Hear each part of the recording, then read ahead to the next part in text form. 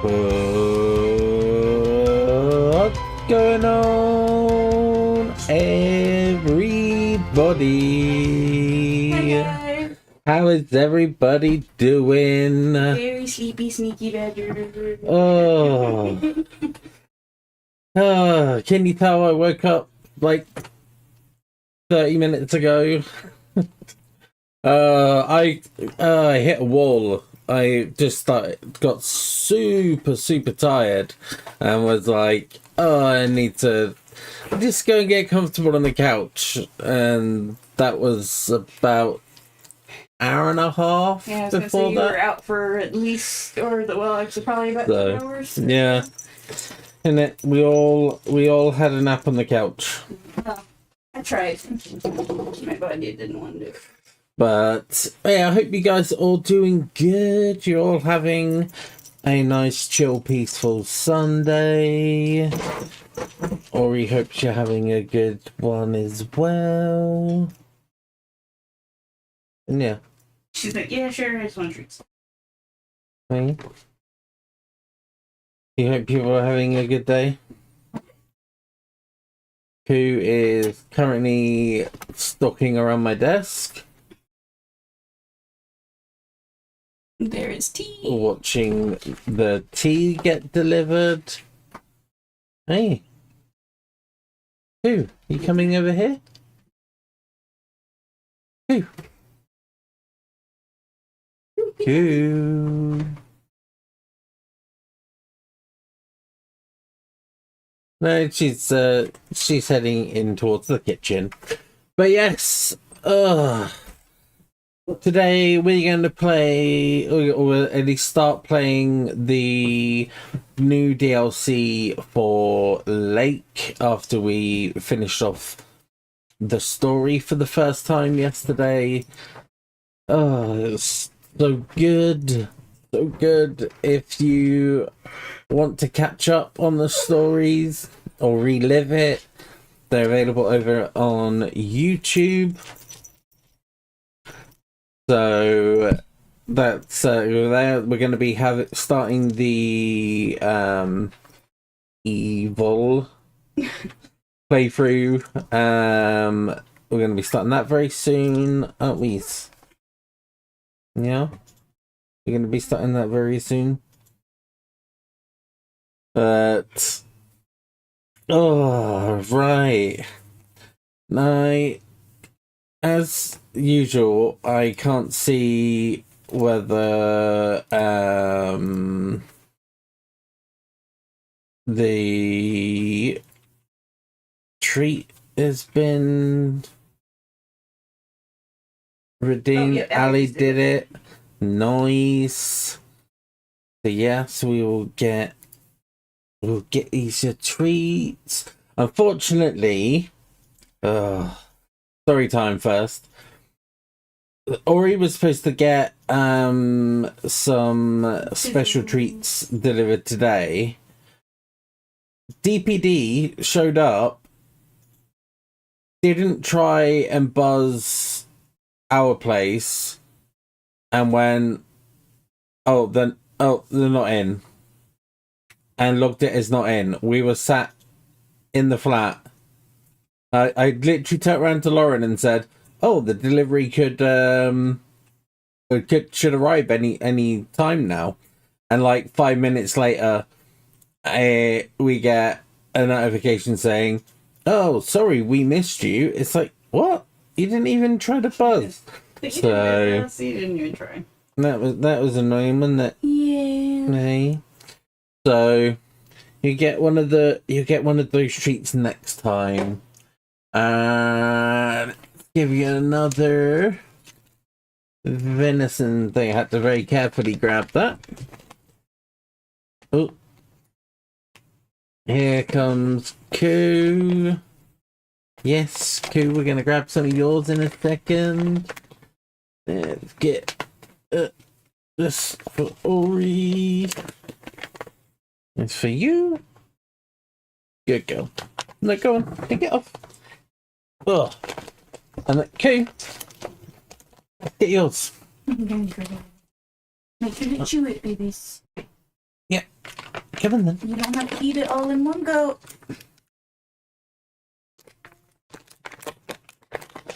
Let me guess, it's already almost gone. Oh, no, it's gone.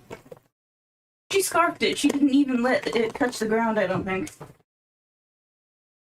Oh, and hey, Chubb, how you doing, buddy? Right, hang on.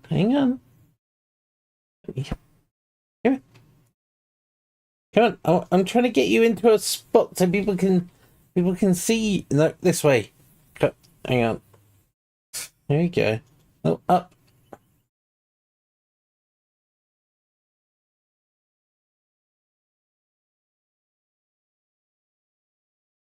Hey, Beth. Can we get a shout out for Beth, please? How was the rest of your stream? I fell asleep. I apologize. I fell asleep. Thank you, Ellie. Clean? You come just as we are feeding the pets. Okay, there we goes. All gone. All gone. Oh, Noivern pops up in chat. Right, let's switch over.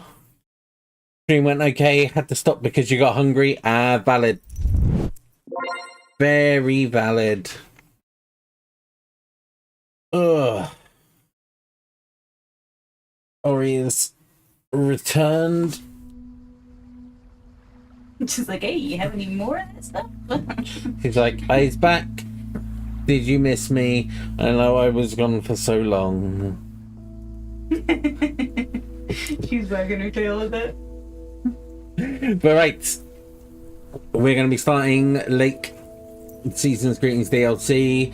Now, I saw on the description, it's not Frank that we're playing as. We are playing as Thomas Weiss.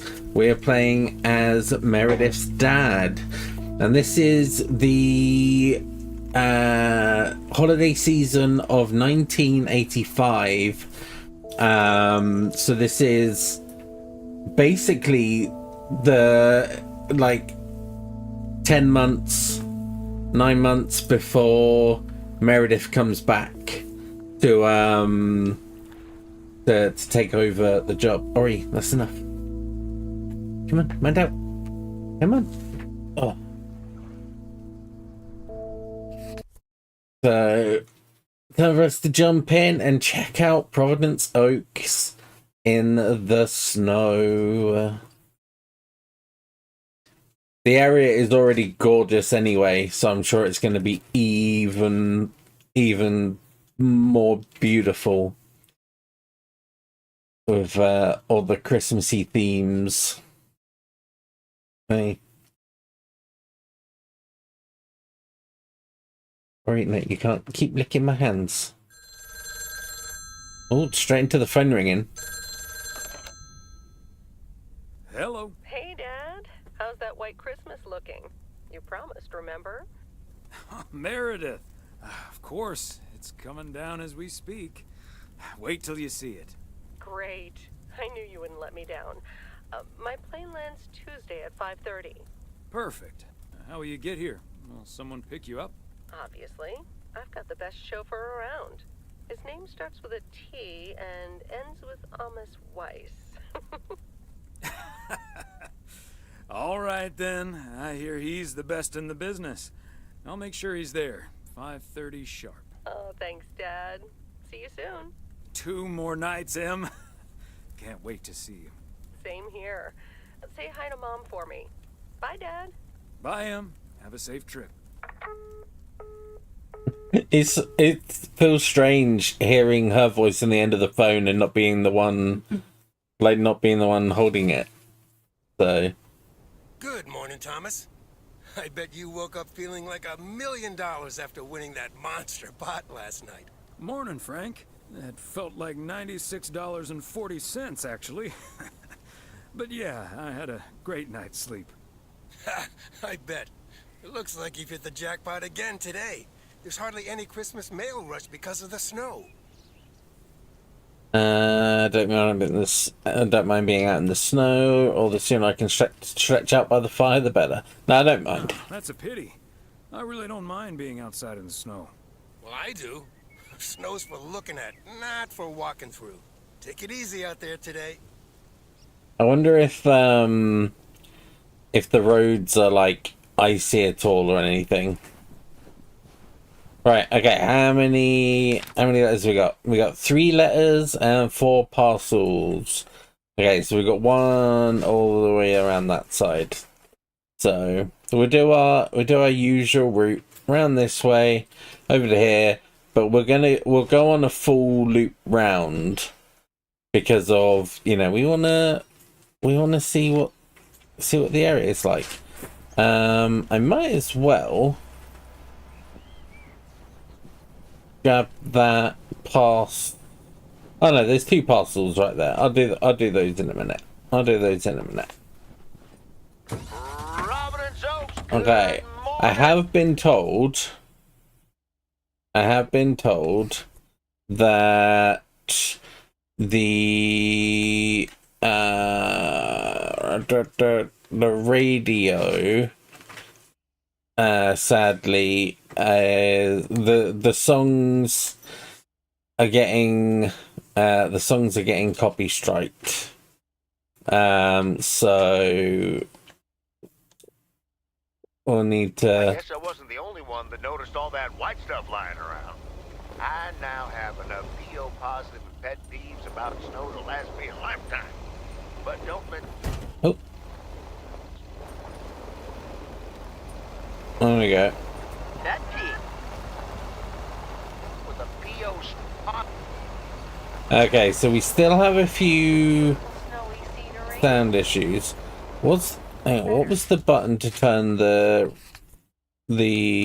radio off? Why? Sounds. Or actually lack thereof.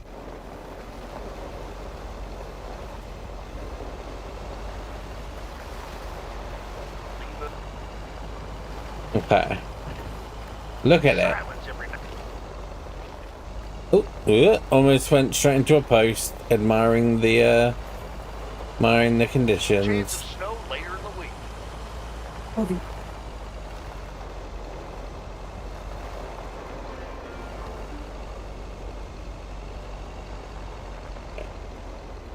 They get nice and slow around the corners.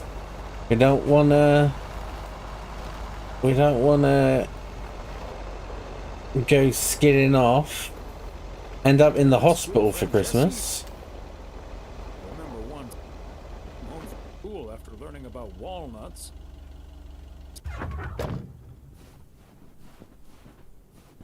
The little snowman there.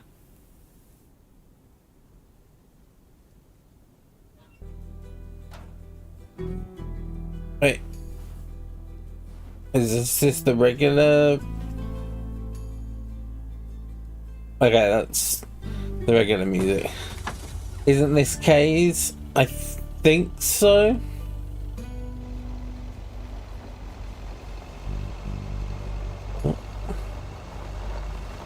He did say about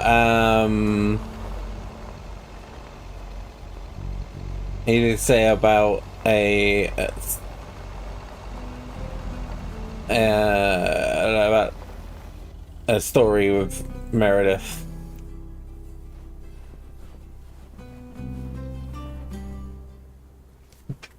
Ovi. But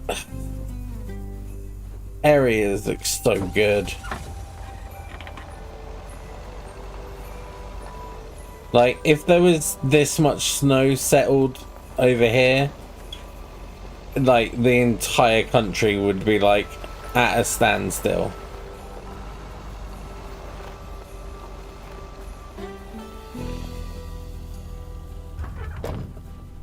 It would decide that, no, that's it. Everyone's snowed in. Yeah, we're 300 Lake Road. Christmas gift?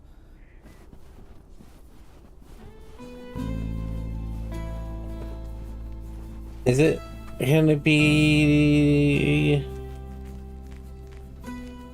Laurie and someone's in the garage? Is Laurie's dad? Hi, Ben. Got a pretty hefty package here for you. Thanks, Thomas. Yeah. I've been waiting for that one. Hi, Mr. W. Please, please, please tell me the mail truck needs a tune-up. Hey, Laurie.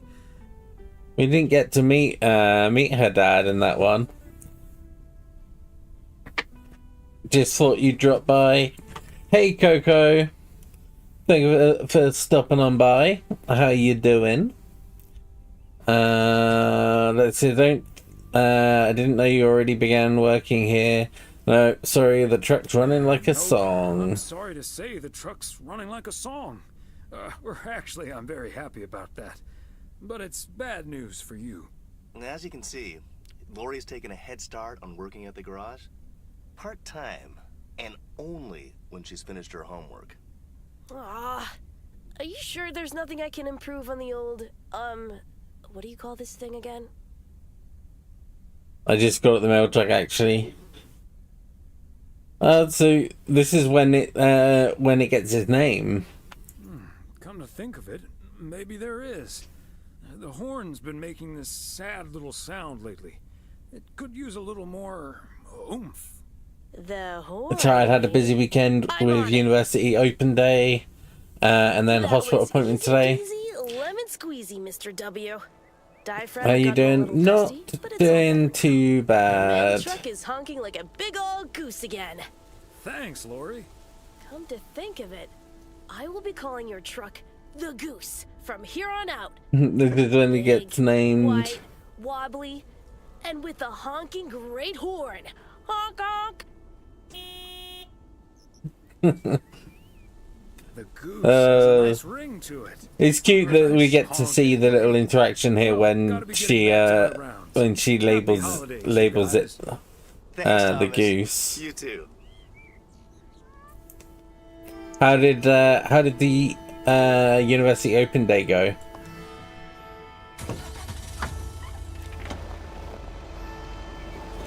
Anything coming? No cars coming.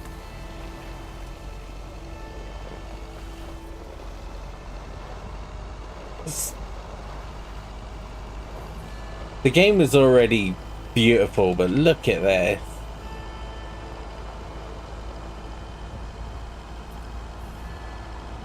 I wonder if we're gonna get to see Bert soon to find out what he thinks of the frozen lake.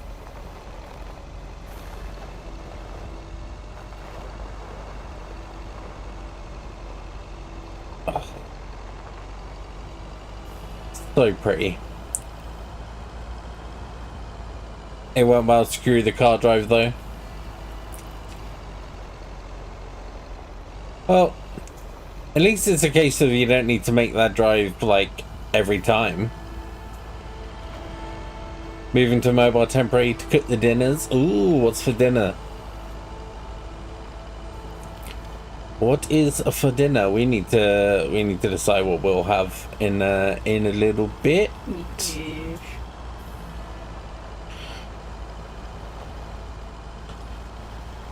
But there's also a reminder for anyone over on YouTube, make sure that you hit the like button.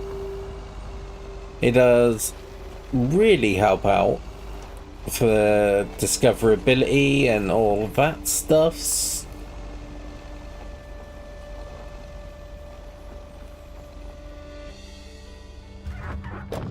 I want. Is it gonna be the really annoying dude? You're making Hunter's chicken. Ooh. Very nice. I do like Hunter's chicken. Hunter's chicken is a good one. It's not the annoying git. Hi there, Mr. Mailman. Got anything for me today? Just one parcel, special delivery, and a little chat if you'd like. One special delivery for you, ma'am. And we can have a little chat if you'd like. Ooh, a little chat. I'm afraid I'm a bit too busy for that, sir. You sound an awful lot like my wife. Oh, you sound an awful lot like my wife. I hardly see her these days. Oh, what a shame. Well, you must have a lovely wife. I'm guessing that's actually her. She looks almost as lovely as you. You're gonna go in the bath, I'll see round you one to tonight. hopefully get the pain from the Hotel. hospital How appointment. may I help you? If you're streaming after this, I'll join, but if not, enjoy the rest of your stream. Hopefully you enjoy your bar. And thanks for stopping by.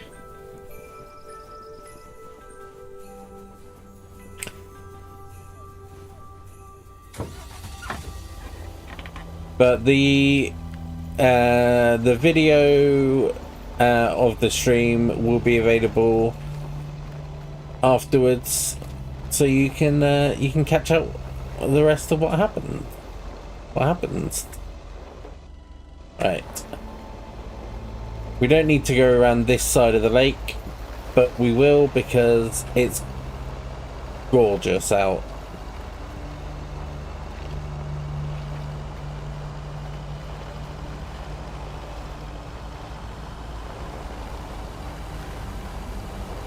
Span her down.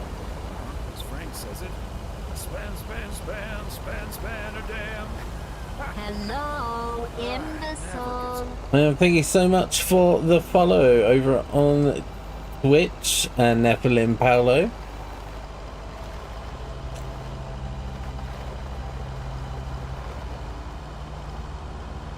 I believe that is Coco from over on YouTube.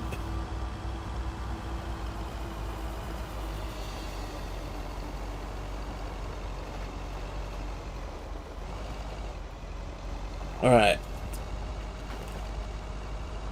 On these winding roads, this is going to be the diner? Yeah, so it's obviously we've not gone back far enough that it stands. It's still Moe's diner.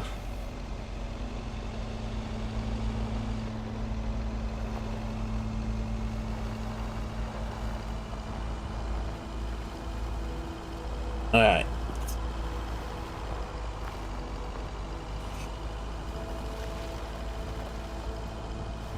Yeah, this game was already like beautiful, but just adding the snow.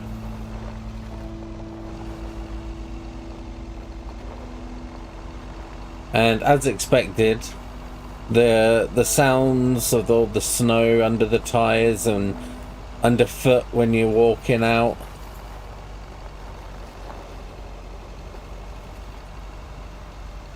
All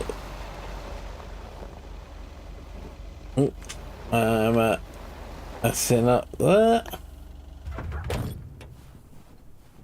All sound awesome.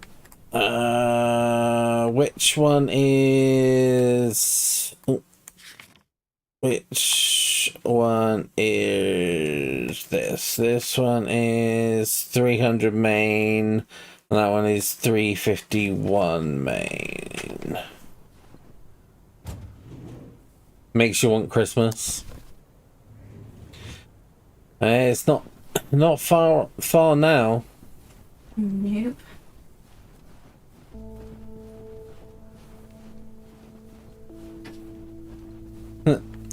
We didn't actually get to go into this place in the base game. It's called Bookham Dano. There's a bookstore. Hey, Beth. How are you on this fine day? Thomas, hi. Business as usual. No, I'm just joking. The situation is not that dire. No Mildred rummaging for discounts today. Sales can't be bad with a holiday around the corner, right? I was going to say, sales can't be bad with the holidays around the corner, right? Times have been better, I suppose, but you're right. I'm not complaining.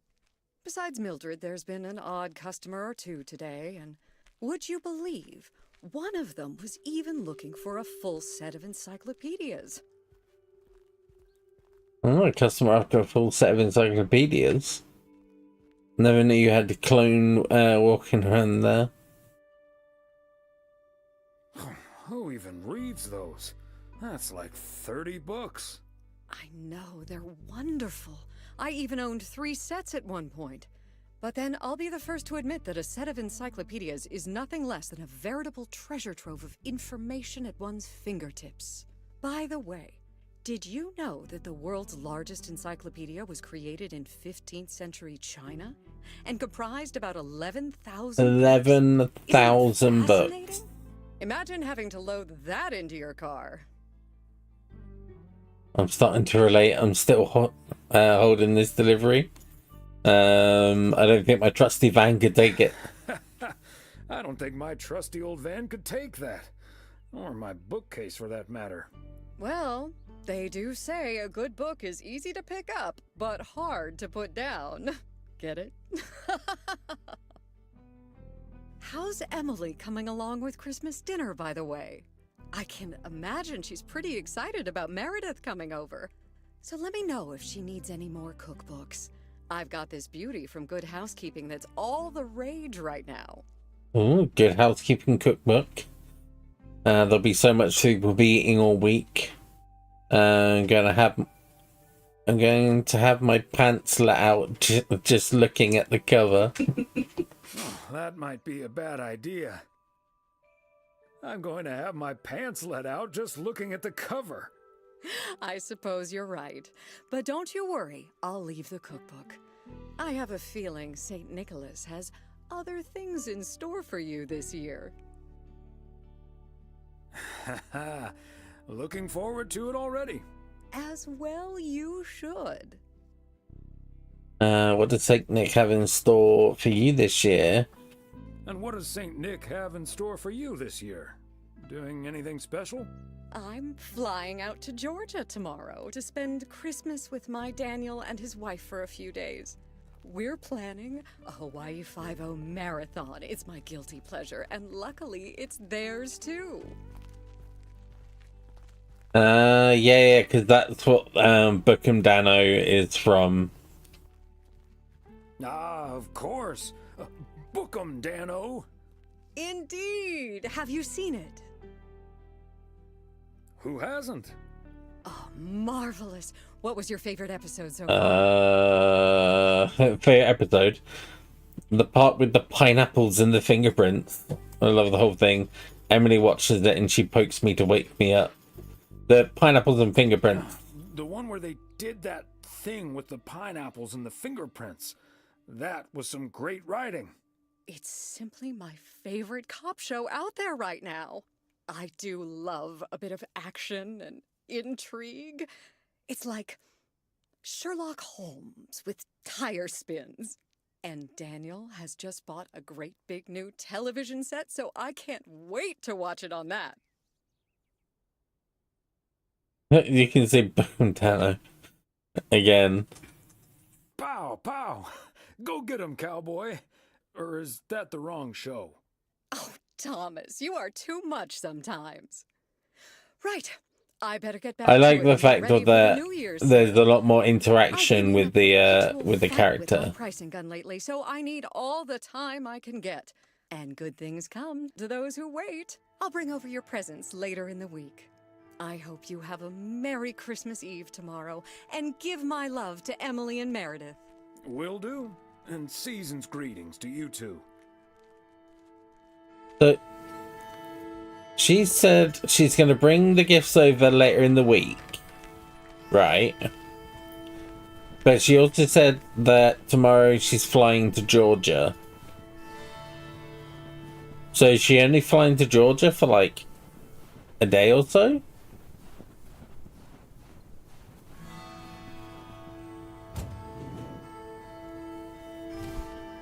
Okay, let's get this to its destination. Yeah.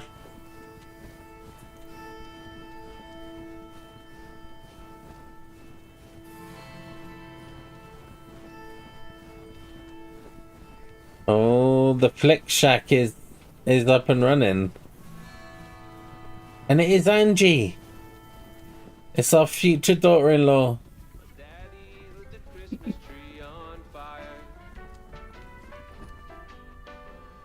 Hello, Angie. Long time no see. One package for you today. Thanks, Thomas. How's Emily? A Christmas barrel. Very busy. The motel's chronically understaffed. Other than hating the snow, she's doing just fine. She's We go understaffed. very busy. The motel's chronically understaffed. Ah, yes. This must be busy season at the motel. I do like it when out-of-towners come to visit our little hamlet, especially when they like movies. Apparently most of the rooms have been fitted with VCRs now. Should be good for business. So, what do we have here? Oh, right. Yeah, okay, Angie. So what do you have in the box? Sounds like sounds like you got a hefty tax bill. You okay there, Angie? It's just some things from LA. Toiletries, stuff like that. I recently ended my relationship. Oh, that's why she came over from LA. Angie, I'm so sorry. It's fine. It was my decision, and it was the right decision. The long distance thing just wasn't working out. Still, seeing your spare toothbrush, that shampoo bottle, a stick of deodorant, it just makes it so definite, you know? Like, the LA chapter of my life is now finally completely closed. It's like you're bringing it up right before Christmas Eve. Must be tough. Oh. Sounds like you're dealing with it like a champ, though. How did your ex take it? My ex-girlfriend, you mean? Yeah, she's handling it okay. Other than the passive-aggressive shipping of toiletries, I guess. Oh, did you not know? Surely it's none of my concern. To be honest, I did have an inkling. Wasn't sure though. No idea, but I mean, it's fine either way, right? It's like Andrew will meet your soulmate, exactly. Had no idea. But I mean, it's fine either way, right? I mean, it's not exactly something I walk around advertising around here. This is probably the first time I've seen you blush. Breaking up right before Christmas Eve must be extra tough. Yeah, that does add to the melancholy. Timing isn't exactly my strong suit, I guess. Well, I'll leave you alone with your thoughts. And your spare toothbrush. Merry Christmas, Angie. Merry Christmas, Thomas. My toothbrush and I bid you adieu. Oh, she's so cute. I did spot a couple of new movies, like Wacky instead of Rocky, where it looks like he has a red nose on, like a clown. A Christmas Gory instead of a Christmas Story. Made it into like a horror film.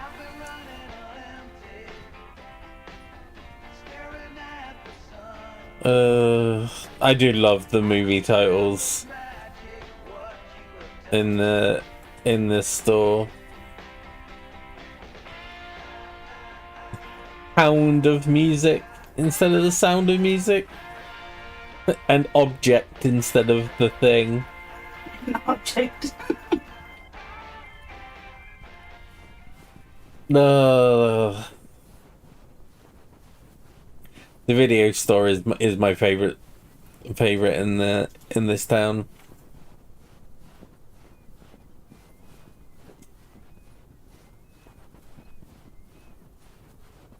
But it's good that we get a really cute interaction with Angie. I was very curious as to if we were going to get to get to interact or not. So very glad that we did.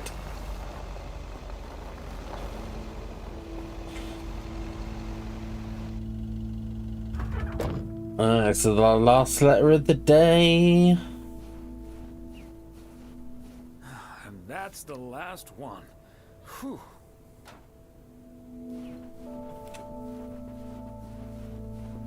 Now, I want to for science something.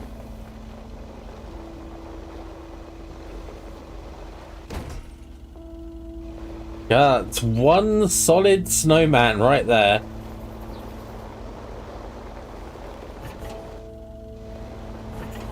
That is one solid snowman.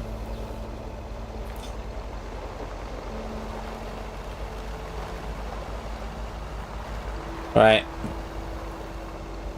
Back. Oh, look at the tire track still there from where we turned the corner. Back to the post office. See Frank before we finish the day.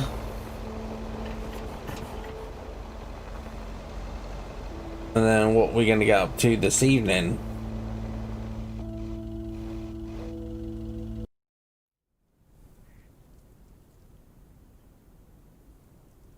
Well, taking us straight home.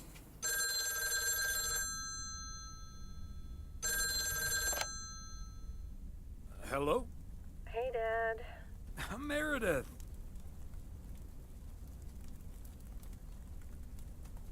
Meredith. What's up? No. Didn't bad sound news, good. though. Meredith? Dad, I'm so sorry, but No. I'll make it tomorrow. What's wrong? What happened? Are you okay? I'm fine, Dad, don't worry, but I'm snowed under with work. It's at 86. It needs to be up and running at the start of the new year. I stumbled upon some errors today, and now we need to fix them this week. This sucks.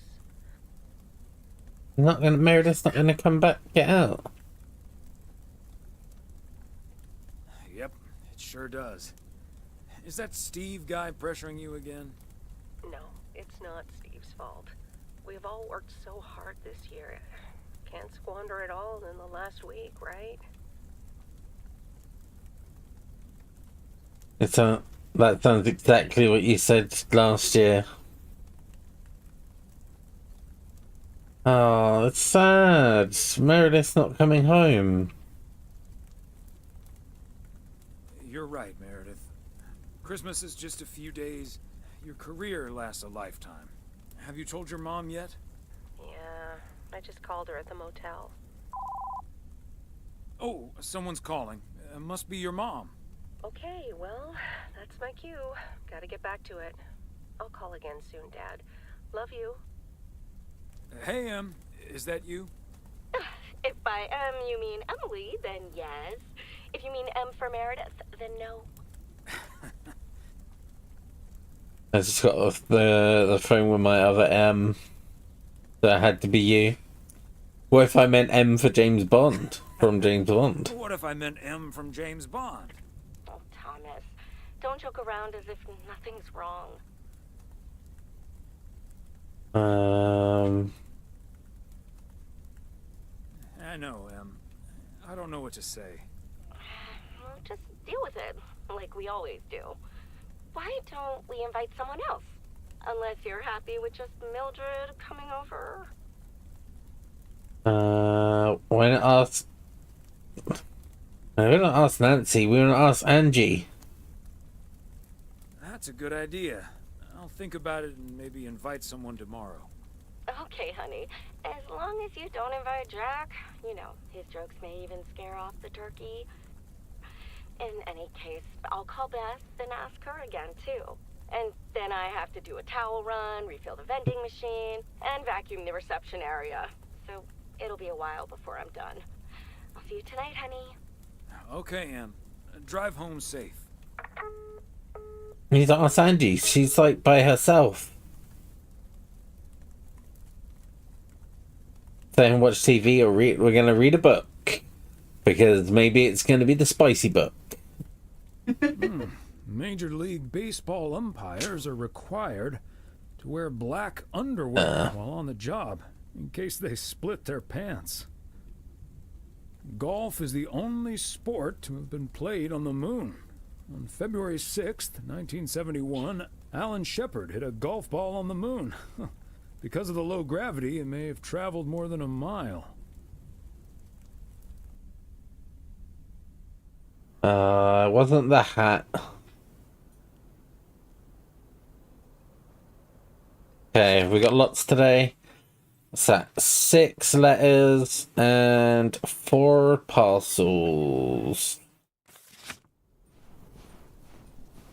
We do need to go and ask Angie. Morning, P.O. It's time for a different take on the snowfall.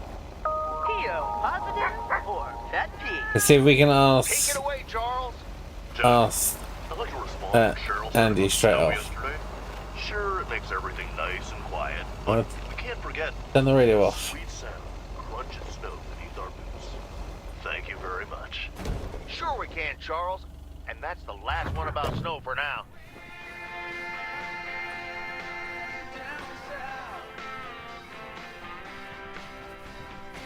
Oh, she's not here. Oh, there she is. Hi, Thomas. More toiletries from LA? No, Angie, I haven't got a package for you today.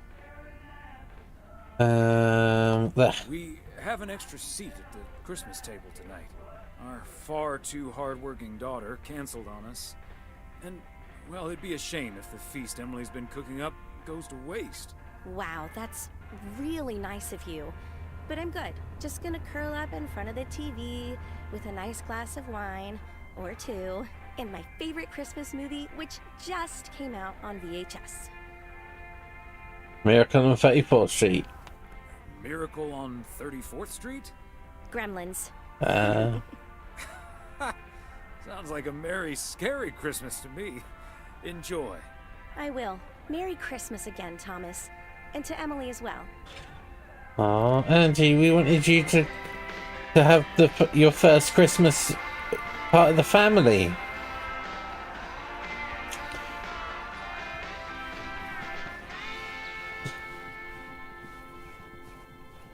Alright, let's we might as well do these couple of deliveries here. And then we'll go and deliver the rest.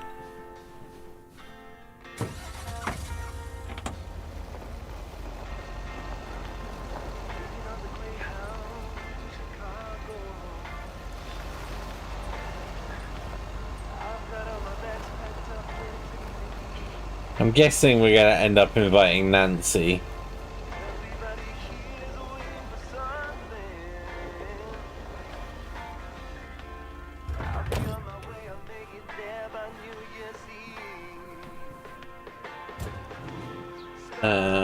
Pine Street. Part and parcel. Now, isn't this one, isn't this, Kay's house?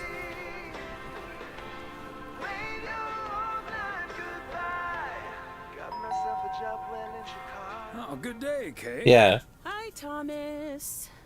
Got a parcel for you. Thanks. I'm sure Santa will be happy this arrived just in time. Anything I can do to help the old man out. Everything's the family. Good. Good. Really looking forward to the holidays. I've been making Grace this great big space station out of ply. It's coming together really nicely. And Barry is getting Max a second-hand guitar as we speak. Oh, that sounds great. I'm sure they can't wait for Christmas. Neither can I. What about you and Emily?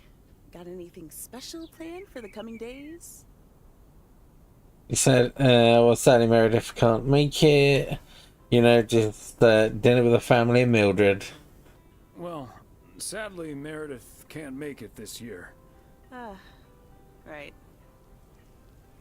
Yeah, this is when things are still a bit frosty between them.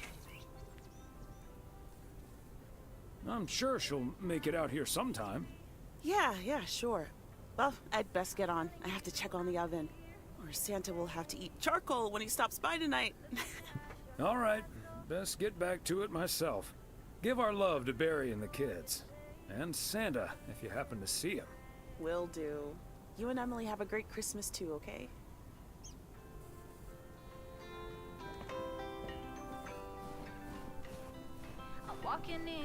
Alright.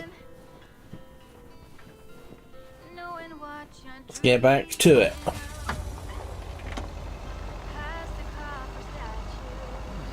Is that much Christmas lighting really necessary? Let's give me the second house. Oh, this house is just got a refurb.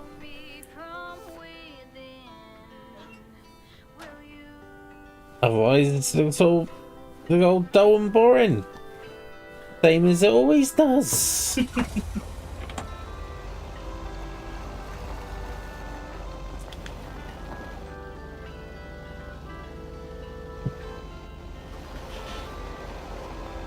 Alright.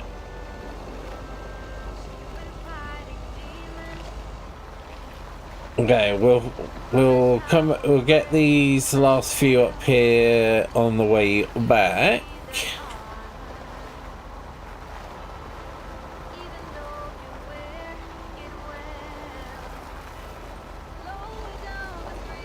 Yeah, we get the general store on the way back.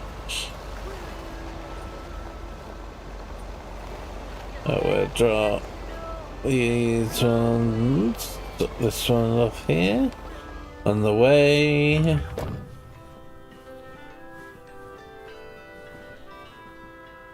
Oh, 103 East. Christmas gift? Here's hoping.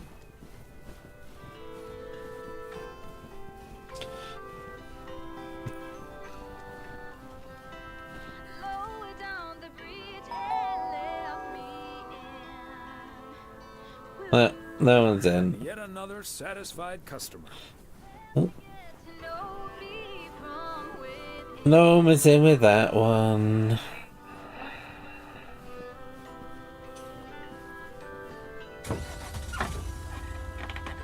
Which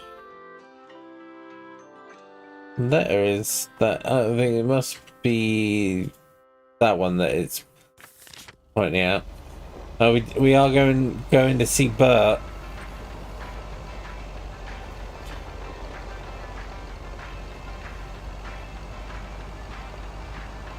See what Bert thinks of this weather. Stop sign, nothing coming. Oh.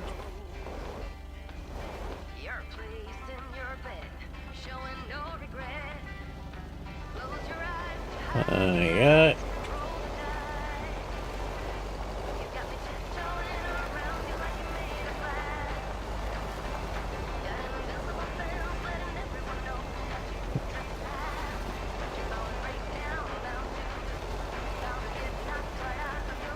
Well, then see Bert. Bert's out of town for the holidays. He did ask me to keep an eye on this place. Ah, Seems to be in order. Bert's not even in.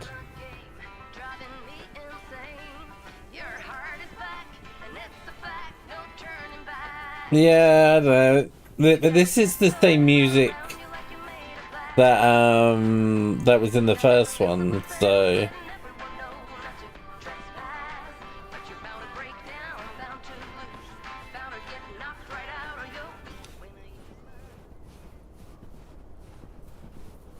Another satisfied customer.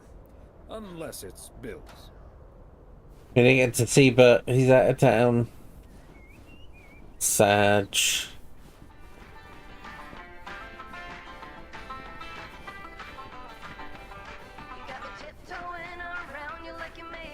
Don't know why we could hear it from all the way over there.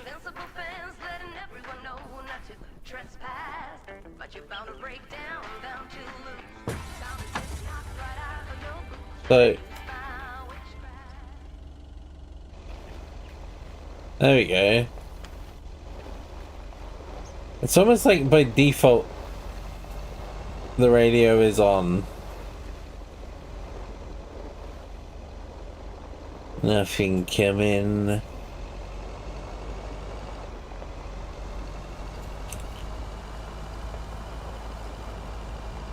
I'm surprised we haven't had to go in and see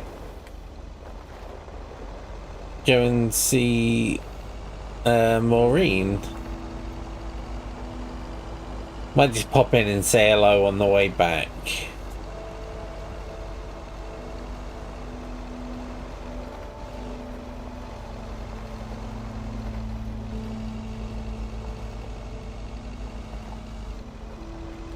And invite her.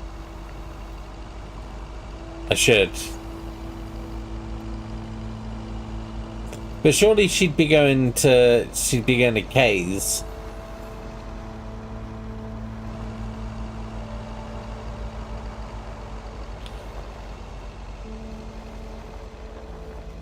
I was told not to invite Jack, so we won't do that.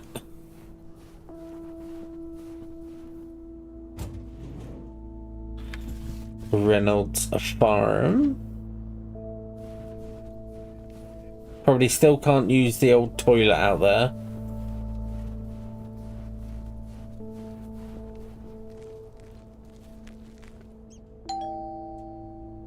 Wow, a visit from the Poker King. I humbly thank you for the honor.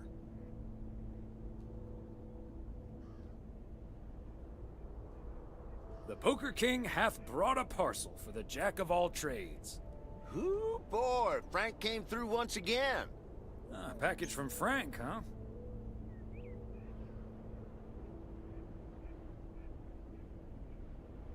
What's in it? You don't want to know, Thomas. You don't want to know. But what I will tell you, I'm kicking off the new year with a bang.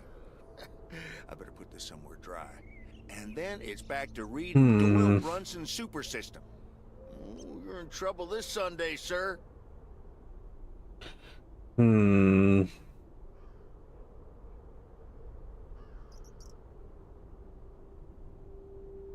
We'll see about that, Jack.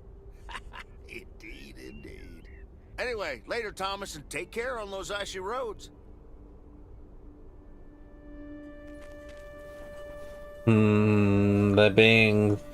They're still being super sus.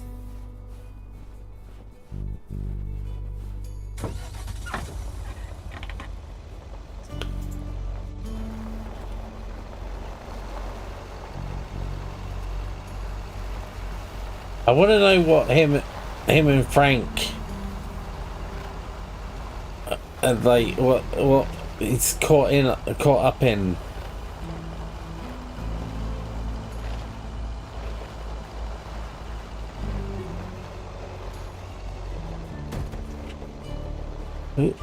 Scrape it along the fence.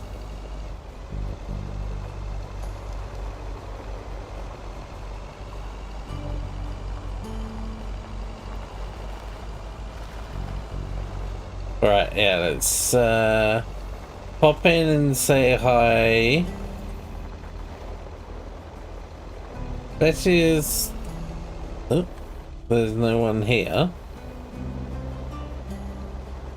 We'll park on this side. Maybe Thomas likes to park on this side, Meredith parks on that side.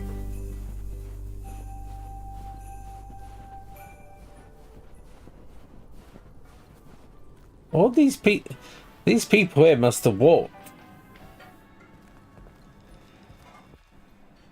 Hi there, Thomas. How are you on this fine, cold day? Is that it? Huh?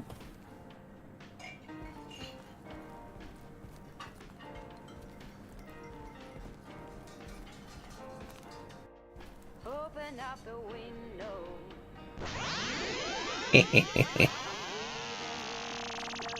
Hey Felix, how you doing, buddy?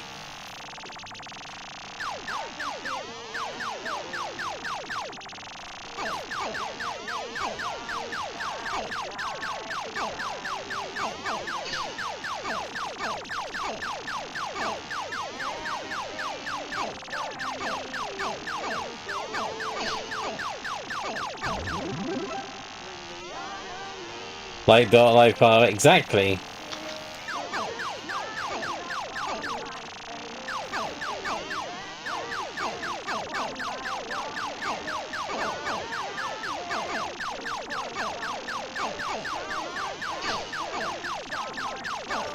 Yeah.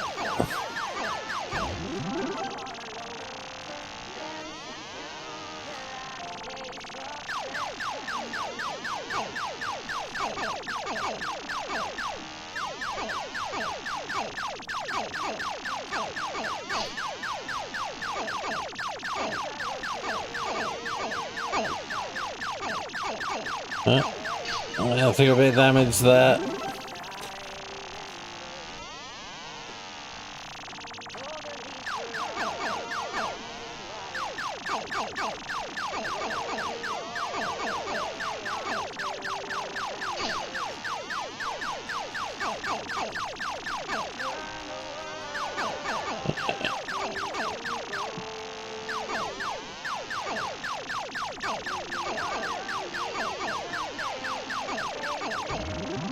Just waiting on her to wake up.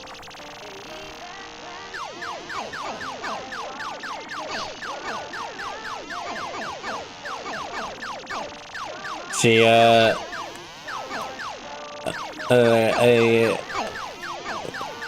late riser. Because even for you, it's like midday, isn't it? Is she over on the west coast, like right yourself?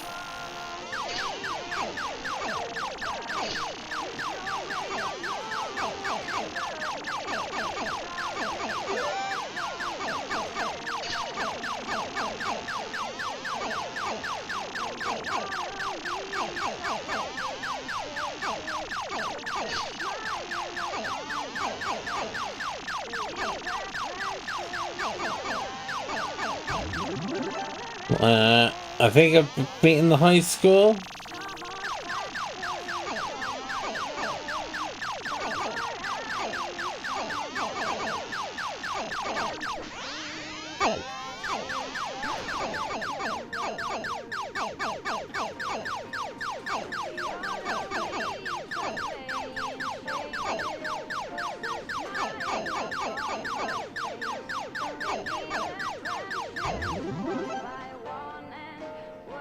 And 1 health before.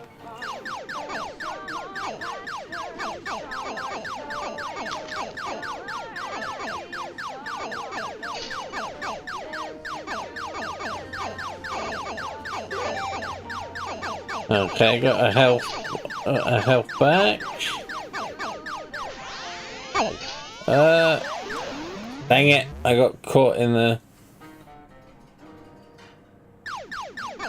I got caught in the.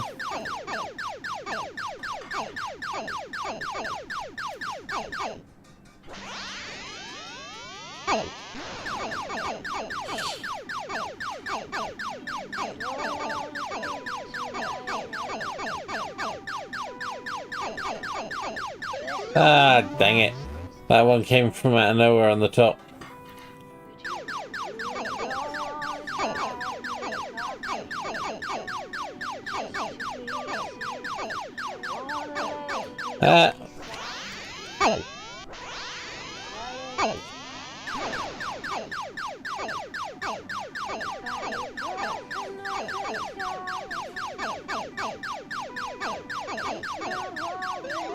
Dang it!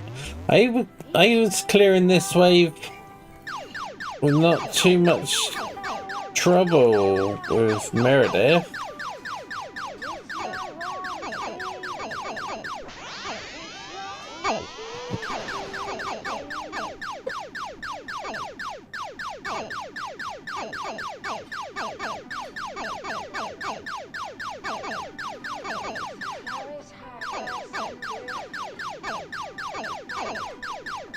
I think I got this wave this time. Ah, there we go.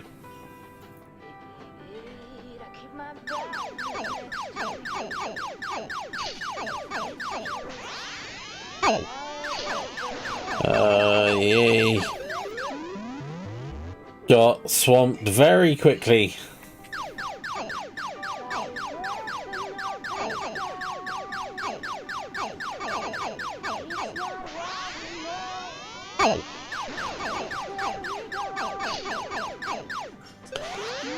Dang it. Last life.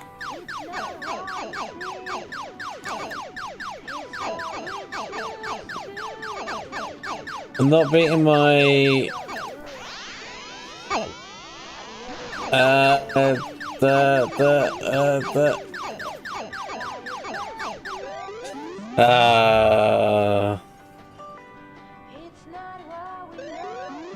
never mind. Didn't beat my high score that I got with Meredith. But we had to show Laurie who was in charge, you know, who was boss.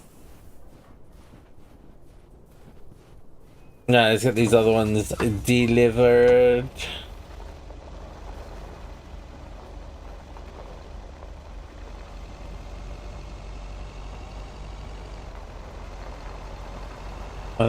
It's Christmas Eve after all.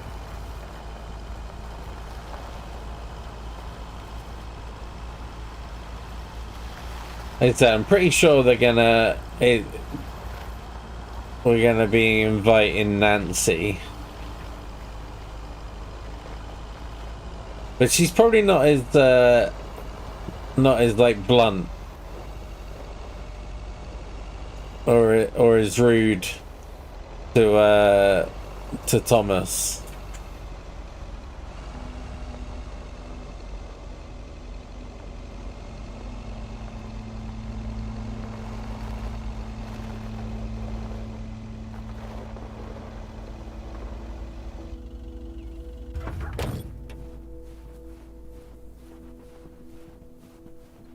Here, this one. There we go. How's Coot? She's doing good. She's been loving her new cat tree. If they're I couldn't see. might be under the Let's see. We're going to do that one and across. And we're going to see Nancy last.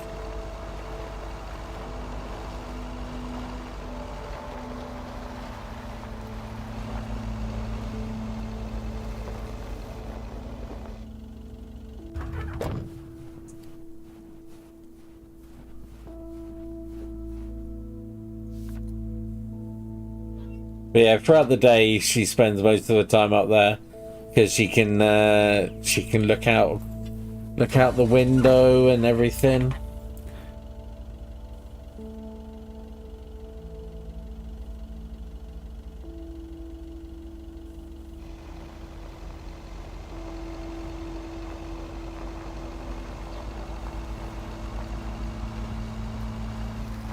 Alright, so straight across to deliver these.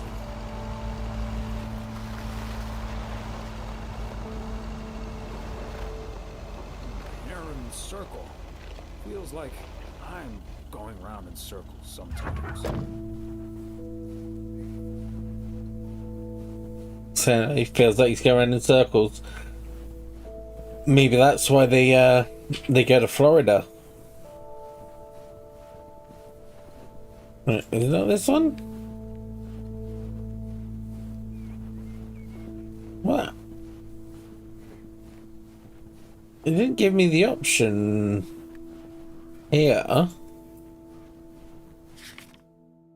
201 and 209. Oh, there we go. Now it did. Fancy handwriting on this one.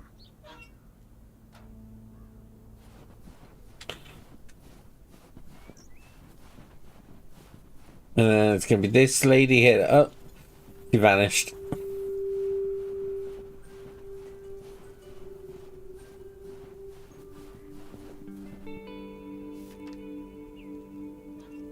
She's only just gone in, but she's gonna have to come back out again to collect her post.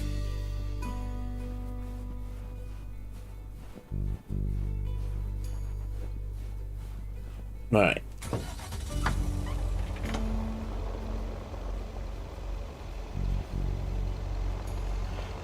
go and see Nancy then. Even though we weren't a big fan of hers.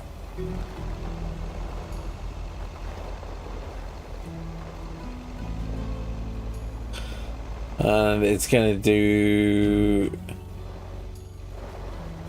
we'll park up again, and I'm gonna have to then get in and out the van, I think.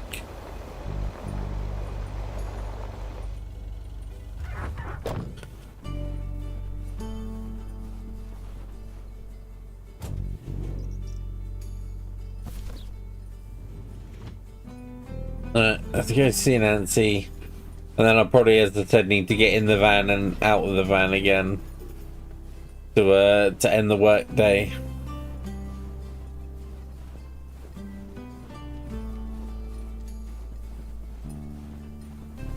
And someone else going into the shop.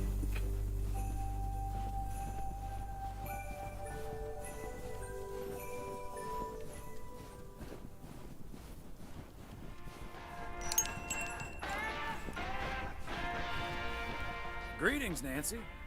Hello, Thomas. That should be the last batch of Christmas pudding ingredients. Sounds good. Is it for you or for the store? For the store, of course. I'm not gonna change my cooking schedule just because of Christmas. She has a cooking schedule. Your cooking schedule? Mm-hmm. A set meal for every day of the week. Fair enough. Have a good day. Can I ask what your cooking schedule looks like? Sure. Monday's mac and cheese, chili on Tuesday, meatloaf Wednesday, cheeseburger Thursday, fish Fridays, Saturday steak and mash, and it's corn on the cob Sundays. Did you say it's corn on the cob on a Sunday?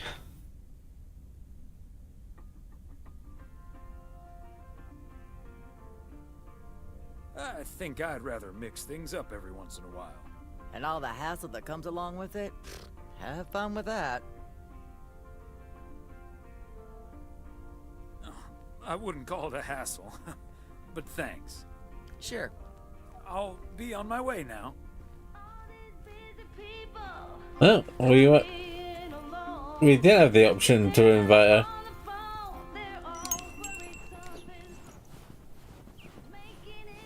But yeah, she was still very blunt.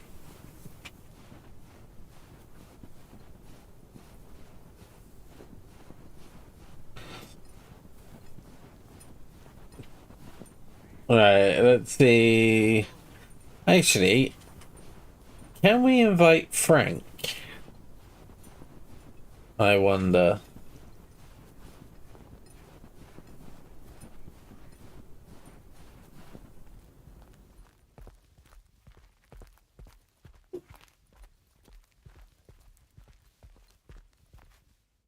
Hey, Thomas, do you think it'll ever stop snowing?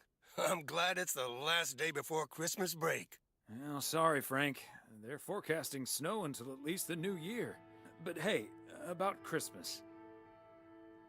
Maybe you'd like to help us eat our food. Meredith bailed on us, which leaves us with a bit more food than we can handle. Maybe you'd like to volunteer and help us eat it tomorrow evening. Christmas dinner at the Weiss residence. That sounds great, Thomas, but I'm afraid I'm all tied up. The Knicks are playing the Celtics. I think the Celtics will go all the way this year, but I wouldn't count out an upset at the Garden. I'm not going to give you betting advice, Frank. There's no way they can stop the Celtics front court. I'm not gonna give you betting advice, Frank. I'm gonna have to sleep on it, but you know I can't pass up a juicy bet. Have a good one, Thomas. So he doesn't want to come to Christmas dinner because he's going to be gambling on the basketball. Did they play basketball on Christmas Day?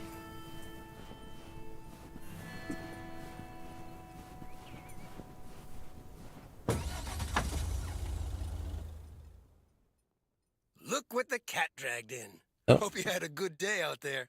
Before you go home, I need a favor. Can you help me with that guy over there? He said he's looking for a job, but I really gotta run now. Try to find out what he's made of, okay? Good luck. Hello, young man. I heard you were looking for a job. My name's Thomas Weiss, and I've been working for the Postal Service for nearly 40 years. Hi, I'm Matt Kearney. I'm glad someone finally showed up. Nice to meet you, Matt. Could you tell me a little bit about yourself? Well, I'm basically a computer expert, kind of in between jobs right now. I've been programming since I was 11 years old. I'm looking to start my own software company. But I assume you are aware that we don't have computers here. Yes, and that's where I come in. I can overhaul this old-fashioned operation and have it running twice as efficiently with the help of computers. But I guess there aren't any computers yet that deliver mail to someone's front door. Oh, it's only the beginning. In the future, people won't write letters anymore, and parcels will be delivered by battery-powered mini-helicopters. Right, okay. He's talking about Amazon's Here and now. drone deliveries. Would you mind working overtime every now and then? During the busy Christmas period, for instance.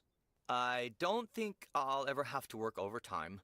The way I organize everything, overtime simply won't be necessary. That sounds great, but what if overtime is needed for reasons that are beyond your control? Oh, okay, yeah, sure. I'll go the extra mile, take one for the team, and all that. Could we wrap this up now, please? I don't think working here requires an extensive interview process. I'd like to ask one more question, actually.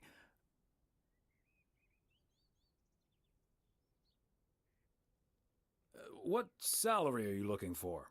I know I can't ask for a salary in the computer expert range, but I would expect a salary that reflects a senior position. A senior position? I don't think this will work out. Good luck finding something else. Do you even know what you're doing right now?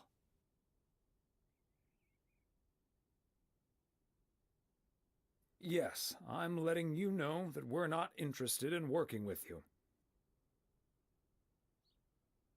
Okay. Bye. Matt Kearney, you... yeah. It's... what a twat.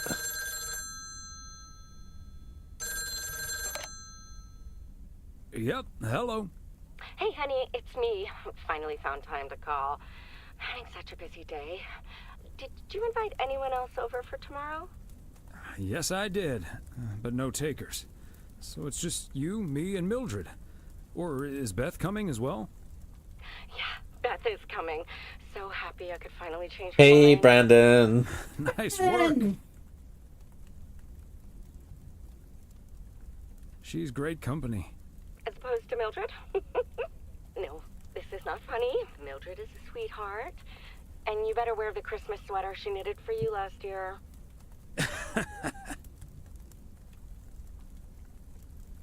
I love Christmas sweaters. So You got to see don't his stars? Nice. We haven't tried it yet. Yeah, that one looks good though. Oh, by the way, I've got great news. We finally found someone to take some shifts off my hands. That's fantastic. No more 60-hour work weeks. I also had a job interview today. I wasn't at the interview, but I was introduced to him after he was hired. Did he wear glasses? Yes, he did. Did he have curly hair? Yeah. Are we playing Guess Who? His name is Matt Kearney. He said he's going to completely overhaul our computer system. That's the guy I interviewed this afternoon. Really? Did you like him? Nope. He sounded perfect. He'll do great. Can't say that I did, to be honest. He made my blood boil. The kid's a piece of work. He made my blood boil. That kid's a piece of work. Yikes. But it doesn't matter. He'll be taking the load off my shoulders. And I won't be working alongside him anyway. You'll probably see him more often than I will. There I think I dodged a bullet. And there I was thinking I dodged a bullet. We'll see how it all pans out. Oh, gotta go now. Bye, hun. She ended that. They like to end the calls quickly.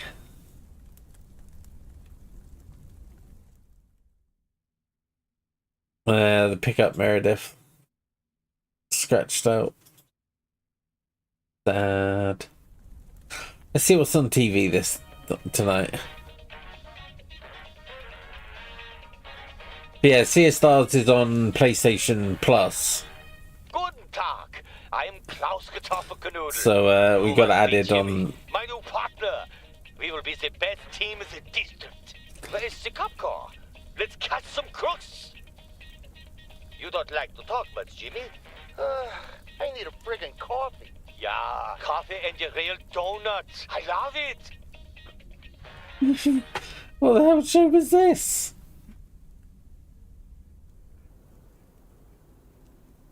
Christmas morning.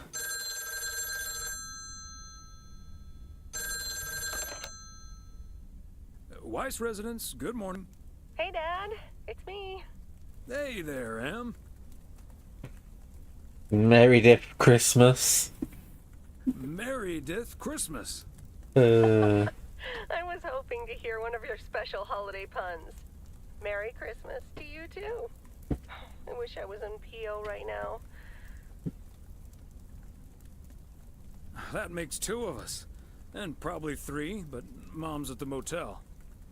Guess I'm not the only one working today, then. Fine mess I got myself into, huh? Do you want my 2 cents or shall I just listen? Do you want my 2 cents or shall I just listen? I reckon I already know what you're thinking, and you're probably right. I'll be okay, Dad. Work's progressing nicely, actually. And Tess is coming over later. She's also stuck here. We're going to try to cook up some semblance of a Christmas meal. Oh, that's good to hear, Em. Yeah, Em will be in charge of Christmas But dinner. I'm glad the other Em will be in charge of my Christmas dinner. Can't disagree there. Her lemon mashed potatoes alone blows. Lemon mashed potatoes. Oh, that reminds me. I need to try to pry that secret recipe out of her. I'm gonna call her at the motel right now. Thanks for talking, Dad. Pretty and good. Meredith Christmas. Missile Thomas wishes you the same. Missile Thomas wishes you the same. Oh, I did not hear that. Love you.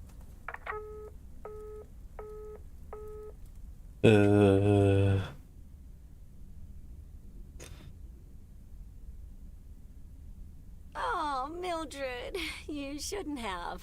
We already have the most beautiful pair of Christmas sweaters in the world. And now we have 2 sweaters each. You must have put so much work into them. Oh, please, don't mention it, dearie. Knitting sweaters can be quite straining. But knowing how happy they make you always makes up for it. Well, we're so grateful. Right, Thomas? So she didn't fly to Georgia. I'm confused. I think you should not do this again. They're beautiful. Thank you so much, Mildred. Especially like our sweaters have the same pattern. They're so comfy and colorful. If only it was Christmas every day. Oh, Thomas, that makes me so happy to hear. I can't wait to start working on next year's designs. I've also made sweaters for Frank and Jack and Robert and Bert, but they all said that wool gives them an allergic reaction. Isn't that a coincidence? Beth, I hope you aren't allergic to wool. You're not going to believe the coincidence, Mildred, but yes, I actually am. And it's such a shame. If only I, too, could celebrate Christmas wearing one of those beautiful sweaters. Anyway, Emily, would you be a darling and pass me the peas, please? Peas? I don't... Oh, you mean the string beans. I suppose peas would have gone lovely with the meal as well, now that you mention it. Right, Thomas?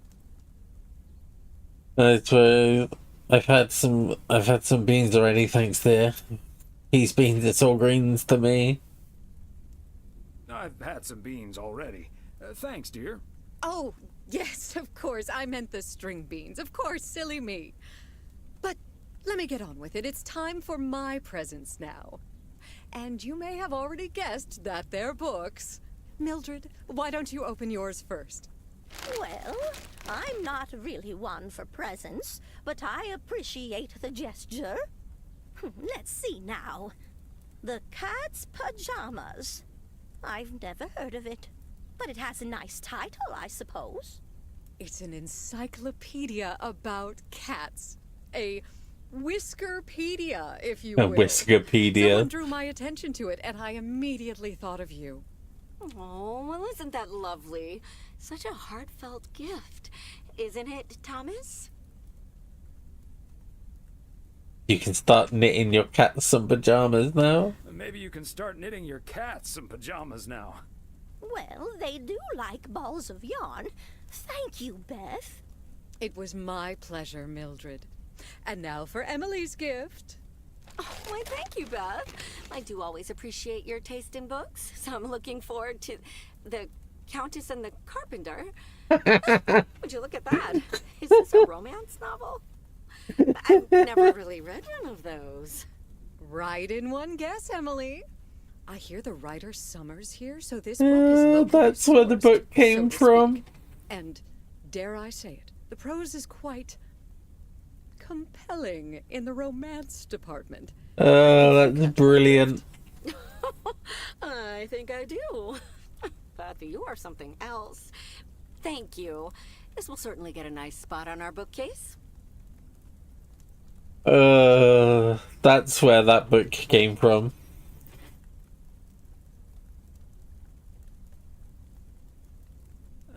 Good to know the romance department is in our bookcase now, so I'll know where to find it. Well, I'm looking forward to reading it already. Thank you so much, dear Beth. You're welcome, Emily. I'm sure you'll love it. Okay, Thomas, it's your turn now. Let's see. Crazy sports facts 2. Even more crazy sports facts. Oh boy, I love this stuff. I still need to start on part 1, to be honest. We started part 1. Whew, boy, I love this stuff. I'm actually reading part 1 at the moment, so I can tuck into this straight after. Thanks, Beth. You're welcome, Thomas. He's saying thanks, Beth, And while you're right, looking at there's some Mildred. Fascinating tidbits in part 1 as well. Even if one no longer actively plays sports, it's at least fun to read about it, right? I can still beat kids at basketball. I've never really been into sports. Hey now, kids playing basketball still regret it when they challenge the mailman for a game of horse.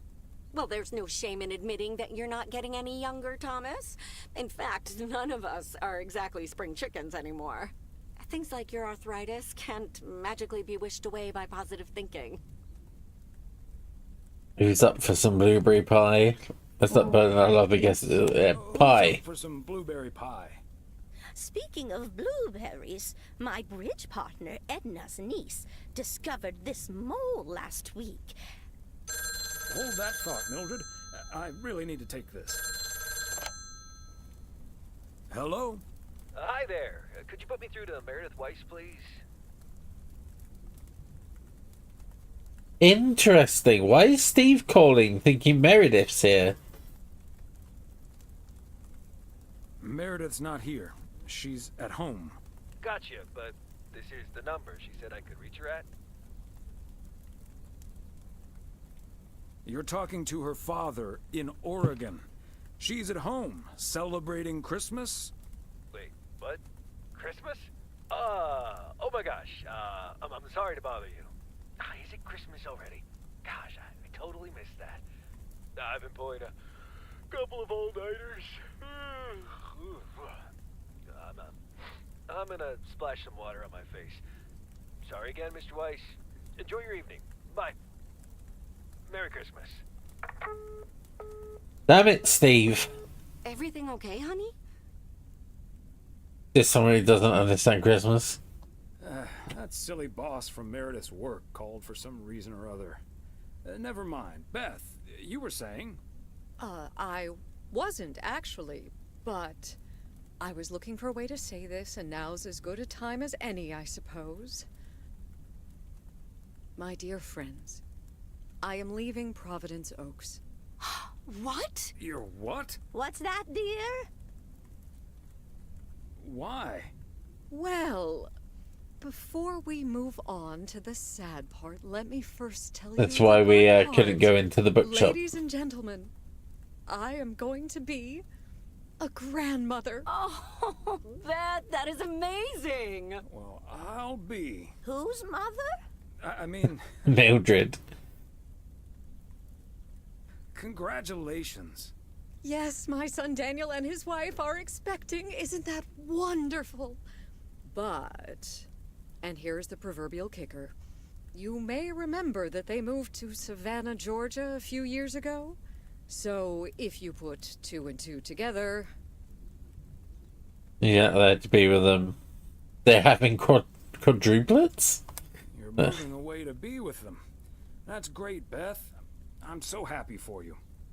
That is marvelous, Beth. Congratulations. I wish you and your family all the happiness in the world. But I'll miss you something terrible. We all will. But we have to toast to the good news. Thomas, go pour us some brandy and I'll get the pie. Oh, Thomas, would you have any antacid? That eggnog is starting to stir up something indiscreet.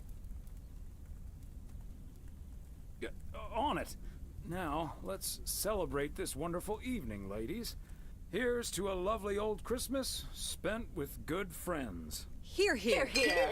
So that's why we can't go into the bookshop.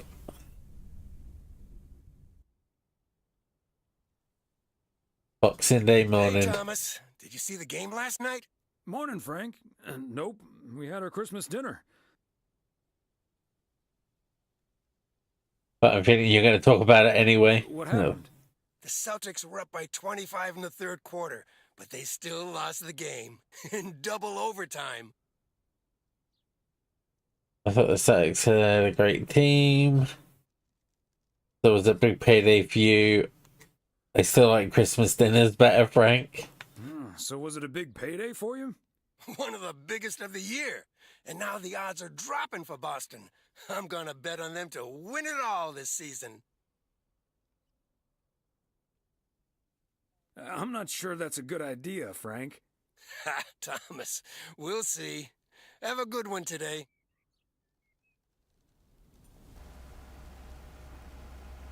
No, we still have some more days to deliver.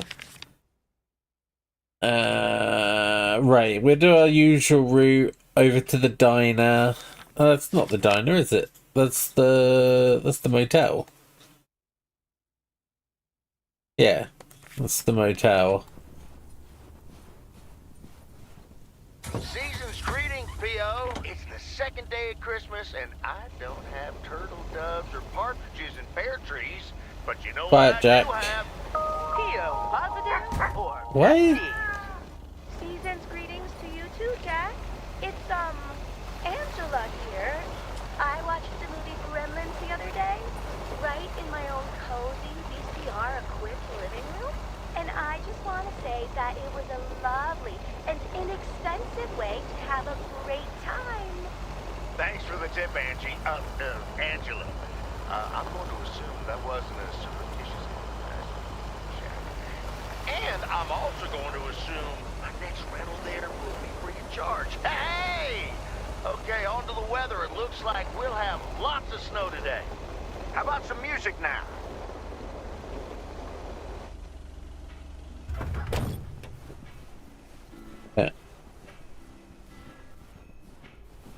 Somehow it's always nice when our neighbors get a letter. Here's to you, Andy and Toby. Why can't I turn off? There we go.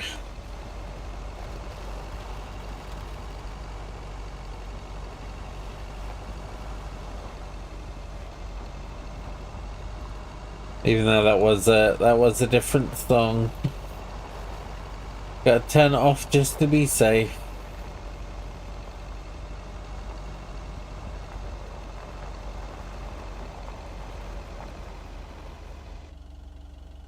Right. Get this delivered. I'm going to guess that the DLC covers like covers this whole week.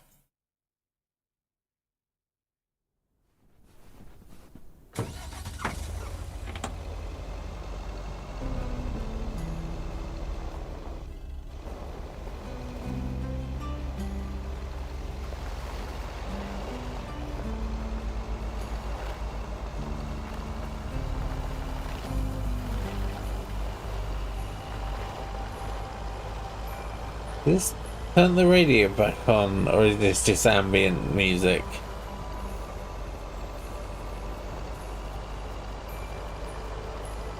This might be just be ambient. Is that a parcel for? Yeah. Okay. One for Robert. We'll do that on the way back.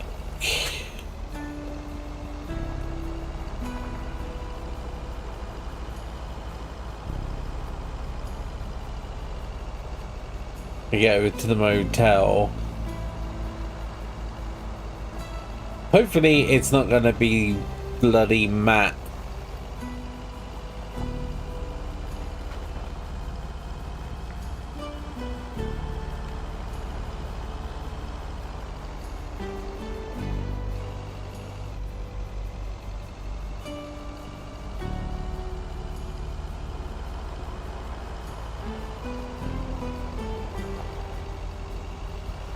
We can do this. We'll do this letter at the cabins on the way back as well.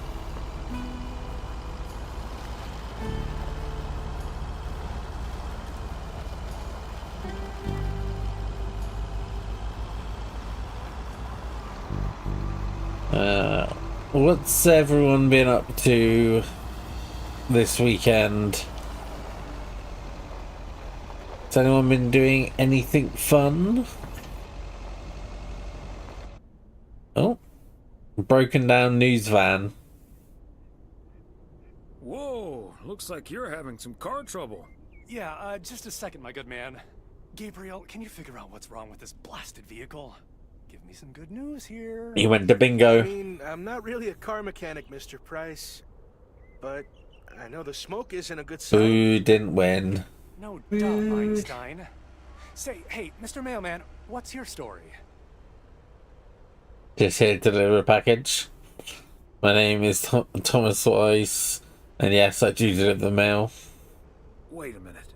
Aren't you Connor Price? KNW6 News? In the flesh. Are you a regular viewer? So I like to catch up on the local goings on. Enough to know you're quite the reporter. Absolutely. I like to catch up on the local goings-on right before reruns of Fries and the Hamburger. I see. And is yours a Nielsen family? With an odometer and everything? Nielsen? No, the name's Weiss. Then how does that help me? Huh? Gabe, if you don't know what you're doing, rude, then why on God's green earth are you fiddling around with that engine? Just thought I'd pop up in the hood, Mr. Price. What with the smoke and all? It needs to vent. Needs to vent, huh? Never have I felt more like a busted car engine. God! I'm dying in this podunk country-ass town. Bunch of freaking yokels. Well, that was rude, Connor. So, hey there. I see you've already had the privilege of the full Connor Price experience. It was well worth the price of Quite the admission. experience it was. Well worth the price of admission. Yeah, Connor can be a bit much. Anyway, I'm Ilsa Richter, local TV segment producer turned car problem solver. And that sporting young man over there is Gabriel Serrano, local TV sound guy turned amateur mechanic. Emphasis on amateur. Hey, I never claimed to know anything about cars. Just because I used to be a studio tech, Mr. Price put me on engine duty. Anyway, nice to meet you, sir. Nice to meet you. I'm Thomas Weiss. Mail carrier turned TV reporter's punching bag. And as the local mail carrier, I know just the guy to fix your car problem. If you mean young car service, I'm way ahead of you, Mr. Weiss. They're on their way right now. That's great, Ilsa. You're an even better car problem solver than you are a segment producer. Flattery will get you everywhere, Gabe. That must be Ben Young. He fixed up in no time. You're in capable hands. He'll have you fixed up in no time. God, I hope so. We need to get to Melville, and we're already way behind schedule. Hey, Mr. Mailman. Come in here for a second, please. Excuse me. Duty apparently calls. It's Happy Matt travels? Kearney.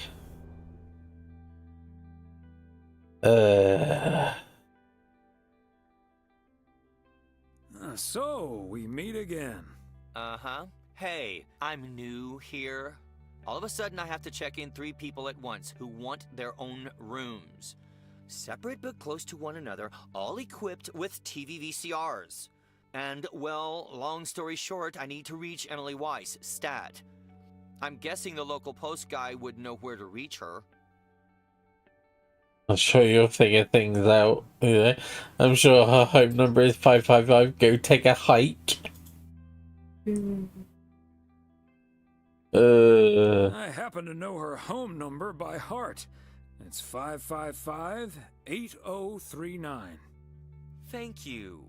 555-8039. Come on, pick up already. I'll just leave the parcel here on the counter. Bye. They're already gone. Mighty fast towing there, Ben.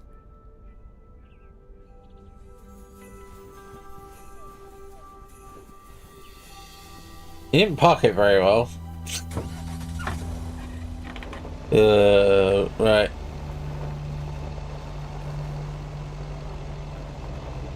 Let's swing around. Nothing coming.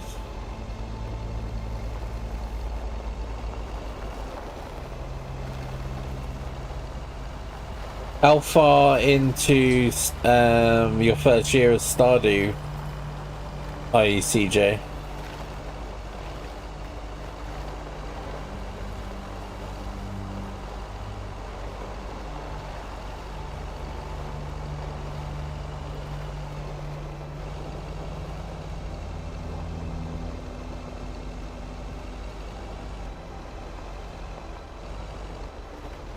These cabins must be so cozy in the wintertime. Cold. Probably freezing cold. Yeah, I wouldn't want to be in one of these cabins in the winter.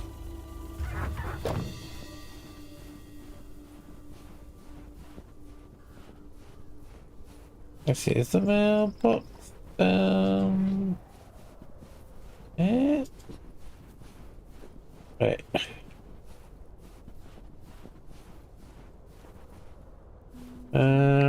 Wait. Oh, it's there. Okay. It was hiding.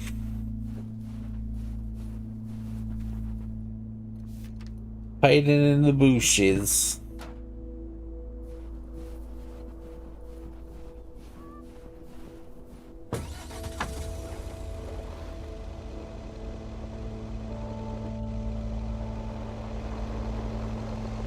Ori has come up and held up by my feet. Good question, not that far. You only started playing a couple of days ago.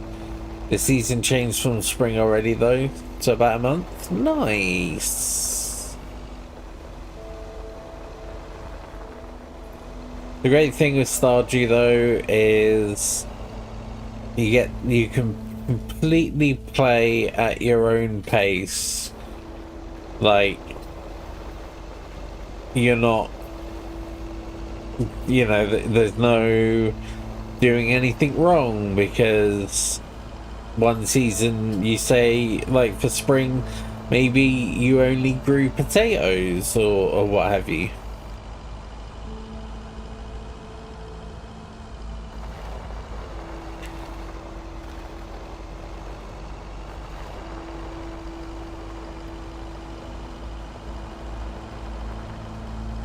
It's all however you want to play it.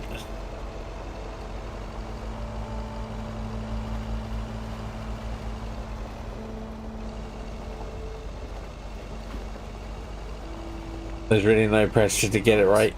Just keep the wheel steady. Exactly. On the tires.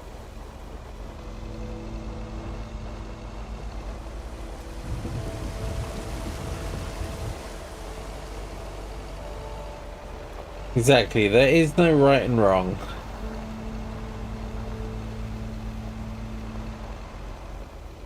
Niagara Falls all those many years ago.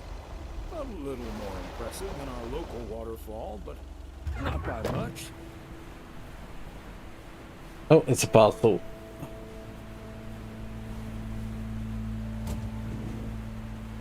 One Bear Creek. So we're going to see Robert. Perhaps.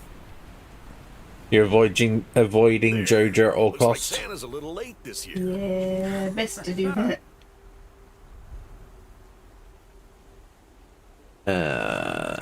That's what you get for not being a good boy. That's what you get for not being a good boy, Robert Harris. Let me try to make it up to you. Take that heavy load off your hands. That must be the fire pit I ordered. Now I can finally go ice fishing without freezing at the same time. Ice fishing. Iori. And here I thought there'd be no more fishing until spring. Don't knock until you've tried it, Thomas. Bert's out of town, so I could use someone else to talk to. Not that Bert talks that much.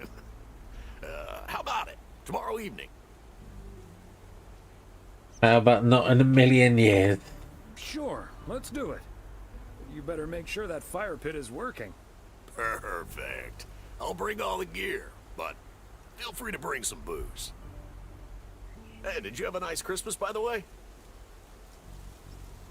It's cutting the cutting off and be able to see them. I've had better. My daughter couldn't make it. Sorry to hear that. Every time Robert talks. Anyways, I won't hold you up any longer. I need to assemble this baby. See you tomorrow, Thomas. I'll come pick you up. Hey, Magus. Can we get a shout out for them, please? How are you doing?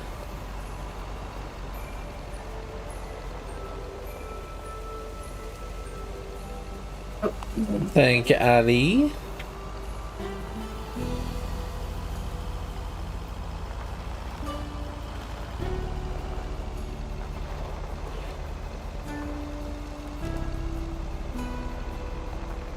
Better now that you've had to recover from Thanksgiving.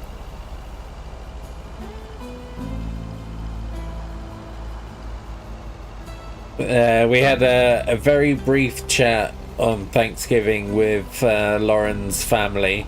Yeah. They had 48 people, was it? Something like that. Yeah, a lot of people. Over at Lauren's uncle's.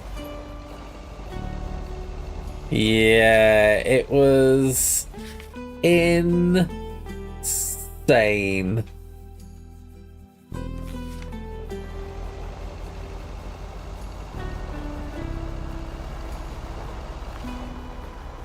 Yeah. luckily, they seem to have a giant house.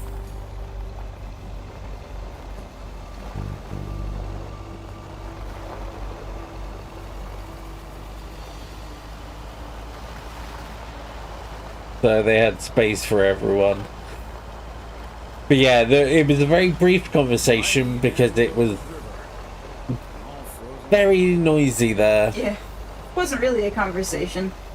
No, it was Basically, more of a pass around and say hi to everyone. It's gonna be the second house, isn't it?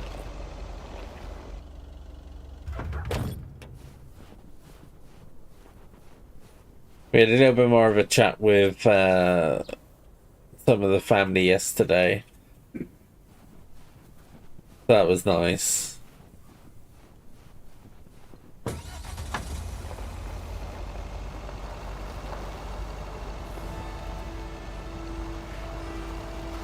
Yeah, package for this house.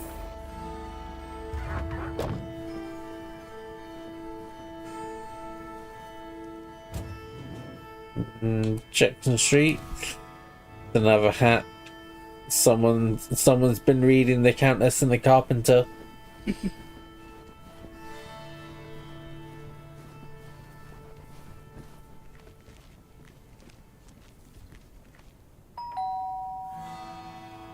Kovacs family always heads to Arizona in the wintertime. And who can blame them? They could be here with this beautiful white Christmas.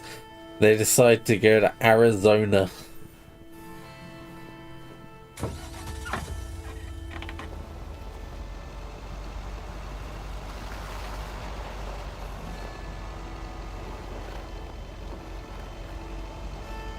Like, I can understand wanting some warmth, but I'm pretty sure even at Christmas it's gonna be like a lot warmer than I'd want. Unless it's Bill's.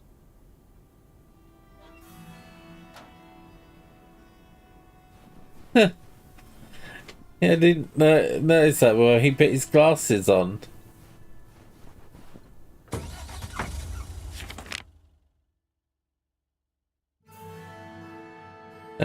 We should just have, yeah.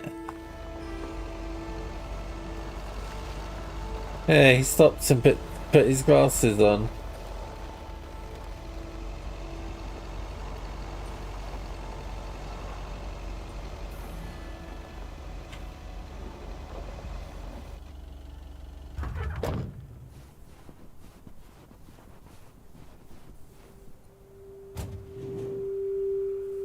Another one for the general store.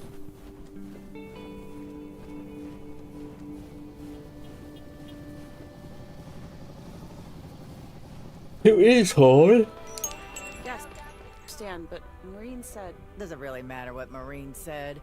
I can't help that her orders have been delayed because of the snow. She should have just ordered sooner. It's not like New Year's Eve appeared on the calendar out of nowhere. That's true, but it was only 2 weeks ago that she decided to throw a celebration at the diner. And once we're sure we can host a proper party for everyone, you are also invited.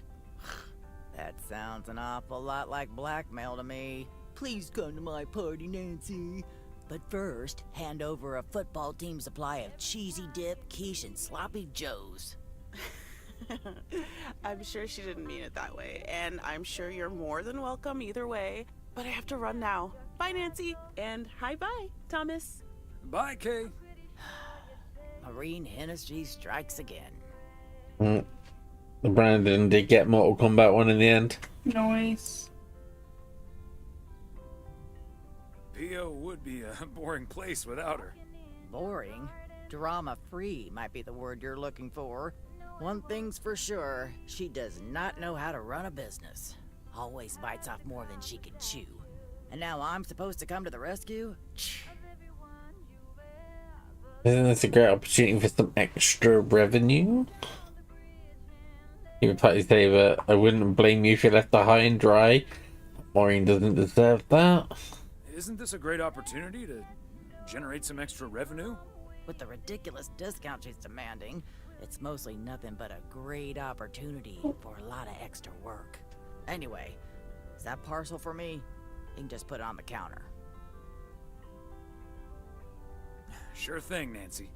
Have a great day.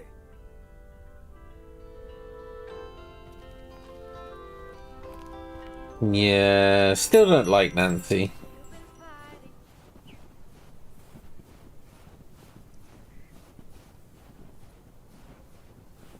She's far too rude.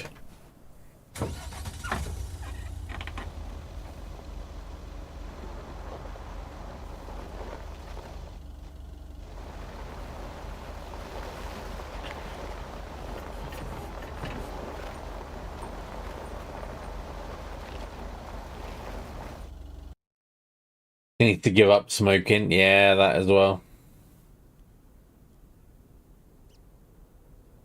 Hey, if it isn't Connor Price. Oh, that's him, huh? He's taller than he looks on TV. Let's hope he's in a better mood now. I hope you'd be spared the Connor Price experience. I was hoping you'd be spared the Connor Price experience. Suffice it to say, he was not friendly. Wow, sounds like a real jerk.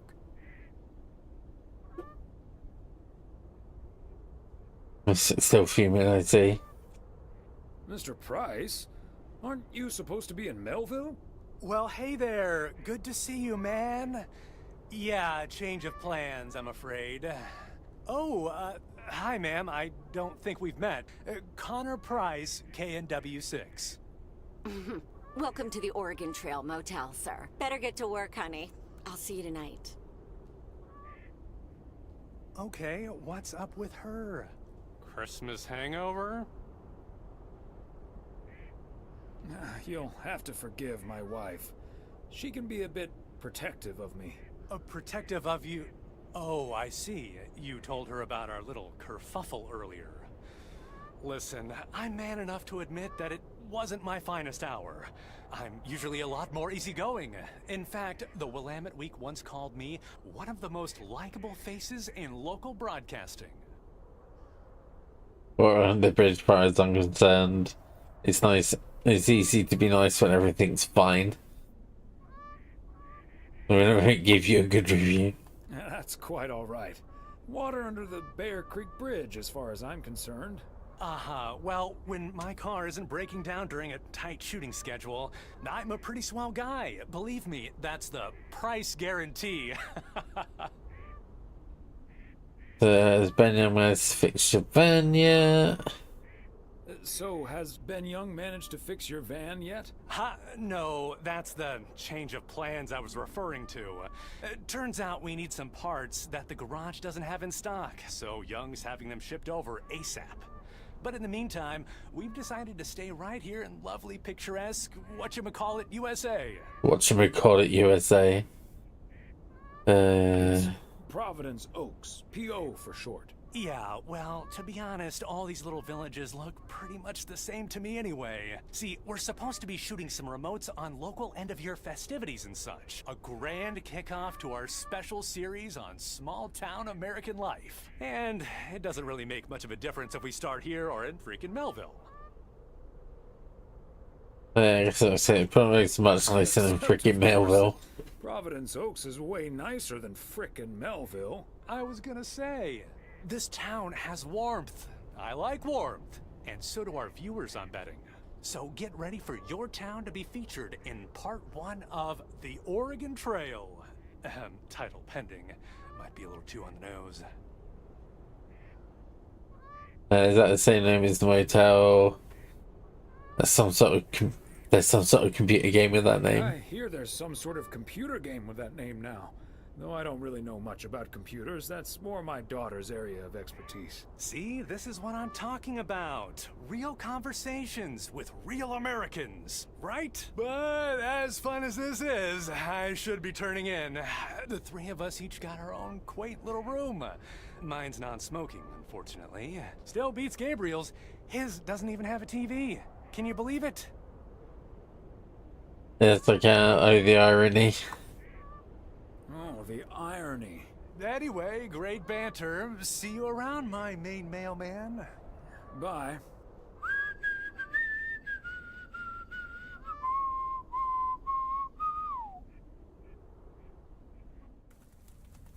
Connor Price, you annoying git. The yo-yo started out as a weapon in the Philippines during the 16th century, before being introduced to the United States as a toy in 1929. It weighed 4 pounds and had a 20-foot cord. Australian rower Bobby Pierce won the 1928 Olympic Games against 8 other competitors, even though he stopped during the race to let ducks pass in front of him. A rower won a gold medal after stopping to let ducks pass.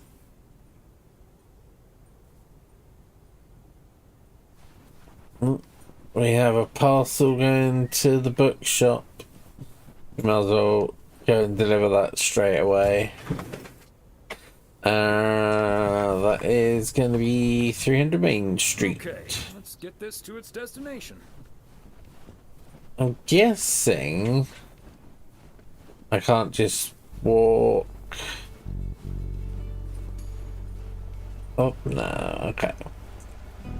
We have to walk round. There's no point moving the van just for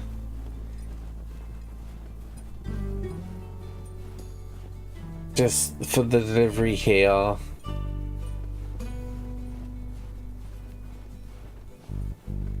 Even though Ali was looking at reviews for Lake and someone put in a bad review with one of the bits saying that you can't run. People are ridiculous. Yep. Hi, Beth. Got a delivery for you. Where do you want it? Oh, dear Thomas. I almost didn't see you come in there. I was lost in thought, I suppose. Please just put it on the counter, if you will. Thank you. And thank you again for a lovely Christmas dinner. I had a marvelous time with you all. We loved having you over, Beth, as always. Yeah, all the ability to Emily skip and I had a text. great time. About the news of yours. The Mildred doesn't have to read the room. But about that news of Hi, yours. Ori. I was afraid it would perhaps put a dampener on the evening, but I was happy we could celebrate together nonetheless. It was quite a shock for both Emily and myself, to be honest. We've known each other for so long. We're practically part of each other's furniture. Let me guess. I'd be your bookshelf. All the books in there, I guess, for you anyway. Yeah. Yes, and we'd be your mailbox. Or I would be, I suppose.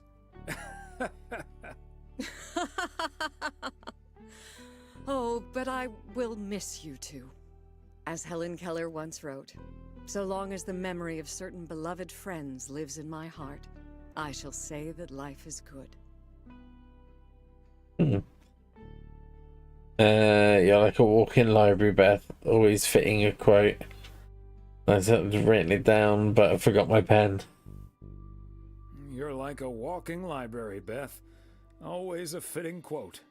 So, haven't you ever thought of moving closer to Meredith over all these years? She is living quite a ways away, right?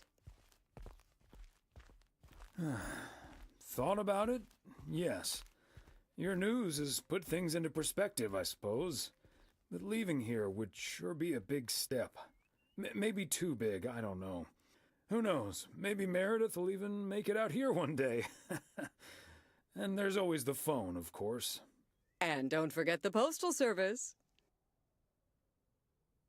Binding the nation together. Binding the nation together. Well, Your I postal won't keep you any service. longer, Thomas. I need to sort through this new delivery you've just brought in. And believe you me, that's going to take me a while. Maybe it's time for some new glasses. I understand. It's best to take your time with things like that. Exactly. Whether one likes it or not. Until next time, my friend. Up and at 'em. See you, Beth. Thing is, he just said up and at 'em. Now all I can think of is the Simpsons episode with the Radioactive Man movie. Where Rainier Van Wolfcastle can't say the quote properly. Instead of up and atom, is up and at them.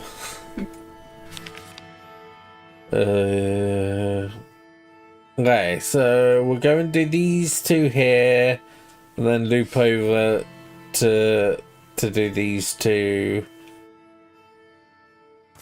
and then back around.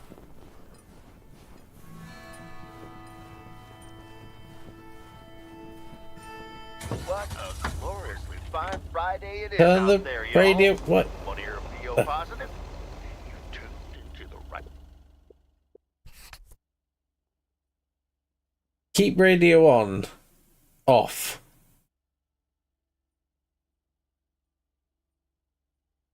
There, so they've got the music and licensing information. If you're licensed to use music from Epidemic Music, either directly or through your MCN, you can play all music in the game. If you don't have a license with Epidemic Music, you can play the game, but please send the URL of your video to us so we can have it whitelisted. Let us know and we can have the claim removed. Interesting. Okay. I know someone who had their video claimed. Hi, Jack. I would like to thank our own Robert Harris for all the snow he shoveled from my driveway this week. He even brought a fish snack for my cats. Say thank you to Robert now, my dears. Way to go, Robert. Feel free to help clear out my driveway as well. It's only about a quarter of a mile. And it'll probably need shoveling because more snow's coming. But we're back to bright and sunny skies later today. Back to the music.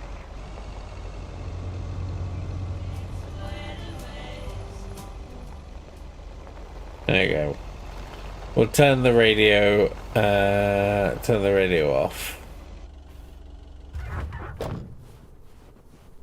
This one is a parcel.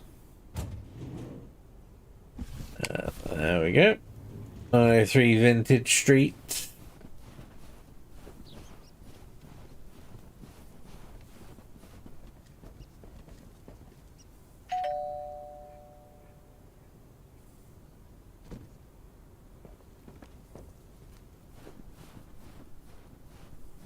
Get this one delivered.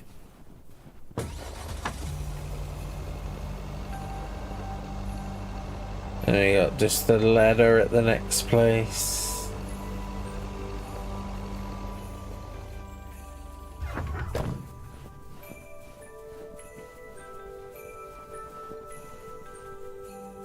But yeah, so we're going to be finishing this off because I'm pretty sure it's only going to be this 1 week for the DLC. That means then next week we'll be able to start on the Ori and the Blind Forest Definitive Edition playthrough, as well as the Rude playthrough of the base game, which I'll probably do 1 day a week.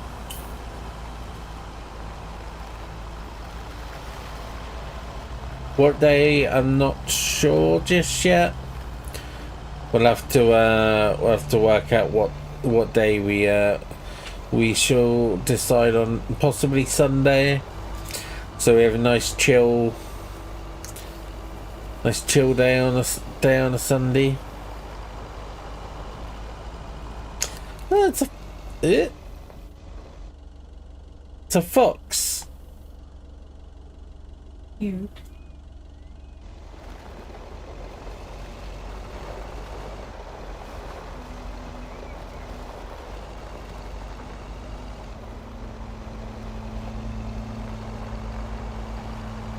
Right, let's get this off at the diner.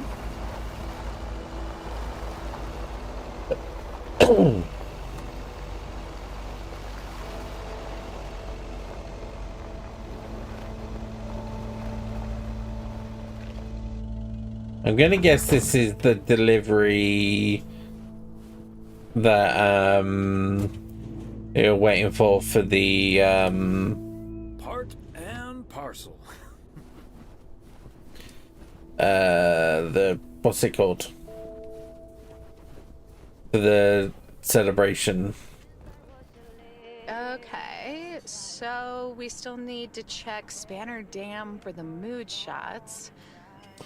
According to this, it offers damn fine views. So. Hey, Mr. Mailman. Come on over. Talk to us for a sec. Gabe, we don't have time for idle chit-chat. He can help us out, Ilsa. No one knows the town like a mailman. Right, Mr. Weiss? That's always good. I don't know. I might know this town too well. Hey, Mr. Serrano, Miss Richter. Please call us Gabe and Ilsa. He can call you Gabe and Ilsa. I prefer Miss Segment Producer Extraordinaire. Miss Segment Producer Extraordinaire. They call me PO's Premier Parcel Provider. And you can call me PO's Premier Parcel Provider. Thomas for short. Anyway, we're scouting out this beautiful town of yours for our report on small town America. It's great, but we could use the inside track. So, any secret spots we're bound to miss, but shouldn't? Well... Mackey's Bait and Tackle, Watchtower. The watchtower up at Eagle Peak. You can take in the view among the treetops. But make sure you watch out for those creaky steps. Oh, hey, Maureen. Now, here's your coffee, folks. Sorry for the delay. Faucet's been acting up again, which should have been fixed yesterday. Oh, you want me to check on it, Miss Hennessy? Oh, now look at you. My knight in woolen armor. Would you, dear? I can take a look. Well, isn't that nice of you? Back of the kitchen, honey. Ashley, someone who does know what he's doing is coming in. Show him where the busted faucet is. And stay out of his way. Ashley's a sweetheart, but when it comes to fixing things, that boy is all thumbs. We never met This Ashley. is what the segment should be. Interacting with the townsfolk, helping out. I love it. Oh, such a nice fellow. Yeah, you're in good hands, Maureen. Gabriel may look and act like a naive little pup, but he can fix anything. Well, except for our van. But other than that... Oh, is that a fact? Well, in that case, I can think of a few more things he could fix around here. A few more things he can fix around.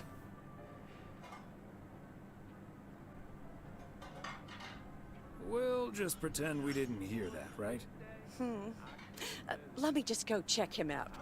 Check on him, I mean.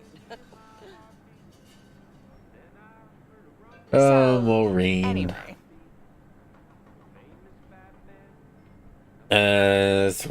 So Rick, is that German? Because Weiss is. So. Wait. You had the Connor Price experience the other day. Have you recovered yet? I actually encountered him outside the motel yesterday evening. Hey,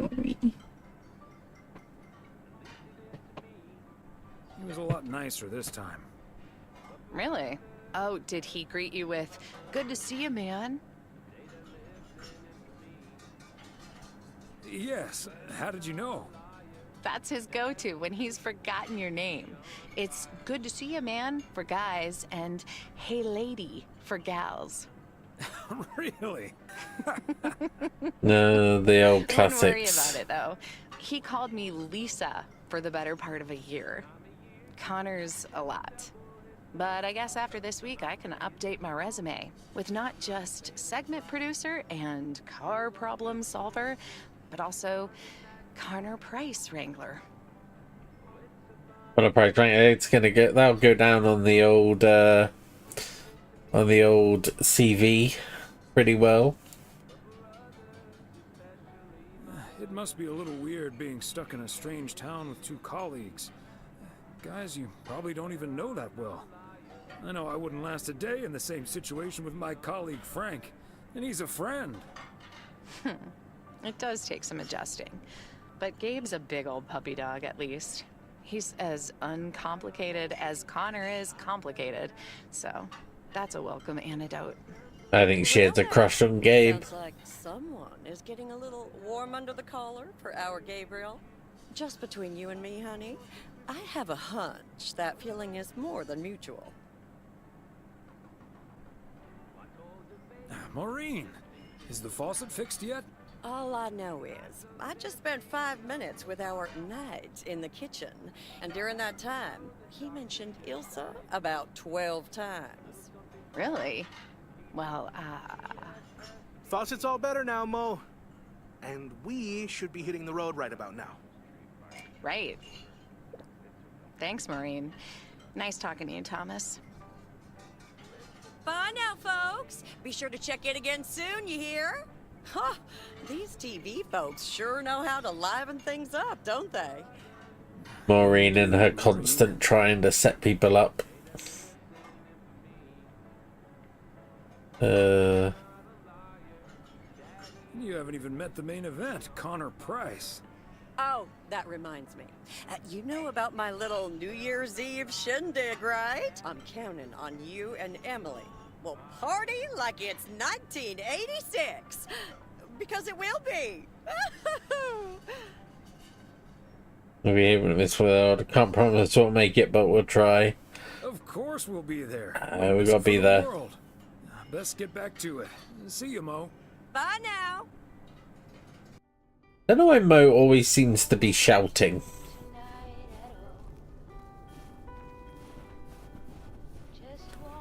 Her voice levels, she reminds me of one of my sisters.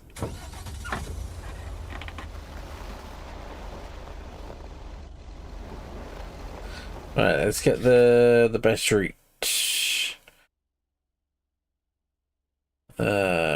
Can I zoom in? Yes. How do I get up there?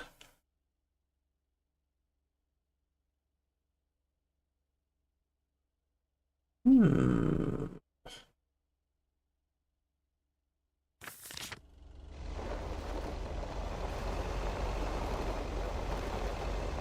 we go around this way?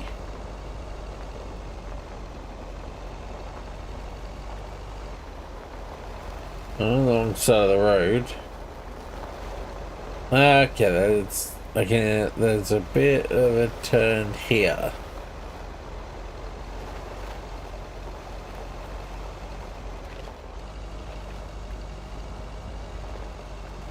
Oh, I got a deer running across as well.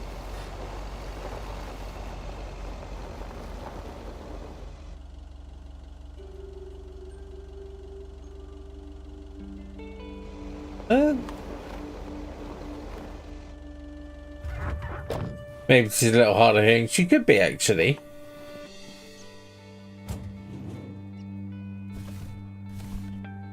A belated Christmas gift? Maybe.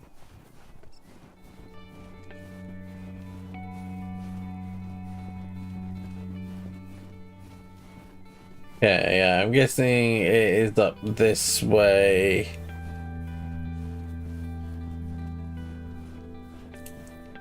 Oh, actually a person here. Wait, is that Frank?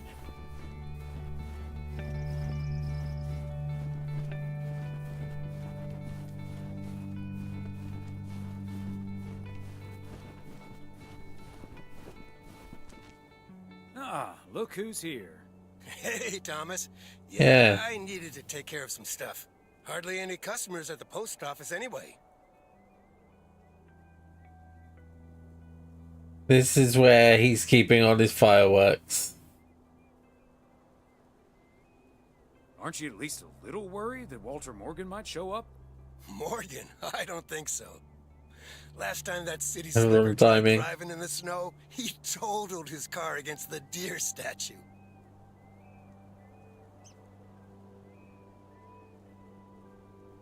Can't say that you're wrong there, Frank. That big sucker you're carrying is for me, huh? Right on time. It's all coming together. Hey, Thomas, you can keep a little secret, right? I've always tried and rarely failed. Well, I've always tried and rarely failed. I'll take the chance. It's not a big deal in any case. A buddy of mine was able to get his hands on some premium quality fireworks. I'm selling them with a nice profit. And anything I can't sell, well, let's just say you want to be outside Moe's Diner when the clock strikes 12 on New Year's Eve. Frank, that sounds illegal and dangerous. I'm going to pretend we never had this conversation. In other words, classic Frank Coleman. Just how I like it. Haha, Thomas, wouldn't life be boring without a walk on the wild side every now and then? But do you have any experience with setting off fireworks? Who needs experience? Just light the fuse and get out of Dodge. I better finish up, Thomas. Can't keep the customers waiting forever. All right, Frank. See you at the office. So he's into some dodgy firework dealing, and you can see he's like properly locked it up.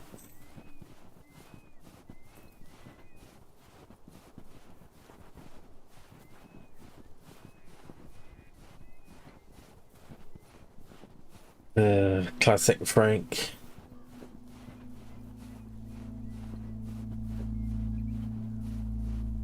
Right, we got plenty of parcels still to deliver today.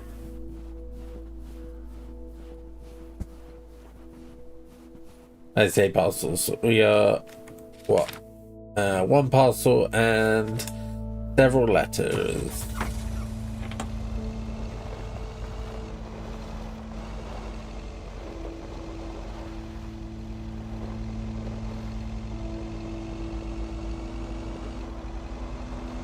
Get these delivered.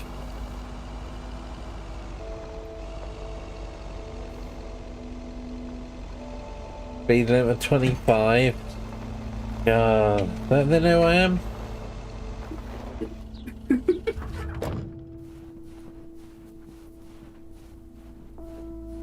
I can drive whatever the speed I want. Gotta get the mail delivered.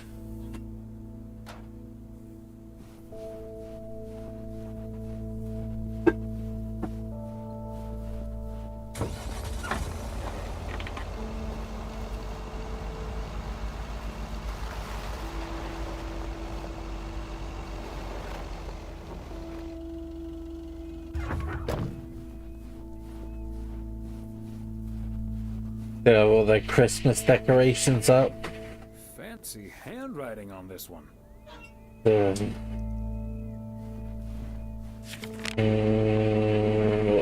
I going?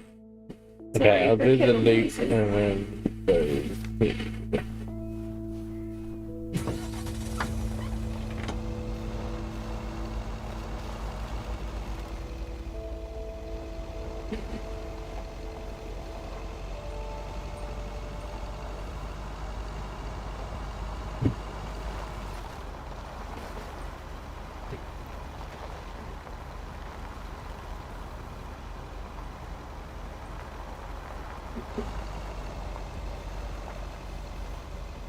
Around the back.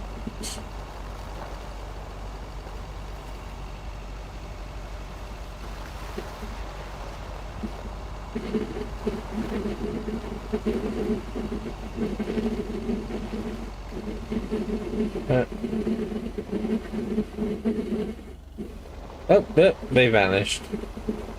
Kettle time, yeah. Yeah, you guys always know when we're putting the kettle on.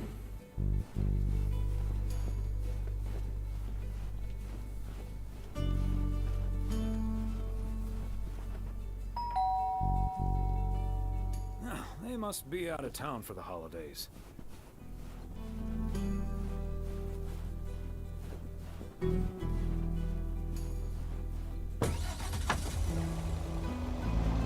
What day of the week was this? This is Friday.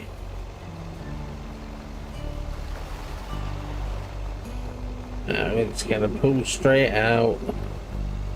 Why not?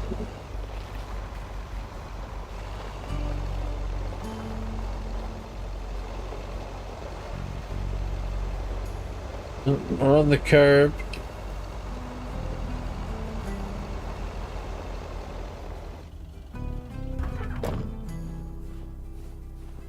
This one? Yeah, it is that one.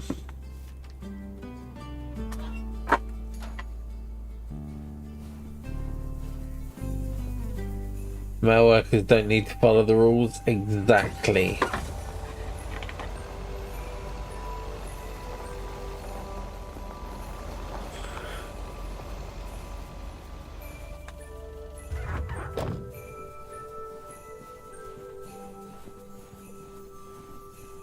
That's it for today. Back to the post office. You're basically government. Exactly. Yeah. We're a government official. And government officials clearly do whatever the hell they want. So,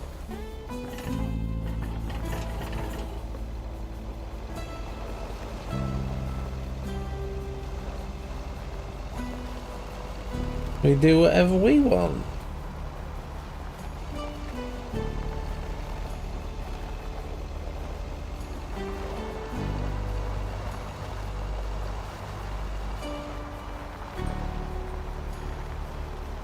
Now we get to go.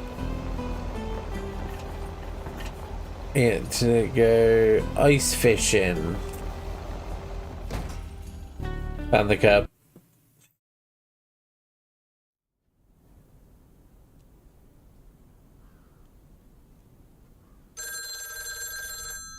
I'll get it. Or is this Robert cancelling? Hello? Very good evening. Am I talking to Mrs. Emily Weiss? Yes, sir, that would be me. Ah, fantastic. It's a pleasure to talk to you. My name is Christian Carmichael, and I represent Fly into Florida. Oh, hi there. I have great news for you, Mrs. Weiss. It's been a while, but, do you perhaps remember entering into our Fly into Florida sweepstakes? Now that you mention it, I think so. Yeah. Was that the one on the back of the juice carton? That's the one. They won a trip to Florida. You are the winner of the grand prize. The grand prize? Wow, fantastic. I'm afraid I've forgotten what it was. Could you refresh my memory a little bit? No problem, Mrs. Weiss. You have won a 2-week trip to Florida for 2. Wow, Florida? Really? I won? I have never won anything in my life. Hold on, I need to tell my husband. Honey, we won! I'm talking to a gentleman from Fly into Florida. And he says we've won a 2-week holiday for 2. I'm telling me, dreaming is probably a timeshare scam. Get out of here, Florida? Wow. Isn't it great? We're so happy. Thank you so much. You're very welcome. You've got plenty of time to let it all sink in. Next, we'll be sending you an extra special envelope. It will contain a confirmation letter, airline tickets, hotel tickets, and I totally forgot to say this earlier, a $500 check covering any additional expenses. Wow. Hey. I can't believe this is happening. Well, it most definitely is, Mrs. Weiss. And we'll be making sure you both have the time of your life. There's one thing I must stress. The dates can't be altered. So if you have plans for the first 2 weeks of September, this would be a great moment to change them. And I hope this answers all of your questions for now. Congratulations on winning. And we look forward to seeing you fly into Florida. Thank you. Bye. I think I need to sit down for a moment. Florida. Oh, that's Robert. Sorry, honey. I can't celebrate with you right now. But I'll make it up to you tomorrow night at Moe's. I will hold you to that. Have fun on the ice, hon. And when you start to freeze out there, just think of sunny Florida. Ice fishing in Florida, very different.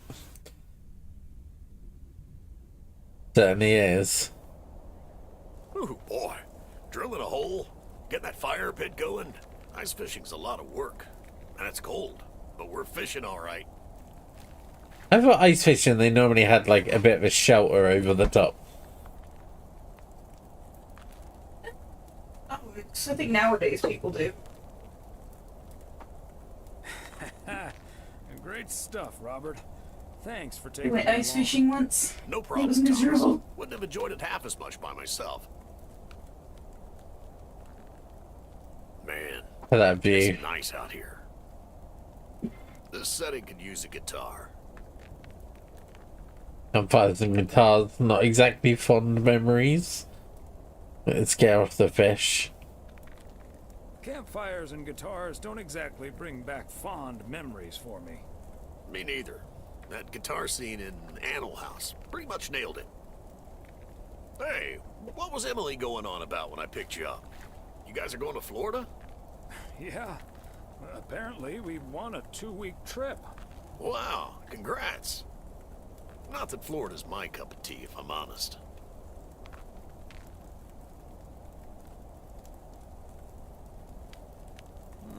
Someplace else you'd rather go? I'm perfectly fine staying right here. It's great, but it's also a good place. But it's also a good place to meet someone. And you're probably perfectly right, Robert. Yeah, I'm not always perfectly sure about that. Could be that I'm a little stuck in my ways. But at least I'm not desperately looking for the one, you know?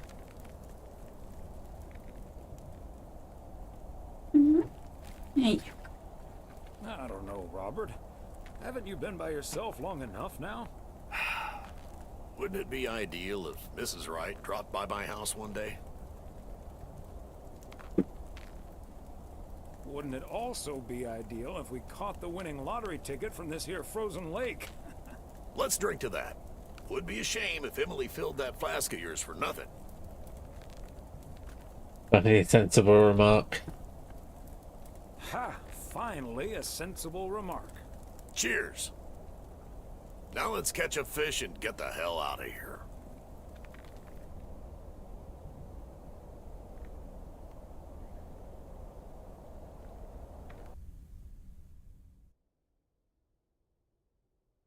Saturday morning. Do you have a minute? Sure, Frank. What's up? Listen, I just got a heads up from one of my buddies at HQ. He said Walter Morgan left for PO with tires screeching. I need to lay low for a while. If you see him, you haven't seen me, okay? Gotcha, Frank. Don't worry about him. Holy crap! Morgan's on the premises! I'm not here. Good morning, Mr. Weiss. Good morning, Mr. Morning. Good morning, Mr. Morgan. I'm looking for Frank. Could you tell me where he is, please? Frank, come on. Haven't seen him here. Yes, sir. He's hiding behind the tea counter. Frank? Frank Coleman? Haven't seen him here. And where is he, if he's not here? Probably out delivering. Could be anywhere. He's probably out delivering. Could be anywhere. I guess I'll have to be patient then. We received a report that a man with a mustache dressed in a light blue shirt was offering illegal fireworks to people in the postal office parking lot. If that man is Frank, and I'm sure it is, then that's strike 3 for Mr. Coleman. Please tell him I'm looking for him. Have a good day. Is he gone? Yes, Frank. Holy crap, that was a close call. Thanks so much, Thomas. I guess Frank Coleman's going into hiding for a while.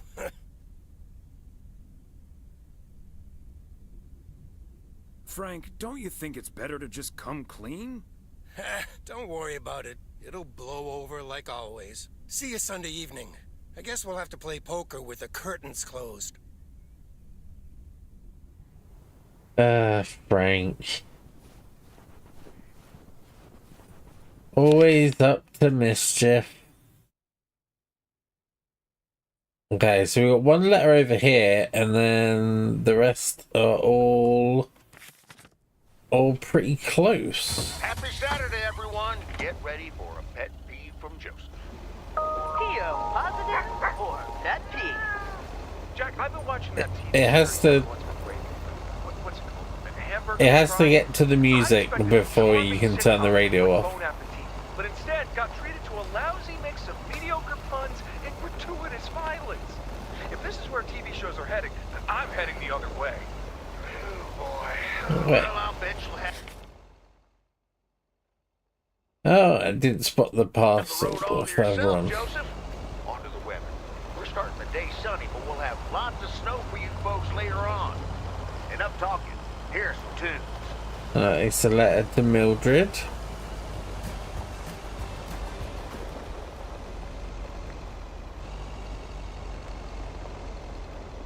Or is it next? No, oh no, it looks like it's. Looks like it's here.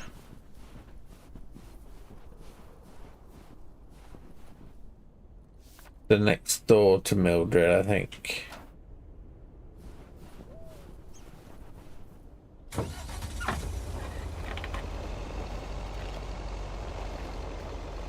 Or is this? No, this one's Mildred's.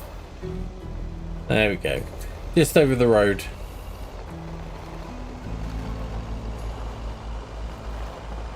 And I'm gonna guess the parcel to here are the parts for the news van.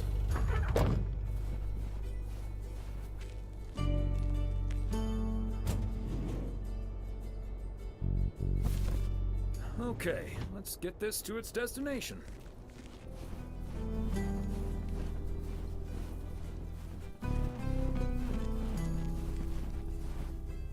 Yet another heavy package for you, Ben. Let me take that off your hands, Thomas. You know I feel guilty enough as it is.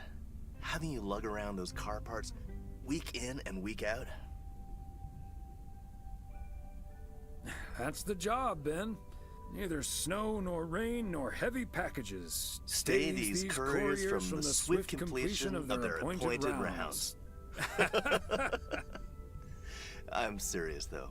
If you don't mind me saying, you're getting up there. Ever think of hanging up the old coat and bag?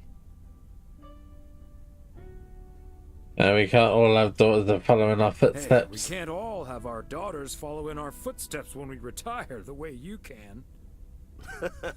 Well, that's true enough. Son of a gun. It's the engine parts for the news van. Didn't expect them to come in so soon. No, that's great. Now they'll be able to roam around PO for their report. Yep. With any luck, that thing will be up and running before the end of the day. Don't rush it, you're getting up there yourself. Hey, don't rush it, Ben. Remember, you're getting up there yourself. Yeah. Now get going, you old timer.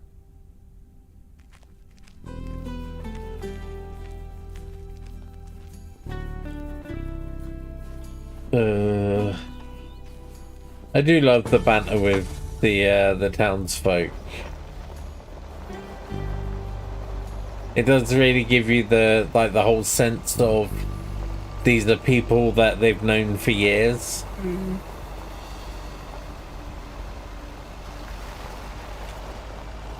You know, rather than it just being you know, you're a random person. It is cool in games, isn't it?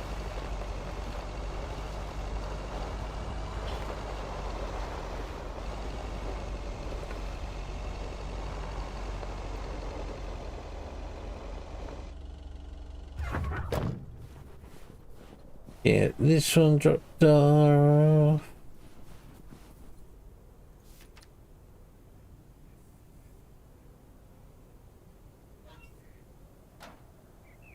Puts his glasses on to check to check he's got the right address.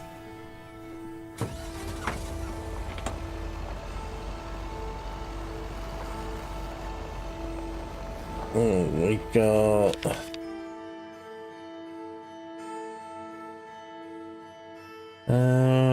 which, let's go straight on and then we'll come back to this. No, I told it.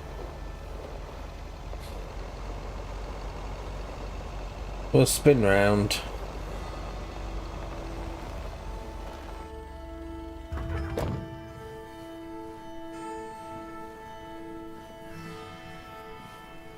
Another satisfied customer. Unless it's Bill's. Oh, actually, can we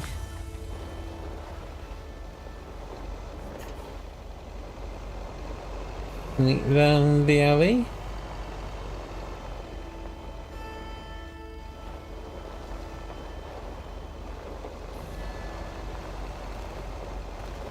Yep. You gotta sleep, literally keep dropping your phone in your face. Where's the back on YouTube tomorrow? Sleep well, CJ. Sleep well. And have fun tomorrow at the day center. No talking about you, you'll hear me.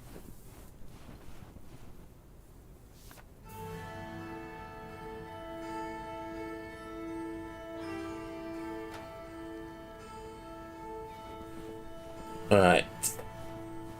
What's gonna be best way? If I spin around again.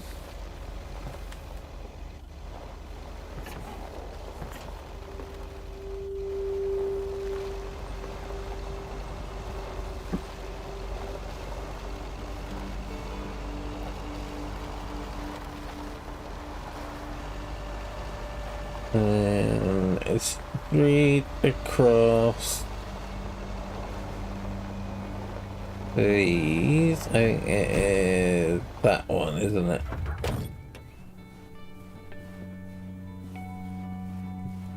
Can't get through that. Oh. They got out the other side. There we go.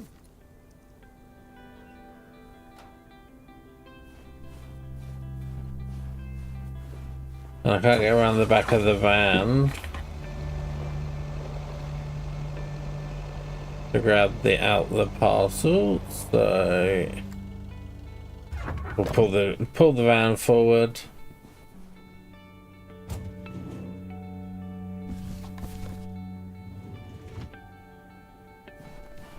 To 5, this one. My guess is no one's gonna be in.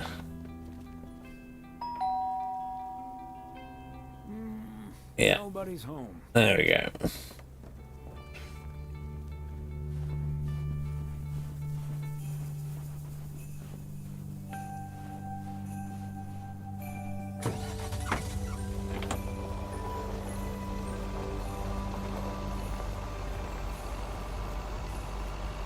got one more puzzle. I think it is at the general store.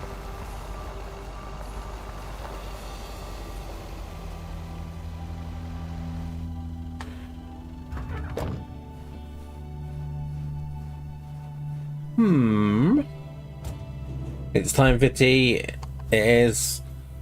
We just got some fresh cups. Yep. Yours will be drinkable in a few minutes, I think. They gave this guy a little ball patch. Look.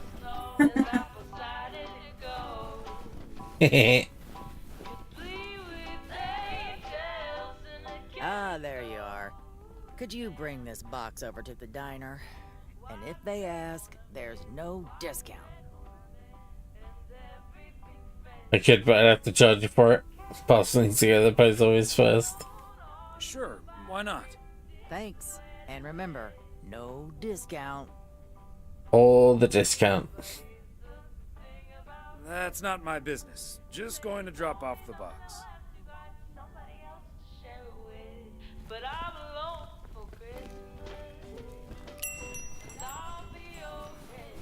And then so you can discuss prices yourself.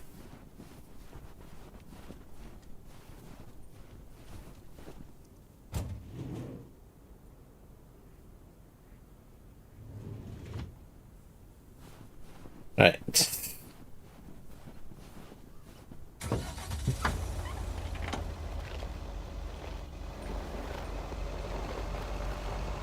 Let's get over to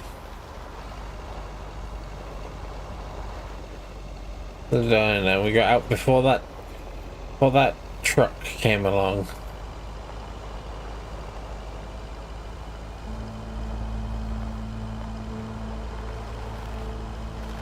Oh, the fox again.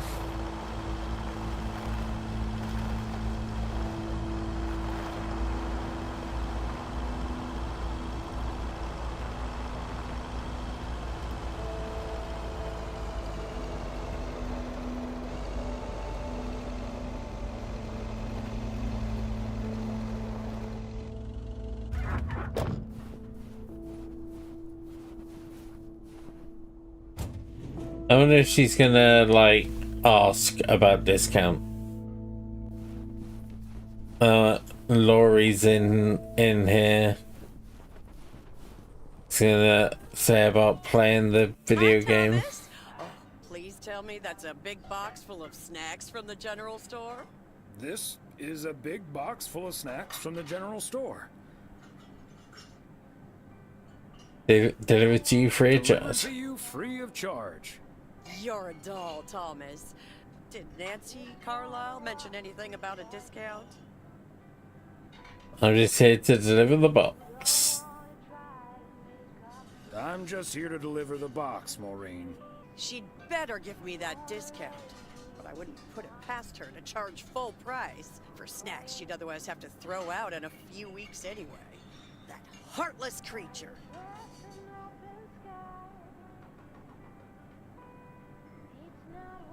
That sums her up pretty well. She always manages to drive me up a wall. I know I'm not the only one who feels this way about her. I'll stop bothering you now. I'll think of something, don't you worry. It's what we choose to be. Oh, well, so we can talk to. Let's talk to Laurie. Hi, Laurie. Oh, hey, Mr. W. Look what Maureen got. An actual arcade machine. Ever play one of these? Well, is it anything like pinball? I've played that a fair bit. It's pretty similar. Both are all about getting and keeping the high score. But here you do that by blasting ghosts. Hence the name Ghost Blasters. Still, if you were good at pinball, you should be good at this too. It's all in the reflexes. My hands aren't quite as fast as they used to be, but maybe I'll give it a shot tomorrow. You should, it's fun.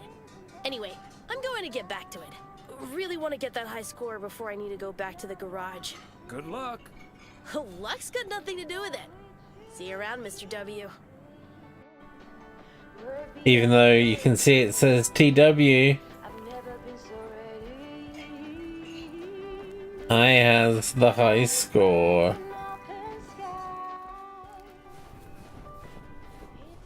Right, let's go back to the post office. We have date night.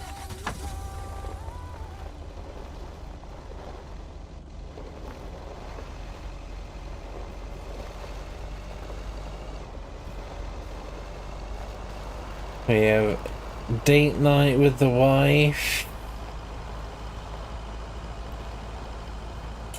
And then we're gonna have the New Year's celebration.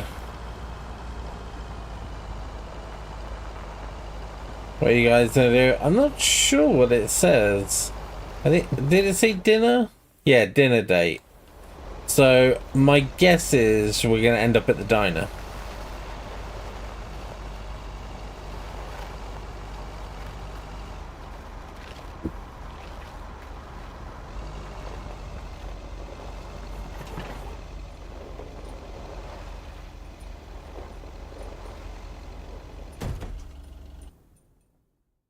Hello, Thomas. Oh. Hi there, Beth. What brings you here? I saw you arrive just now, so I decided to venture across the road with a minor request. Sure thing. What can I do you for? It's just one small thing, I promise, and, well, I suppose you can see what it is. A first gift to the little one, you see, since Christmas in Georgia fell through. It just needs an address, and I'm not sure where to put it. Could I leave this with you so you could make sure it gets where it needs to go? I have the information right here. Put it on the bed's butt. It's the return address in the top corner.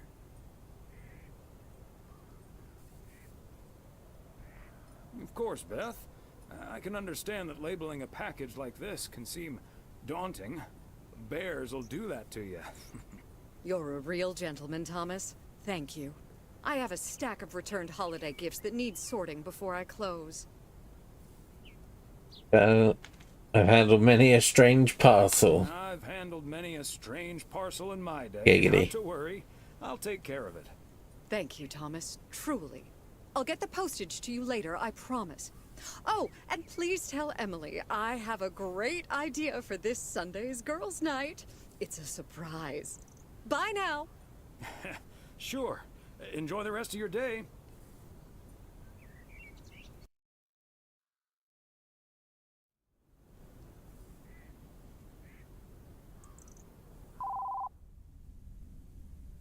Hello? Hi, Meredith. It's us. Your dad is standing right next to me. Hiya. Hi. Shouldn't you two be at Moe's right now? Yeah, we're about to jump in the car, but we wanted to share some exciting news with you. Oh, first things first, though. How was your Christmas? Well, I worked. And Tess and I made a Christmas meal you probably won't ever find in a cookbook. But we had a lovely evening. Thanks, Mom. Can I get the exciting news now, please? Okay, so your dad and I will fly into Florida this September. I won a sweepstakes. Get out of here. Wow, that's so awesome, Mom. Florida in September. Beats the PO weather, huh? Oh, sure does. Beats all the rain. Are you excited as well? I guess. Not sure Florida is my cup of tea. Does have the terms cup of tea in it, but I sure am. Aren't you worried about flying there? Last time you came to visit, it took a few hours for that green tinge to leave your face. Oh, Meredith, don't make it worse than it was. Fine. Maybe he just boozed too much on the plane. Have you checked if the flight includes free cocktails? Best bring your flask, Dad, just in case. if you were here, Santa might have given you one. If you were here for Christmas, you might have gotten one from Santa. Oh, well. I may not have been there, but at least my boss called to interrupt your dinner. Sorry about that, by the way. Rest assured he was appropriately ashamed. We all make mistakes, Meredith. Some of us just more than others. I can't disagree there. Oh, hey, you two shouldn't keep Maureen waiting. You're right about that. Your dad will go and get the car warmed up, right, honey? That's my cue. Bye, Em. Take care. Bye. Have fun tonight.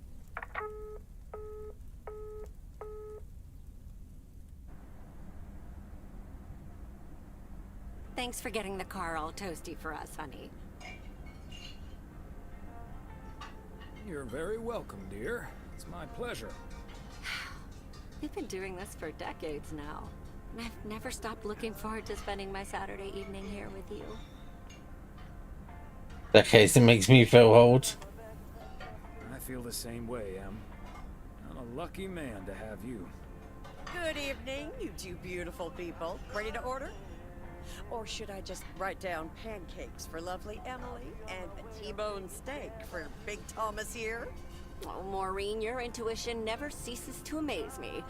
It sure is pancake time for me again. That's really funny. I just so happened to pick pancake. Yeah. Oh, that's brilliant. Big Thomas would very much like that, Maureen. Thanks. You got it. Be right back, folks. Ashley, it's pancake time! And get the steaks out! This will never get old. But Beth making surprise plans and this Florida trip landing in our lab got me thinking a little bit. If we're getting close to being able to do whatever we feel like doing, does that mean we should stay in PO forever? And move closer to Meredith? To the big city? No. I need space and fresh air and warmth. That's the nice thing about Florida. And it's not like your arthritis will stop acting up in weather like this. I am looking forward to that Florida trip the more I think about it. It's a perfect opportunity to test the waters. Oh, wasn't it nice the way Meredith reacted to the news? Although I'm sure she's a little envious. Same time as last time, she's had a few days off. Yeah.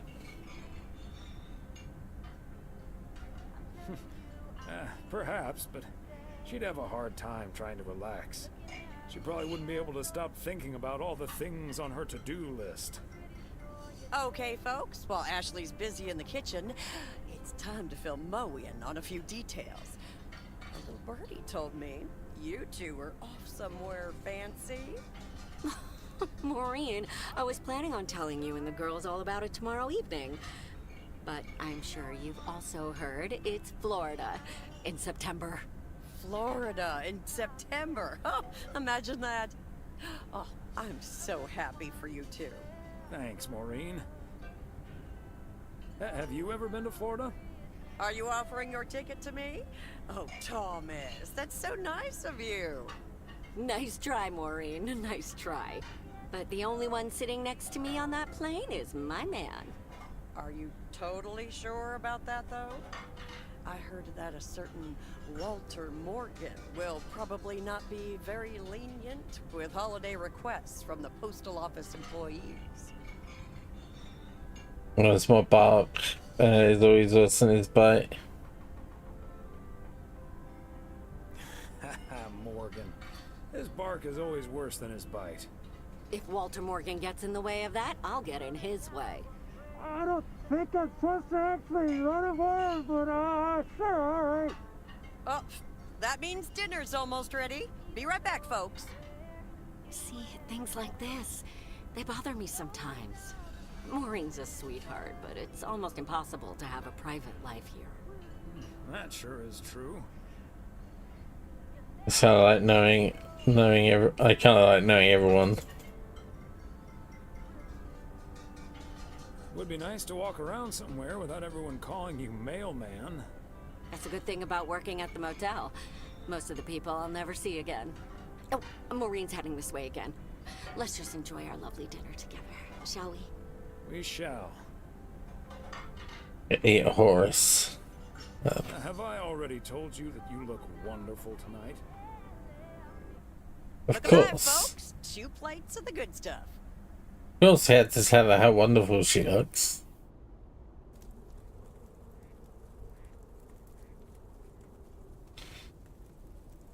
Sunday morning. Oh, Thomas, my dear, sweet husband. The one and only no autographs. You've got a chore for me, didn't you, Em? Know that tone. You've got a chore for me, don't you, Em?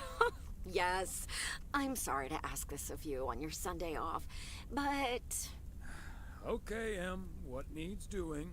the motel called, and, well, the TV crew would very much like to rent some movies from the Flick Shack today. But I couldn't just let poor little Angie ferry them over in this weather, so... So you're driving them there yourself. So you promise them I'd do it? Bingo! Would you, dear? Pretty please. You've been so busy lately, it'll be my pleasure. Of course, Em.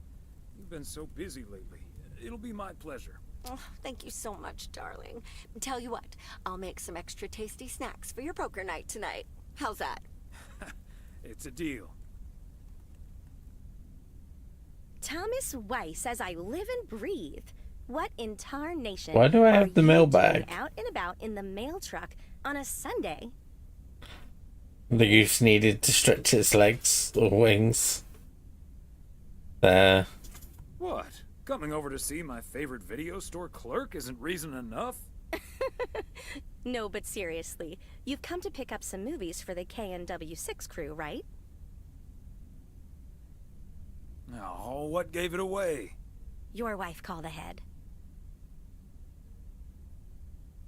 Yeah, the old ball and chain has me running errands. Happy to do it for Emily. And for you. And for the TV crew. Parts of it, anyway. But first things first. So, what's the hot gossip on these out-of-towners? Well...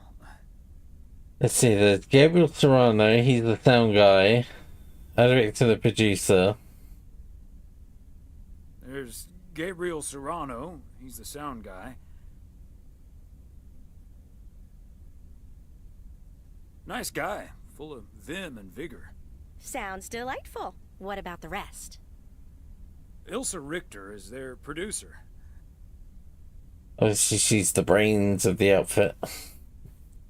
Competent, sarcastic. She kind of reminds me of my daughter. Well, then I'd like to meet your daughter someday. Because Ilsa I've met. Came into the store yesterday asking about PO and whether I liked it here. Cute as a button, that one. And only in town for a couple days. Perfect for a girl on the rebound. Shame she's into men. One in particular. Ooh, do tell. The way her eyes lit up when she mentioned that colleague of hers, Gabriel. Trust me, a girl knows. So anyway, let's get down to brass tacks. According to Emily, our intrepid reporters have 2 rooms equipped with VCRs between them. One for Connor Price, KNW6, and one for Ilsa Richter. Great. I know what we should get for Connor.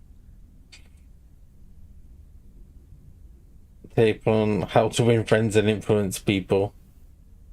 All the president's men. That should give him some inspiration. Great idea. But Connor's already made his pick. Octopussy. It says it's James Bond's all-time high. I guess they forgot about that time he went to the moon. Fine by me. And what did Ilsa choose? That's where we come in. See, she wants us to pick the movie she'll be watching with her colleague, Gabriel. Thomas, she wants us to pick the movie she'll be watching with Gabriel. Random emphasis has not helped me understand.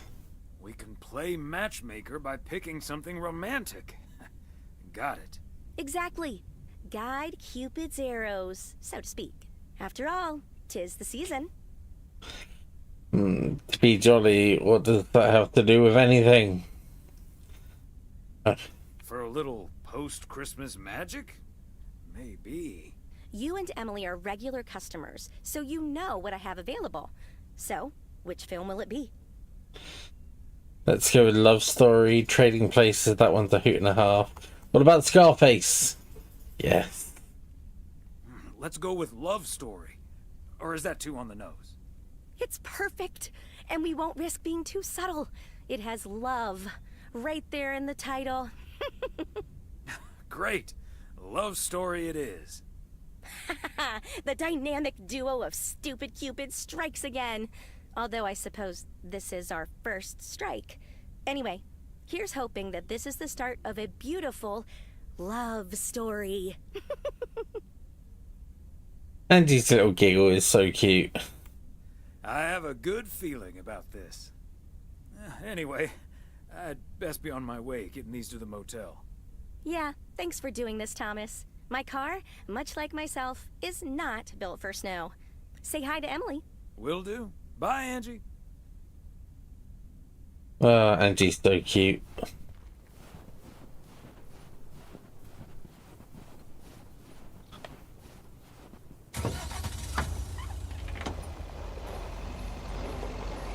Alright.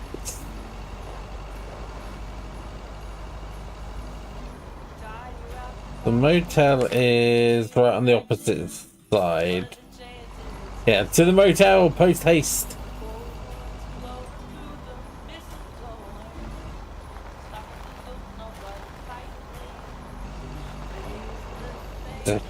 Pull straight out. We got matchmaking to do.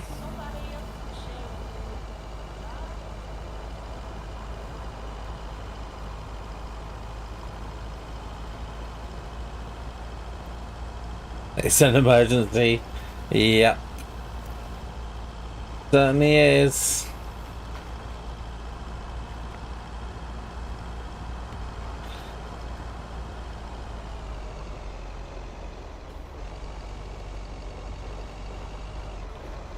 So much so, taking a big wide berth on that corner.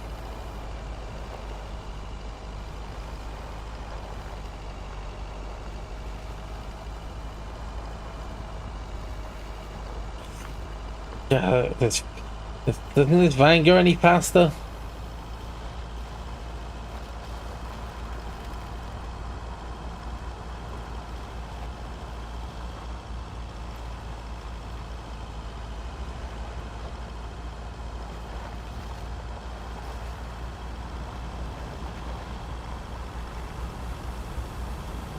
Maybe the old bridge. This is the dam, isn't it?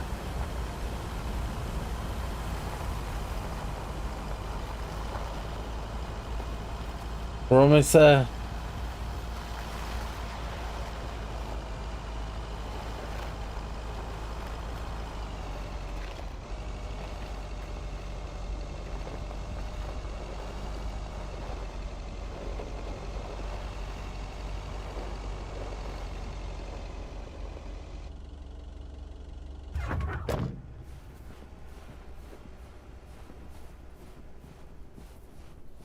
Well, we have to do a Weird Owl. Special delivery. Movies from the Flick Shack. Right. Well, great news. You get to play belated Santa yourself. Room 6 for Richter. Thank you.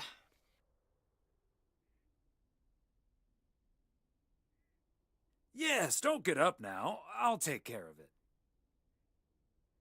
He's a douche.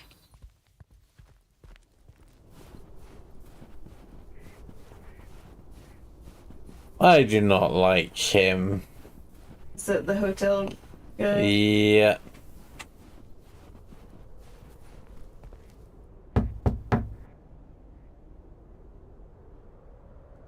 Movie delivery a segment producer. Like, Movie delivery for Connor Price Wrangler Ilsa Richter. Yes? Oh, excuse me, Mr. Price. I thought this was Ilsa's room. No, that's room 9, but think nothing of it, my guy. Ooh, you got me my Bond movie. it's James Bond all-time high. Apparently it's James Bond's all-time high. Love it. You know, Moore's an even better 007 than Connery. He just oozes that classy British wit. Thank you so much. Ta-da! Ta-da! Pow!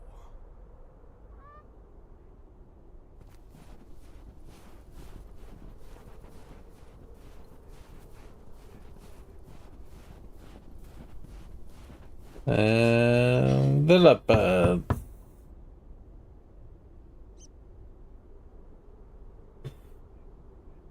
A movie delivery for Ilsa Richter. Yay! Good to see you, Thomas. So, what movie did you and Angie pick for me and Gabe? Here you go. Love story. Haven't seen this one. What's it about? Tennis? It's about love and life. It's quite beautiful. No, actually, it's about... I'm joking. I'm sure it's a story about love of some kind. Let me guess. This was Angie's pick. It's a group effort. Well, let's just say it was a group effort. Okay. Well, color me curious. Hope it's age appropriate for big old puppy dogs. Oh, speaking of, on your way out, could you give a quick knock on Gabe's door, just so he'll know it's movie time? It's room number 2. Will do. Great. See ya.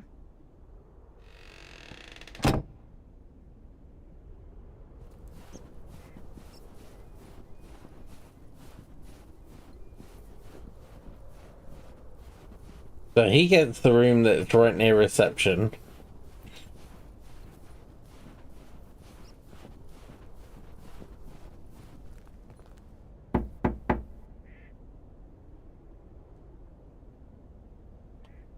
Gabriel Serrano, the lady in room 9 requests your Gabriel pregnant. Serrano, the lady in room number 9 humbly requests your presence for an evening of home cinema. Thanks, Thomas. I'll be right over. My work here is done.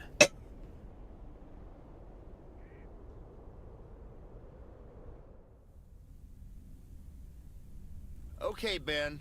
Question for you. Do you have that ace or not? You don't have to say yes or no. Just say anything. All I need to hear is one word from you to know if you're bluffing. Nothing? Not even a twitch or a blink? All right, I'll do the talking. I'm all in. Call. And he just instantly calls me. Great. I don't even need to see your hand. Well played, sir. Thanks, Jack. You got unlucky there. I don't know. I just don't have the patience for poker. You know, reading a poker book ain't gonna change that. Hey, Frank in his male outfit, yeah. why are the curtains closed, by the way? Last time I checked, home games are legal. Probably better if Frank answers that question. It's probably better if Frank answers that question. I sure can. Walter Morgan's on my tail. Someone snitched on me, and now I need to lay low until I have a good enough alibi. Morgan again? What'd you do, Frank? I hope you didn't put ladies' underwear in his briefcase again. And please tell me you stopped putting dead rats in his exhaust. The classics. No, I didn't prank him at all this time. He's just out to get me. All I did was sell fireworks to someone. He said something about that being my third strike. I might actually lose my job, fellas.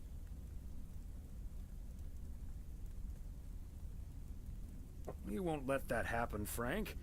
We'll think of something. Come on, put down. Thanks, Thomas. I've been racking my brain, but I can't come up with anything. I'm guessing they don't have any photographic evidence. Pictures of you selling these fireworks? Just that there's a guy fitting my description. What are you getting at? I might have a little plan. But let's first play a few more hands. I'm down almost 30 bucks. One sec, Jack. Frank, I'm curious. We know Walter Morgan has a few reasons to dislike you, but why do you dislike him? I could tell you why, but it's not a pretty tale. And it better not leave this room, kitchen. Sure, Frank. My lips are sealed, for once. I'm not sure if I can keep another secret. You know I'm no snitch, Frank. Thanks, boys. All right, so this one time back in the summer of '69, it was before I started working in P.O. There were a couple of pesky stray dogs wandering around HQ. I say pesky, but they never really hurt anyone. Just got a little excited if you walked past them eating a sandwich or whatever. Can't blame them, huh? They were hungry, even though I fed them every now and then. Morgan found out, of course, and after one complaint too many, he took matters into his own hands. Or should I say, feet. He lured a couple of them behind his car, and before I knew what was going on, it was too late. I heard a loud and gut-wrenching howl. I saw two dogs run away, and Smokey, my favorite one, limped after them. What? The last time I ever saw those sweet dogs. Then Walter Morgan looked me straight in the eye with a smug grin on his face, and he said, "This is how you do a proper job, Frank." I can still see that grin when I close my eyes. Okay, that does it. Walter Morgan is now on my eternal shit list, and I'll make sure the rest of P.O. knows about it. The hell?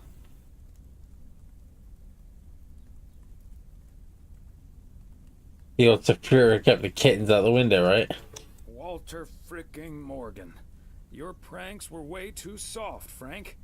We need to take it to the next level. What a despicable human being. I can't believe he did that. Well, he didn't. I was joking, of course. Oh, I don't good. really have a good reason for disliking Walter Morgan. That boring old pencil pusher just rubs me the wrong way. Damn it, Frank, you had us good. Okay, folks. Ante up. Here we go again.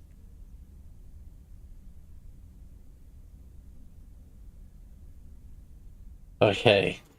I'm glad that that story wasn't right. Psst, Thomas, over here. Hey, Frank. What are you doing there? I'm trying to stay out of sight. Looks like Morgan will be at the post office all day. Listen up. Jack and I cooked up a little plan. I'm sure Morgan will be gone soon. But I gotta get out of here now. You haven't seen me.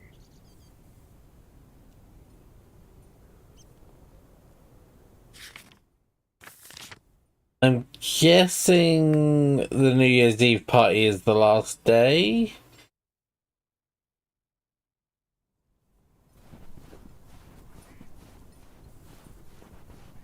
Top of the Monday morning, P.O. We're starting this week. I didn't look at my route. Have I got any? A couple over there. Right, let's... From Lucinda. P.O. positive or pet peeve? Hi, Jack.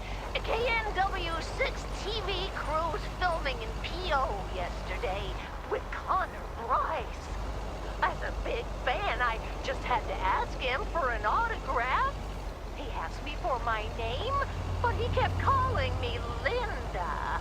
Even after I corrected him twice. Isn't that just rude? Oh, Connor. That's a bit rude indeed, Linda. I mean, Lucinda, of course. The weather prediction for today, bright but chilly. Enjoy your day and the music.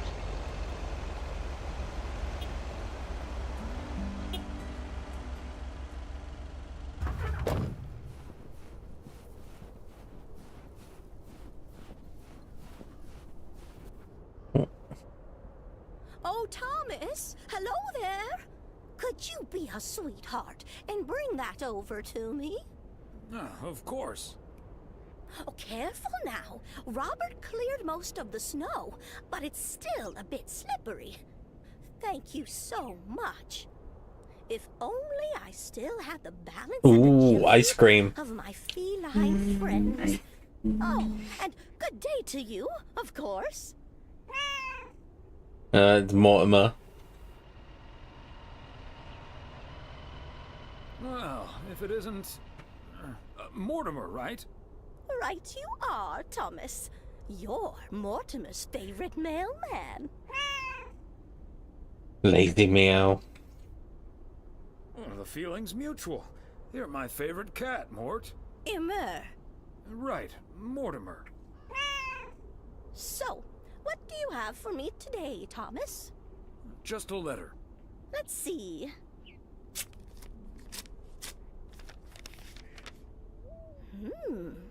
This sounds interesting.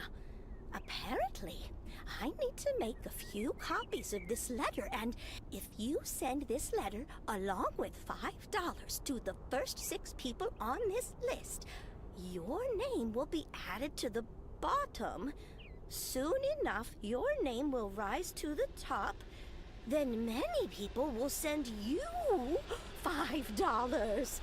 You will earn lots of money with one small investment. Oh, what a great idea! What do you think, Mortimer?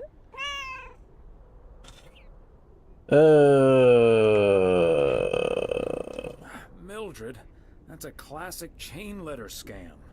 Don't fall for it. No one ever got rich off of one of those. Well, except for the post office. Are you sure, Thomas? They make it sound so easy.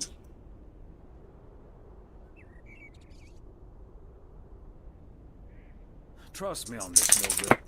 If you've seen one pyramid scheme, you've seen them all. $30 is quite a bit of money. I'll think about it. You do that, Mildred. See you at Moe's tomorrow night? Probably. Bye, dear.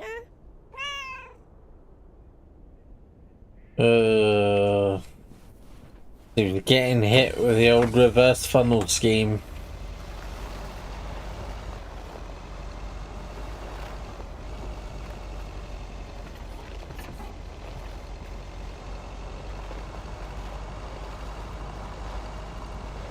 And him saying that no one ever got rich off of one of those, that's not true. The person at the top, they get rich.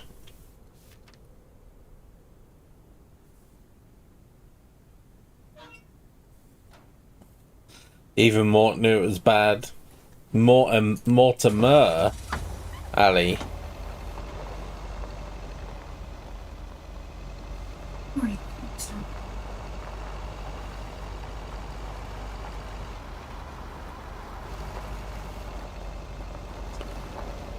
But yes, he knew it was. He knew it was bad. Do we need to go all the way over? No, we need to go over to the diner. But that's as far as we need to go. Oh, hey.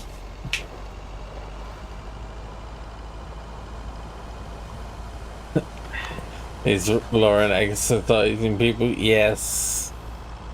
Or exiling people, even. Oh, yeah. Yes. Levi is playing the Exiles.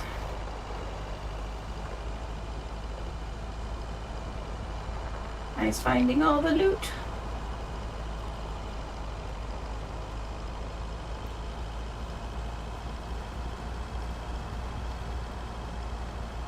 Yes, she is exiling all the peoples. I haven't befriended anybody today. Yet.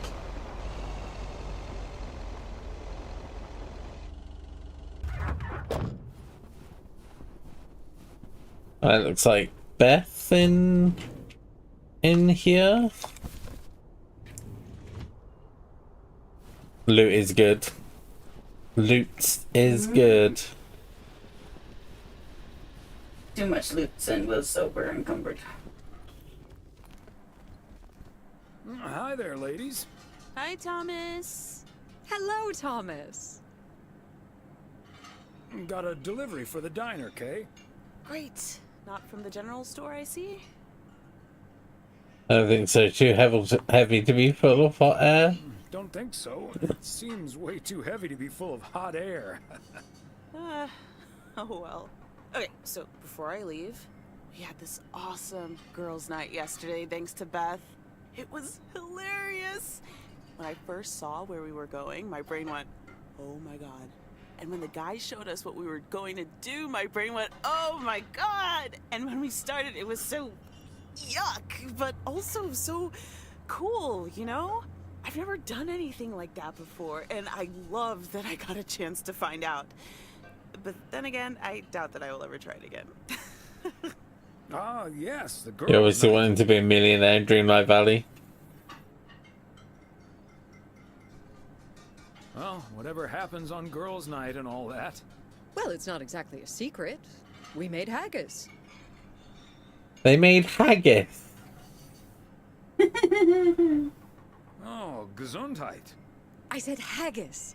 It's a Scottish dish made from a sheep's liver, lungs, heart, and suet, all stuffed into a sheep's stomach. It's this fascinating traditional gourmet staple stemming from the 15th century. Would you believe? Poems have been written about it.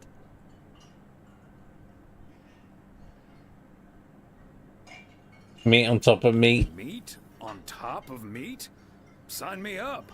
I have some leftover from last night, if you're interested. It was so gross. I'll have nightmares about zombie sheep for weeks. Bleh. Okay, hate to leave you two, but I really have to sort out this delivery ASAP. Maureen will go bananas. Talk soon. Thanks again for the great evening, Beth. That's a toy. Bye. Get over here. Bye, Kay. Well, now, I really should get back to the grind as well. Those New Year's price reductions aren't going to fix themselves. I'd rather you than me.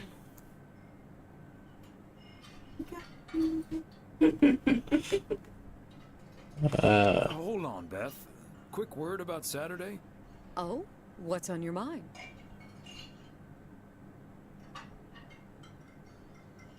Is everything okay? Yes, I'm fine. Don't you worry about me, Thomas. I'm fit as a fiddle. Now, if that's all, I really need to get back to the bookstore. Beth, come on. Here. You have been acting a bit strange lately. Peter. What do you mean? Good girl. Standing outside in No, the cold don't shoot with a yourself. parcel like that. It feels off to me. Okay, you've got me. Can we sit down here for a bit? Heavens, I do feel a bit caught out. But I have to admit, it does warm my heart to know that I cannot fool my friends. Well, out with it, Beth. You see, it's my eyes, Thomas. I have glaucoma, which means my optic nerve is deteriorating. I found out a few months ago. Oh my gosh, Beth. That's terrible. Oh, Beth. It was a bit of a shock at first. I haven't told Emily yet. Daniel knows. It's not that bad yet, but it's not getting any better either. The thing is, this kind of condition happens slowly. And I haven't been the fastest in getting it treated, but they can stabilize it. That's why I wasn't able to fix the parcel on my own last Saturday. Stop. And that's why I'm starting to miss a few details here and there when I'm in the store. Or asking for peas instead of beans at Christmas dinner with all of my friends of all places. I see those ones, like... I had no idea. Is there anything we can do to help? It's sweet of you, but there is no need to treat me any differently. I've been going about my business as usual, first and foremost, because the deterioration is so gradual. Until I couldn't really do the little things anymore. Things like reading small print are getting difficult, which was a painful thing to accept at first. Working in the bookstore is starting to give me more issues than I'd like. Getting older. It's a strange thing, isn't it? It's like that Robert Frost poem. The afternoon knows what the morning never suspected. Doesn't mean I wouldn't mind taking a little nap in between from time to time, though. It just blows sometimes. But... Is this why you're really leaving for Georgia? I mean, will you be able to take care of yourself in the long run? It is a big part of why I'm leaving, yes. But at the same time, it isn't. How's that? What I'm trying to say is, when you really look at it, in the end, it's not all bad. You see, every limit is a beginning as well as an ending, as T.S. Eliot puts it. For me, there's really no use dwelling too much on that limit. I can't change it anymore at this point anyway. But I do have a choice in how to deal with it. Plus, Georgia has a lot to offer: museums, social clubs, and most importantly, my family. If you look at it like that, getting older may still feel like a cursed time, surely, but I also see each new year as a gift. An opportunity to start new adventures, explore, and have more fun. You can't take something like that for granted. I like that mindset. I had a feeling you'd understand. Hey, I'd make a pretty poor I friend make if I haggis. didn't. Yeah, exactly. Well, I guess I really should be going now. Thank you once again, Thomas. I do feel better now that it's out. You're a good friend. Anytime, Beth. Bye now.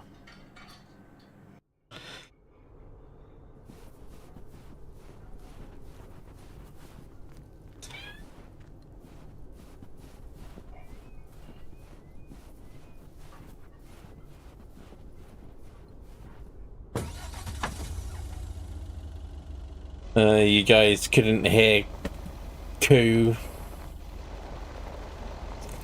crying away.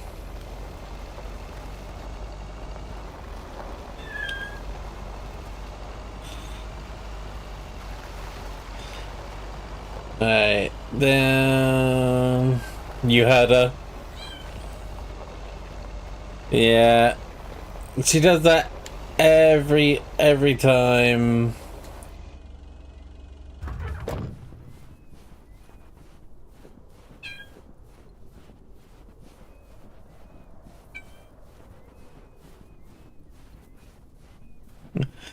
I did see the mic spike there when she's making the noises. Okay, are we rolling? We're rolling. We're rolling. Okay, let's get this in one. I'm freezing my ass off. Yeah.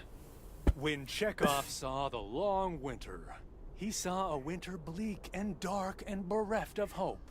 Yet we know that winter is just another step in the cycle of life. In the summer months, this lake is bustling with activity.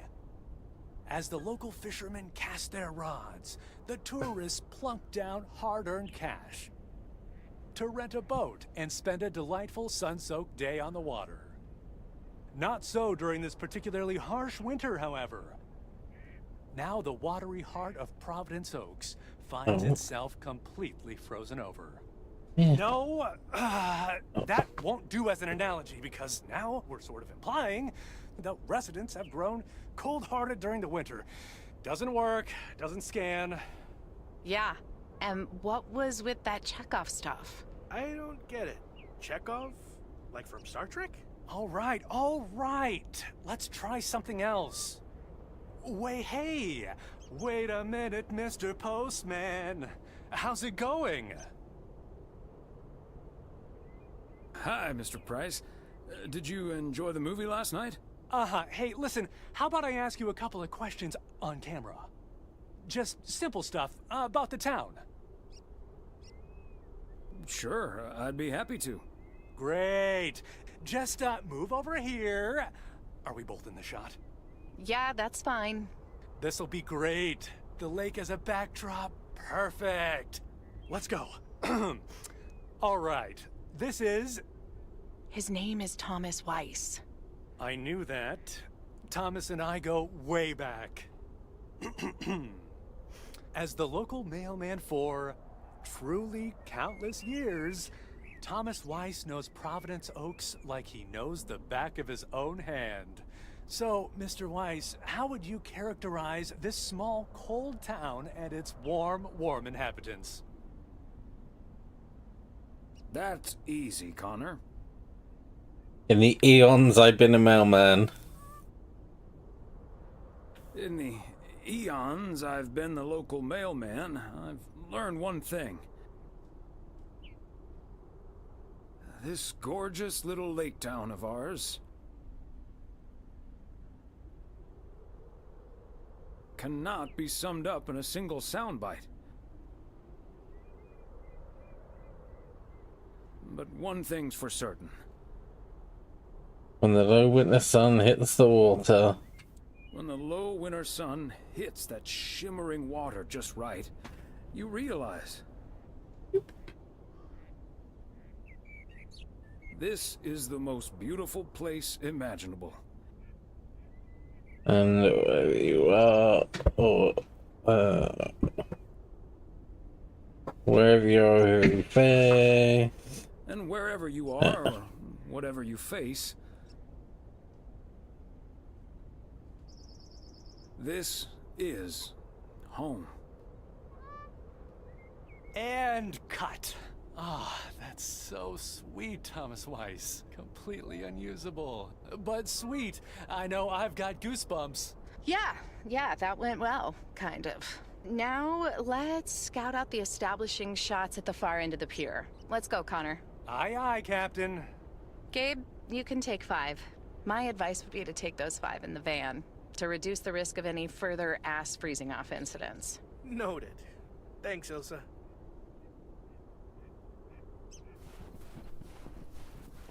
ass freezing off incidents.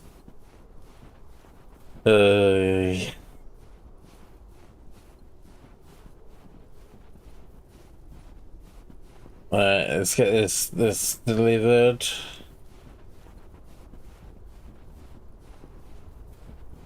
Yeah, we didn't find out how their night went. Handwriting on this one.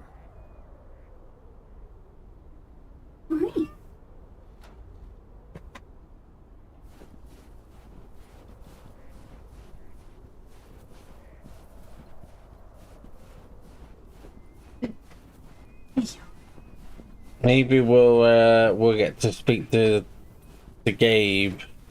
He is still here. Mr. Weiss, Thomas, sir. Hi, Gabriel. What's up? Just that, well, we'll be ringing in the new year right here in Providence Oaks. So, my mom is shipping over my tuxedo.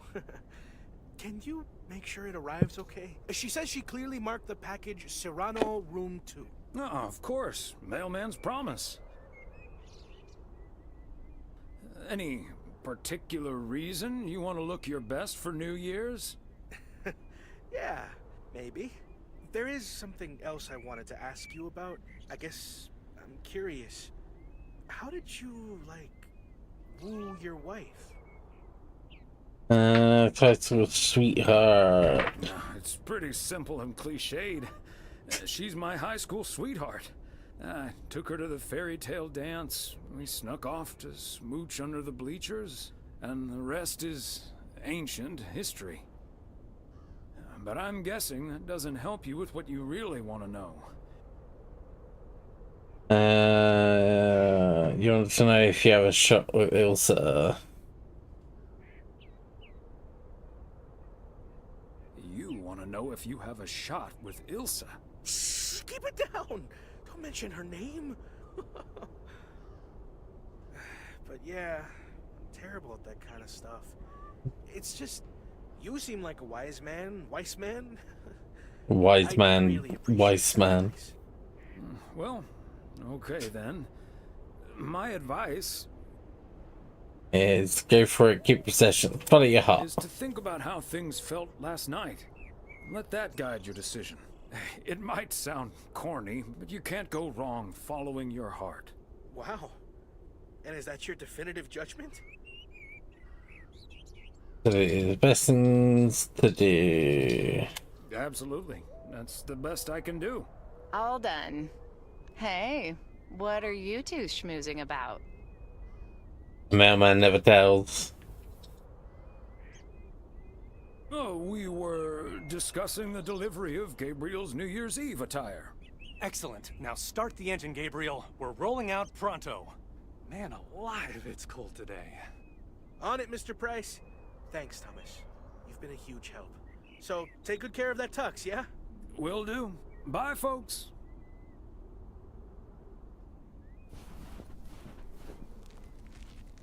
I hope those two succeed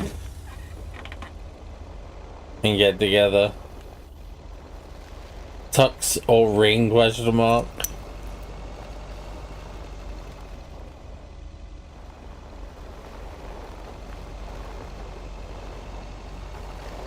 I don't know if it's ring just yet.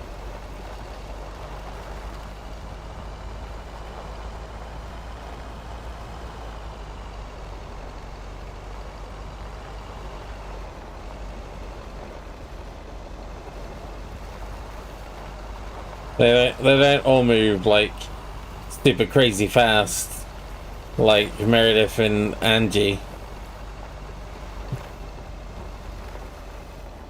But you know, that's one of those when you know situations.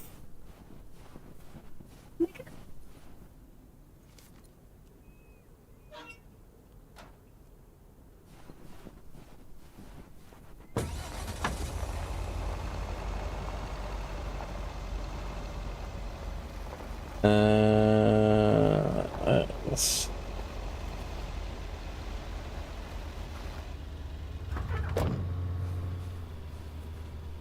put it over there and we'll make a... got such a great price on this house when the Sugarmans moved away.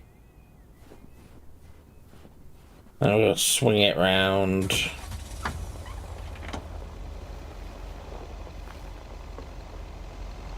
There we go.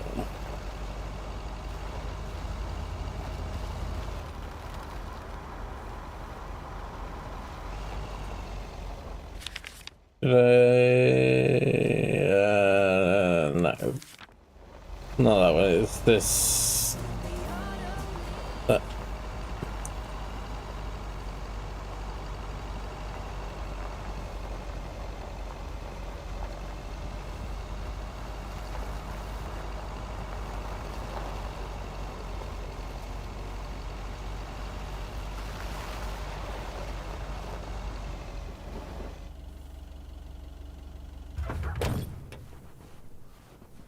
Yeah, this one.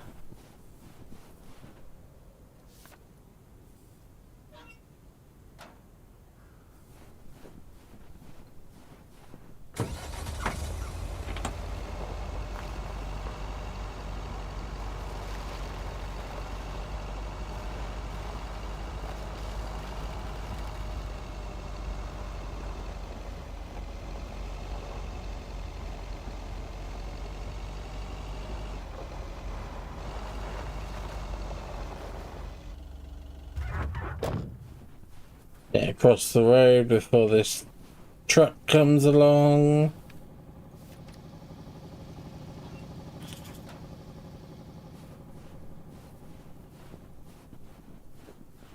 No parking, tow-away zone. Oops. Then again, we've already established, you know, government official.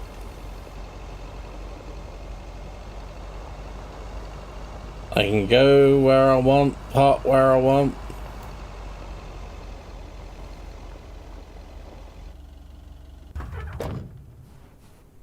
Should be 108 Jackson. 108 West 3rd Street even. There's the stairs up.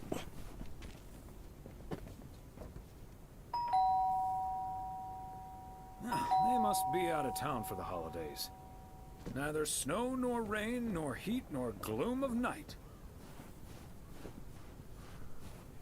I was too quick trying to put the parcel down that it just kept ringing the doorbell.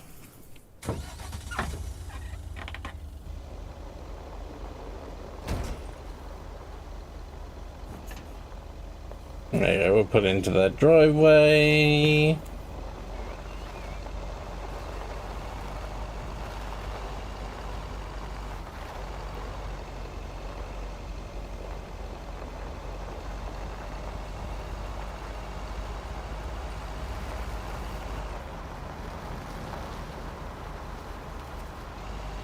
I think tomorrow should be the last day.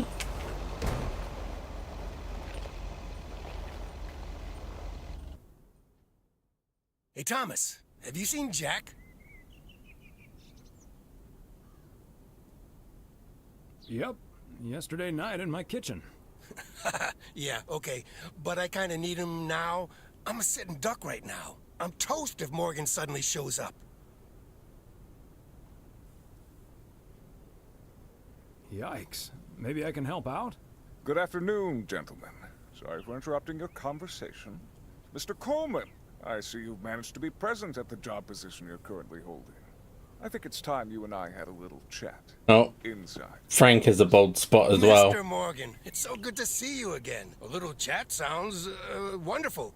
But I'm afraid there's an extremely urgent parcel I have to deliver right now. So stay put, and I'll be back in about 30 minutes. You can stay right here, Frank. I'm sure Mr. Weiss would be happy to deliver that package for you. Right, Thomas?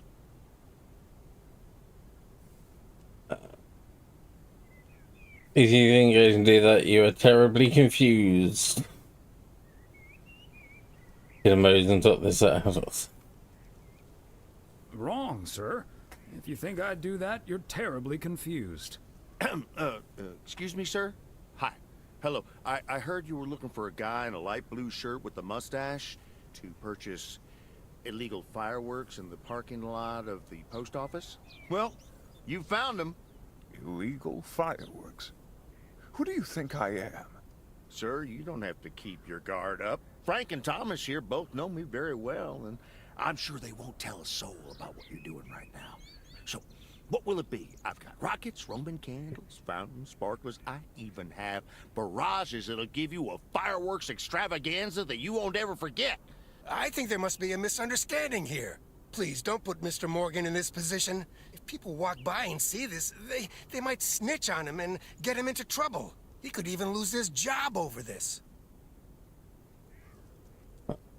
Why don't you go inside without all these prying eyes? I don't think he's interested in buying fireworks. Yeah, why don't you go inside so you can do your dealings without all these prying eyes around? I'll tell you what will happen now. I'm going to get in my car, start the engine, drive home, and pretend I did not just spend 3 days in Providence Oaks for absolutely nothing. Sir, if you take a left at the deer statue, you'll eventually pass my barn, and I can fill your trunk there in just 1 minute. Do you have cash on hand? Gentlemen, I'll be back next year. Frank Coleman, your luck will run out one day. I wouldn't bet on it. Tally-ho, Morgan. Will Morgan believe Jack has been offering fireworks? Great job, fellas. Morgan will be cursing all the way home. If you can't stand the heat, stay out of the kitchen. Thanks, guys. I owe you one.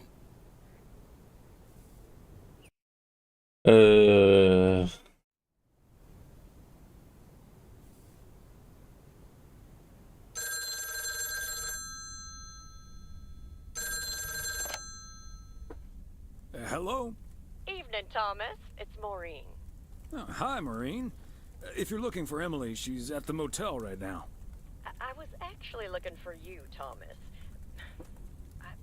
I don't know what to do with this Nancy situation. I get so worked up just thinking about it. And that usually gets in the way of doing the right thing, you know? I need to talk to someone who's a bit more emotionally detached from the situation. How can I help you, Maureen? Simply put, I don't know if I should give in to that Nancy Carlisle and her overpriced snacks, or tell that woman to take a hike. But then we'll end up with a lackluster New Year's Eve party. With New Year's Eve over snacks, easy choice for me. A party's about having a good time with the people you like. Ooh. Just people you like. Huh? So just people you like. No one you love or Party anything. is about having a good time Just with like people you like. Who cares if the snacks aren't great? That's what I'd like to think as well. But I just like to disappoint people.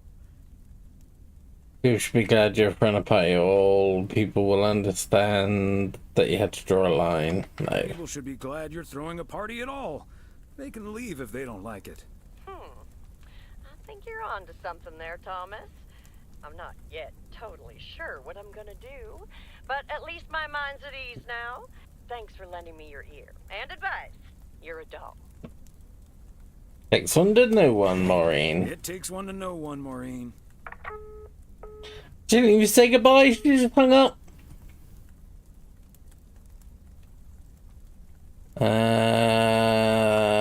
Let's read. From 1912 to 1948, architecture was an Olympic discipline. Spanish singer Julio Iglesias used to be a professional goalkeeper. When recovering from a career-ending accident, a nurse gave him a guitar so that he could recover the dexterity of his hands. In learning to play, he discovered his musical talent.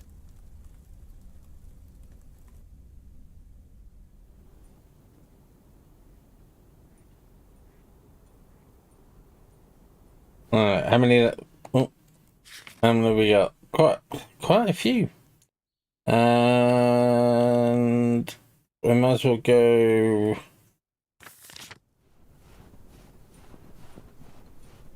Go round to the left. Morning, P.O. I'm starting today with the weather forecast. It will be bright and beautiful.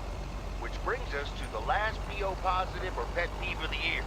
It's one from yours truly. Who'd like to end 1985 on a positive note? P.O. positive or pet peeve? We all know P.O. is the best place. And it's, of course, all because of the people living here. And by people, I mean most of the people. The majority. More than half in any case. So, thank you for that. And let's keep it up. I've got a feeling 1986 will be a special year, and I can't wait for it to roll on. Stay safe out there today and tonight. Have a good one. Cheers. Back to the music.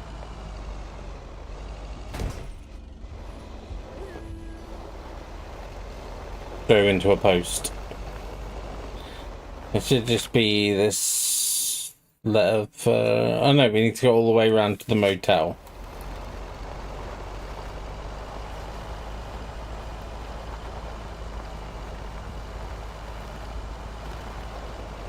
And we'll deliver to Jack on the way back.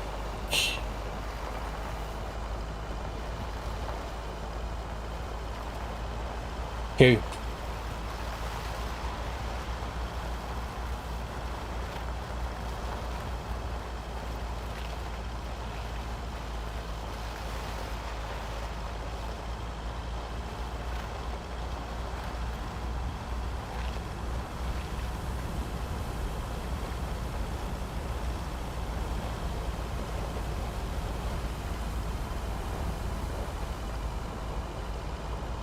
So great, yeah, this game is... Ow.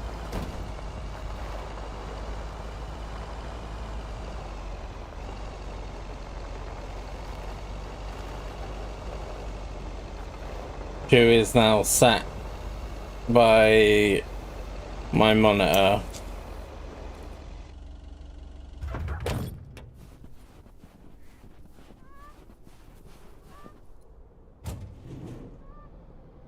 For a 2 Lake Road.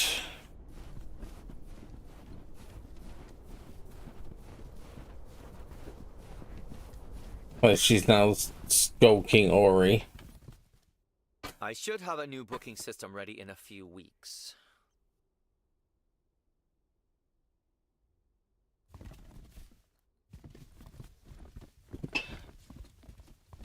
Wait. Oh, it's... Hang on, guys.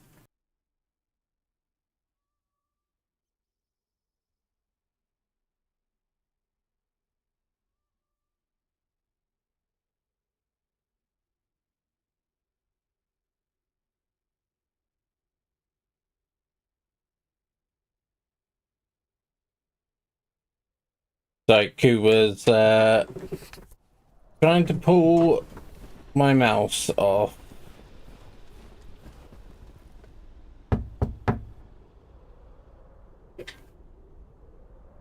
P.O. Tuxedo Service.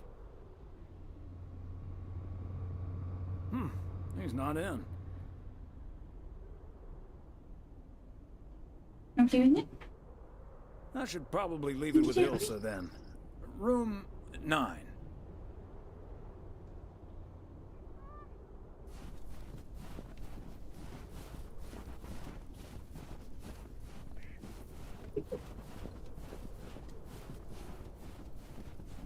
I wonder if he's gonna be down here with Ilsa.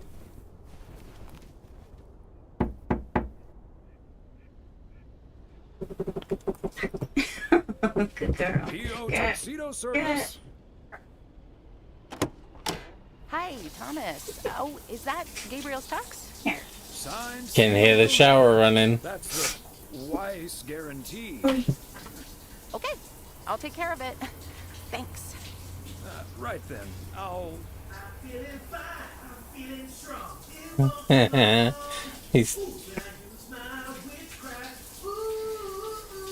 He's singing from the shower.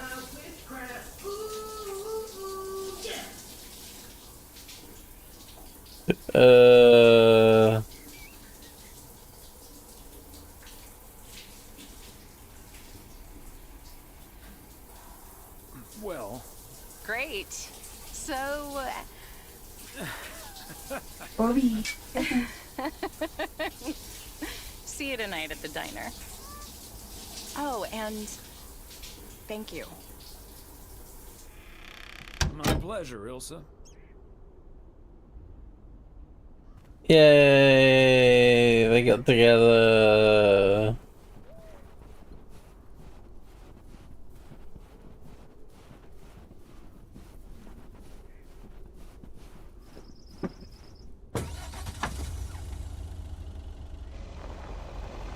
Right.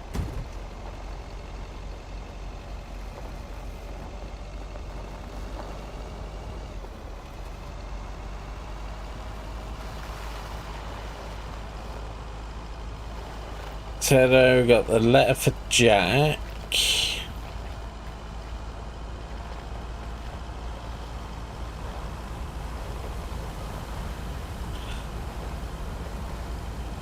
Bobby. And then it's back over to by the post office.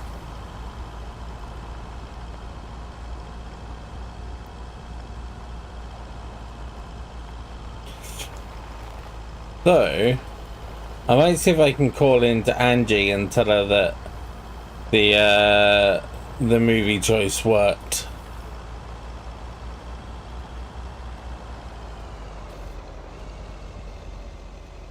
See if that's a thing.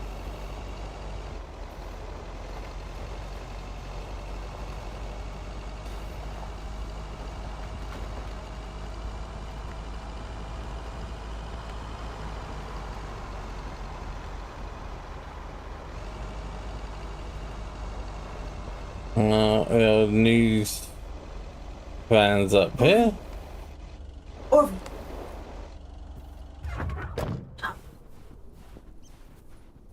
I'm guessing there's going to be a cutscene.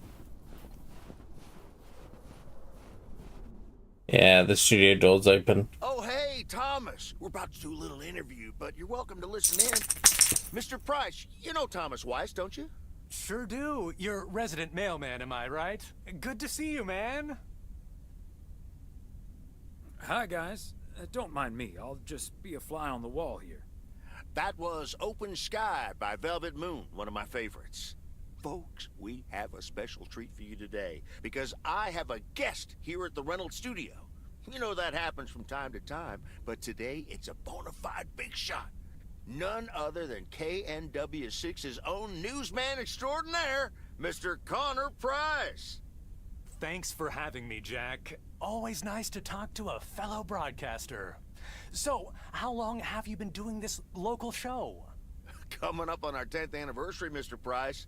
But you've been at KNW6 for longer than that, no? Yeah, it's been... Gosh, can you believe I started there way back in '66? As a segment producer on Portland Rise and Shine. Still remember the title of my first item, too. Is Poplin Still Poppin'? That's a great title. And yet, this is the first time you've come to Providence Oaks.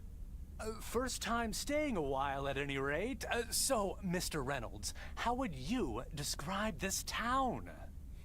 Well, I'd say it's a... Hey! Wait a minute.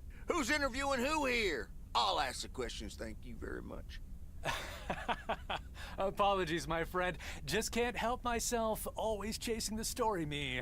It's the commitment I've made to our viewers. The price guarantee.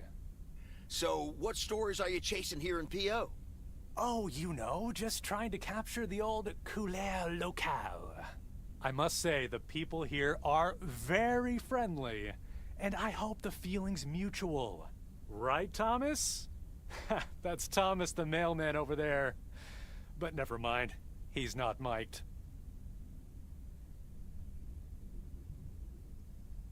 Well, Mr. Price, we did get off to a rough start. You don't say. Because we happen to have a little section called P.O. Positive or Pet Peeve. You might have heard of it? Can't say I have, but I do like the alliteration. Well, Lucinda Boyle called in a pet peeve yesterday, saying you were quite rude to her when she asked you for an autograph. Well, I'm sure that was a misunderstanding. See, I must have been on a really tight schedule, because otherwise I'd do anything for a fan. That's... The price guarantee, right? Sure.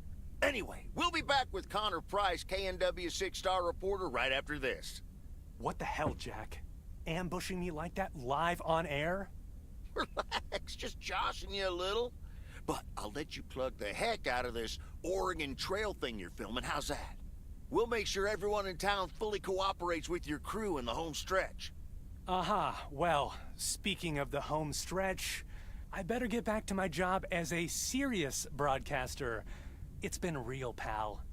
Can you believe this guy? Sheesh. On broadcasting being slightly obnoxious? You just had the full Jack Reynolds experience. Congratulations. You've just had the privilege of the full Jack Reynolds experience. Huh. That's the thanks I get for stopping by amateur hour. Sorry you had to witness that, Thomas. Made for good radio, though. While it lasted, anyway. I'll see you at Moe's tonight, yeah? You don't want to miss what Frank's been cooking up. Can't wait. See you there.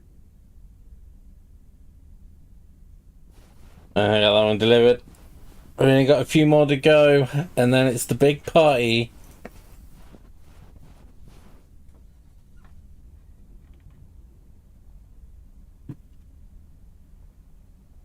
Oh.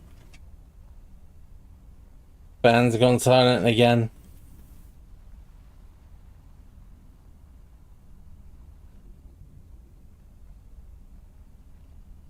What?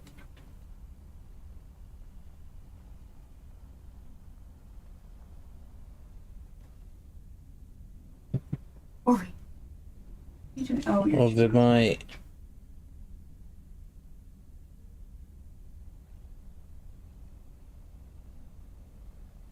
No.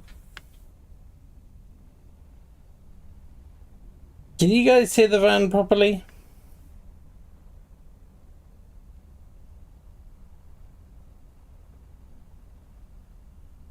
No. Okay.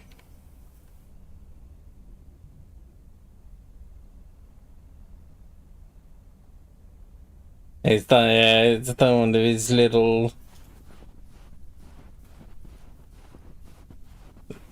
Sam. Oh, I almost forgot the parcel.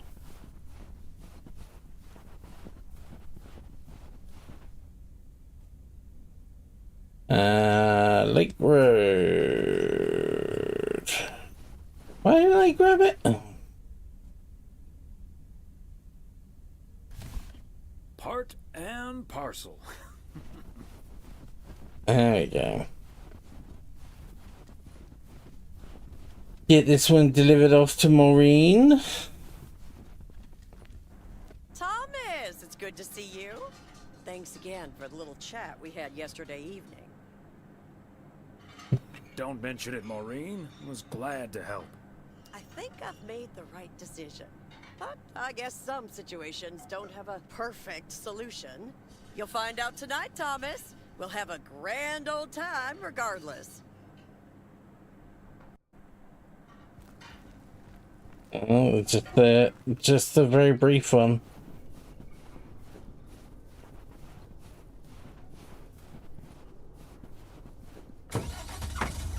There we go. Now we can hear the van again.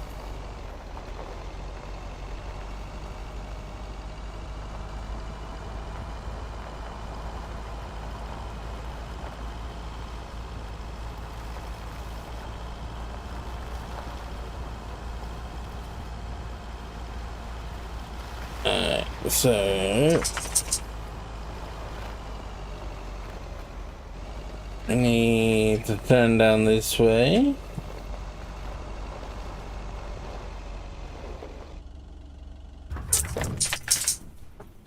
Should be this house. Yes. Another satisfied customer. Unless it's Bill's.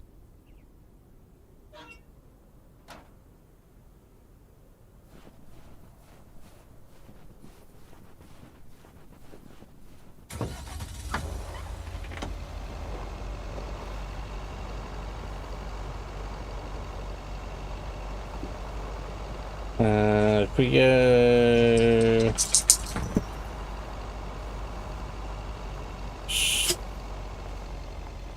straight over and do these ones first. There we go.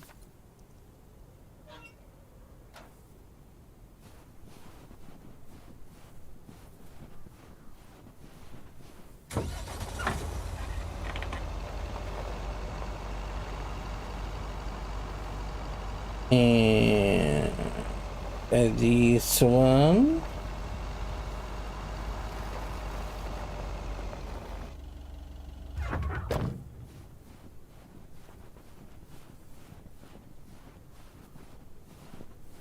Fancy handwriting on this one.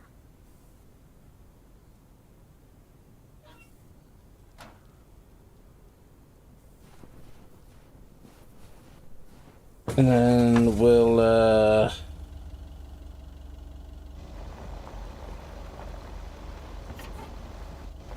swing it around again.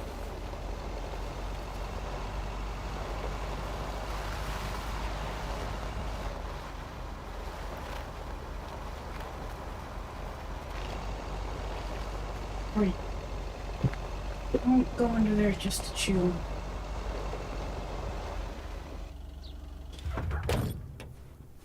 Well, we got one letter and two parcels? Or was that two letters and one parcel? Customer. Unless it's Bill's. We got one and one. Me.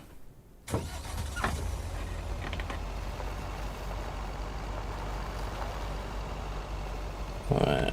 I wanna, as I said, see if I can tell Angie about the successful Yuki-kun? About the successful movie recommendation. I'm not saying it's wrong, and I'm not saying it's right. But do you Never forget, Thomas. Be kind, rewind. Oh, no. story? At least it is to me. Sadly not.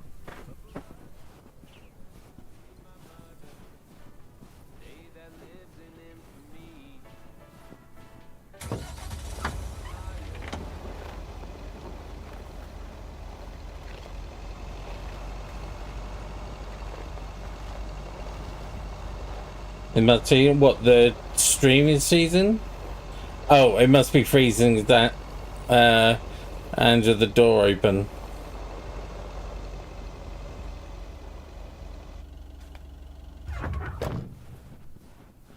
I thought you were saying that the stream was freezing.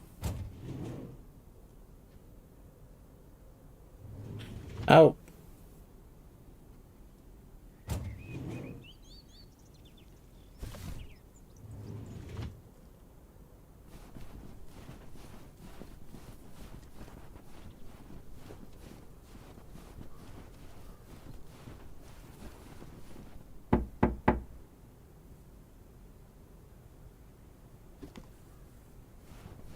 Drop that off.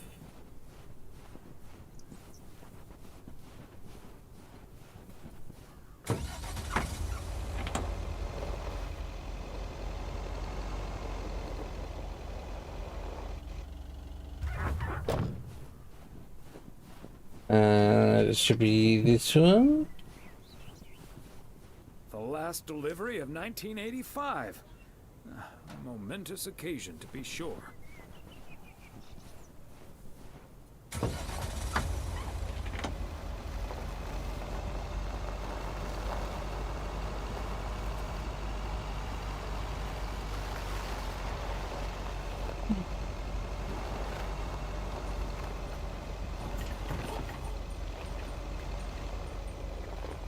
Corby.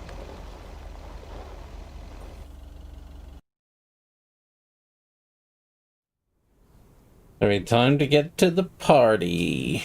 Guessing we're gonna hear from Meredith first. Hello? Hi, Meredith. It's the Weiss family again. We wanted to wish you a happy new year before we're going to Moe's. Hey, thanks. We've got a little over an hour left here before it's 1986. You'll watch out for those fireworks, won't you? They're so unpredictable. I will. I'll probably stay inside anyways. We've got 4 more hours to go, but Happy New Year! I'd rather be early than late. Are you going anywhere to celebrate? Thanks, Dad. We're all a bit drained after making the deadline. Some guys from the office were going to do a ER Kung Fu tournament, but I didn't feel like it. A Kung Fu tournament? On New Year's Eve? Yes, Mom, it's a video game. But Tess and I are going to watch Trading Places instead at my place. I think that New Year's Eve is overrated anyway. People seem to think it must be the best night of the year, but all you usually get is a lot of drama and a solid hangover. My New Year's resolution was not to make a big deal out of New Year's Eve anymore. And it looks like I'm not going to break it. But don't let that ruin your evening. It won't. We'll have a good old party. I totally understand you, Meredith. My best New Year's Eve was actually one I spent all by myself. I don't know why, but that night I've never felt more at peace. And most parties aren't worth the hangover anyway. Maybe that's because you usually forget half of what happened. Sorry, Meredith. Your father's memory needs a little grease between the hinges. Like starting the car in time before going to Moe's? Bingo! Okay, guys, I won't hold you up. Have a great evening, and a Happy New Year. Love you.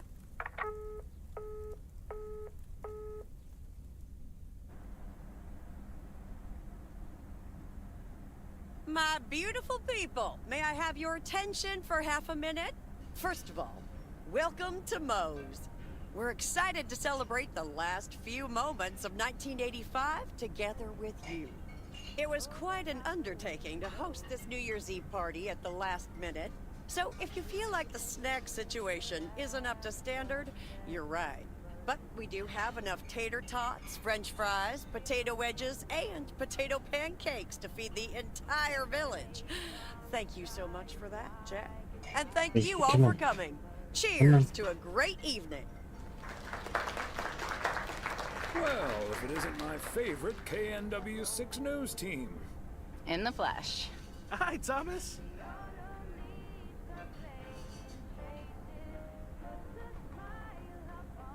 Darndest thing. I've had this song stuck in my head all day.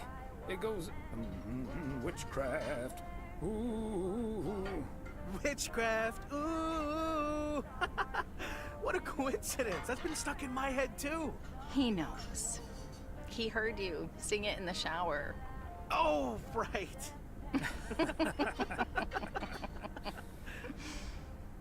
Elsa Richter, ladies and gentlemen.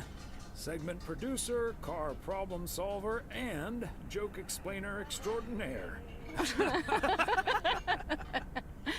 There we go.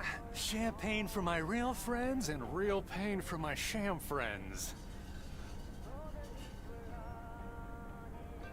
Hello, Mr. Price. So, is the segment on Providence Oaks in the can yet? Almost, my friend. Still have to shoot the countdown to the new year. Hopefully that gives us the ending we need. I've been promised a spectacle. Easy on the alcohol there, Connor. We still need you on camera. Can't have you slurring your words. Slurring my words? Whatever do you mean, Elsa? Quit fooling, you guys. It's getting close to midnight. Let's set up and get ready. Showtime. Okay, getting into character. See you on the flip side, mailman. Hi, honey.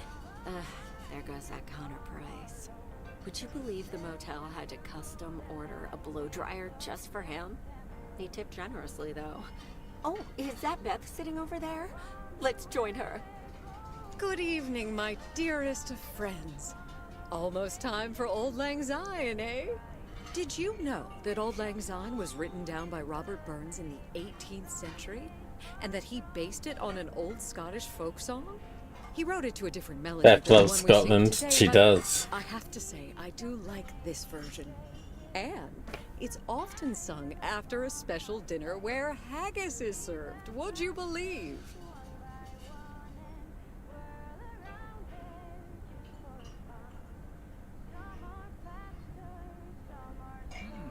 Haggis, eh? Hence the workshop. Your grand scheme is coming together nicely. Making that haggis was something else. It ended up tasting quite nice, once you got over the fact it looked like something caught on your shoe. Or an inside-out sheep. Oh, Thomas. What? It literally is. All joking aside, my friends, now that a new year is upon us, I feel a moment of thanks is in place. I know I've kept my situation from you for a while, but now that it's out in the open, I honestly don't know why I didn't share it with you sooner. Pride, I suppose. But I feel so much better now. So thank you, my friends. That's what we're here for. Glad we could be there for you, Beth. And thank you for opening us to us. We'll always be there for you. But you have to let us in first. I hope you'll remember that when you're in Georgia. Definitely. In fact, it's my new resolution for 1986. Along with letting go and seeing where life takes me. What about you, Emily? Any resolutions? Well, less work and more fun, I suppose. Now that this guy Matt is joining the motel, I am looking forward to a bit more quality time. What about you, honey? Oh, a long holiday might be nice. I'd like to head out to Meredith next year. A year with you is all I could ever hope for, dear. Oh, I love you too, Big Bear. Should old acquaintance be forgot and never brought to mind? Well, whatever the future brings, this old acquaintance here will be hard-pressed to ever forget you two. I hope that's a good thing. And we'll be sure to bring ourselves to mind. Same here, Beth. Absolutely. We wouldn't be able to forget you if we tried. Not that we tried, of course. And like you said at Christmas dinner, even if the reasons for change are sometimes out of our hands, let's focus on the new beginnings that come along with them. And what better time for new beginnings than New Year's Eve? Attention, folks! It's showtime! If you want to see the biggest fireworks show west of the Rocky Mountains, you better be standing outside in about 10 minutes. That's my cue. From a little spark may burst a flame, as Dante once put it. But I need to visit the ladies' room first, or I'll turn into a pumpkin. See you outside. Isn't she marvelous? I'm so happy for her, but I am going to miss Bethany. So will I. Seeing a parcel addressed to the bookstore always brightened my mood. It makes me feel a bit melancholic. Even more than I usually am on New Year's Eve. This odd feeling of looking back and forward at the same time, and now I'm doing that over a much longer period than just the coming and going of the year. I know what you mean, and there's nothing wrong with that. That's something to look forward to. I like to reminisce about all the things that happen. It's good to have something to look forward to. And we sure have something to look forward to, don't we? I guess that's what's most important in life. Let's enjoy the here and now instead. Our wise and beautiful daughter just taught us not to demand that this should be the best evening of the year. But we're allowed to try it, right? So this is where my speech ends, my dear husband. And now I need a glass of champagne. I'll drink to that. And to you. And all the good things the new year will bring us. Maureen, I need champagne. For me and my beautiful wife. You got it, sir. Just grab your glasses and join me in the bottle outside. It's less than a minute now. 20 seconds on go, Mr. Price. Go. And so, 1985 draws to a close. With mere seconds left in the year, I've been told this little lake town will strive to end 85 with a bang. In 10, 9, 8, 7, 6, 5, 4. Holy Toledo! Ilsa, are we getting this? Somebody check on Frank!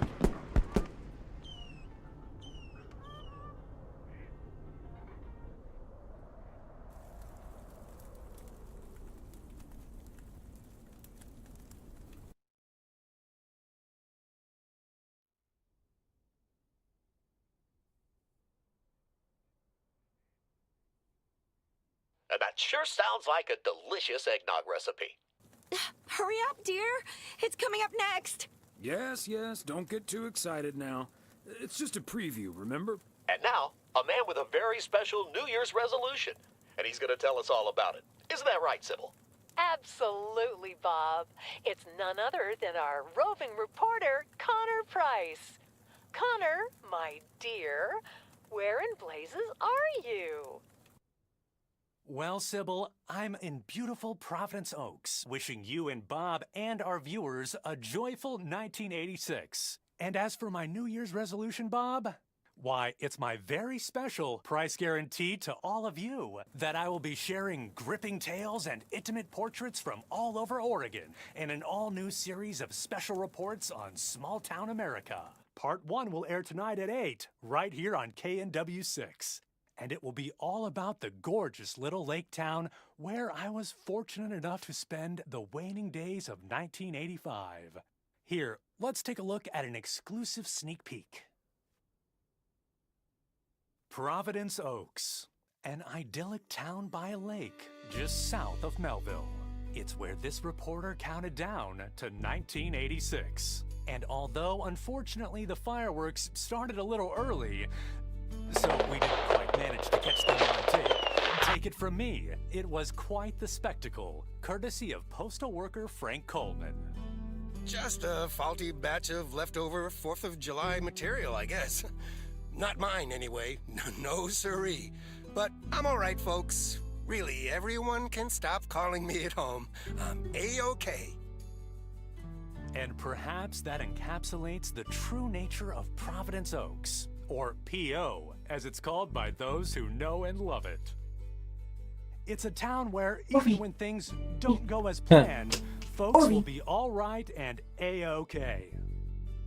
Under the cast, it's got all of their names. Because it's supposed to be like the credits for this. Creepy from the outside, but trust me, there's always so much stuff to do and take care of. Ugh. A town where generations have grown up. It's a great place to raise kids, and also a great place to have been raised as a kid. myself, I mean. Back when I was a kid, being raised here. Was that okay? A town where patience is still a virtue. To be honest, I'm not entirely sure if this is where I'll find what I'm looking for. But I do know I can keep looking here for as long as I want, and that feels great. A town full of unique individuals that, deep down, have more in common than you'd think. The average Providence Oakian probably doesn't exist. We do tend to keep to ourselves until someone needs us. Then we show up. Always. A town you can't help but love. You know, I just think it's the best place in the whole wide world. Sue me. And where everyone has a story to tell. To me, it's all about the people. Because... Yes, well, leave it to the mailman to say it best. This is home. Indeed. Providence Oaks, like so many other places in our great state of Oregon, is a small town with a big heart. A price guarantee production. Price, KNW6 PO.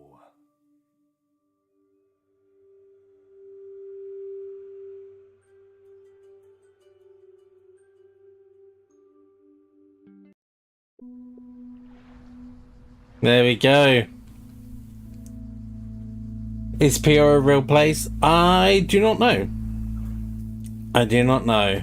But there we are. There is the Lake DLC. I've had so much fun playing through Lake with you guys, and then the DLC as well. Such a beautiful game. Absolutely beautiful game. But next week we will be starting on the playthrough of the definitive edition of Ori and the Bifrost, as well as next Sunday we'll start the Rude playthrough for this one. So thank you guys for coming and hanging out, and I will catch you all next time. Bye guys. Bye guys.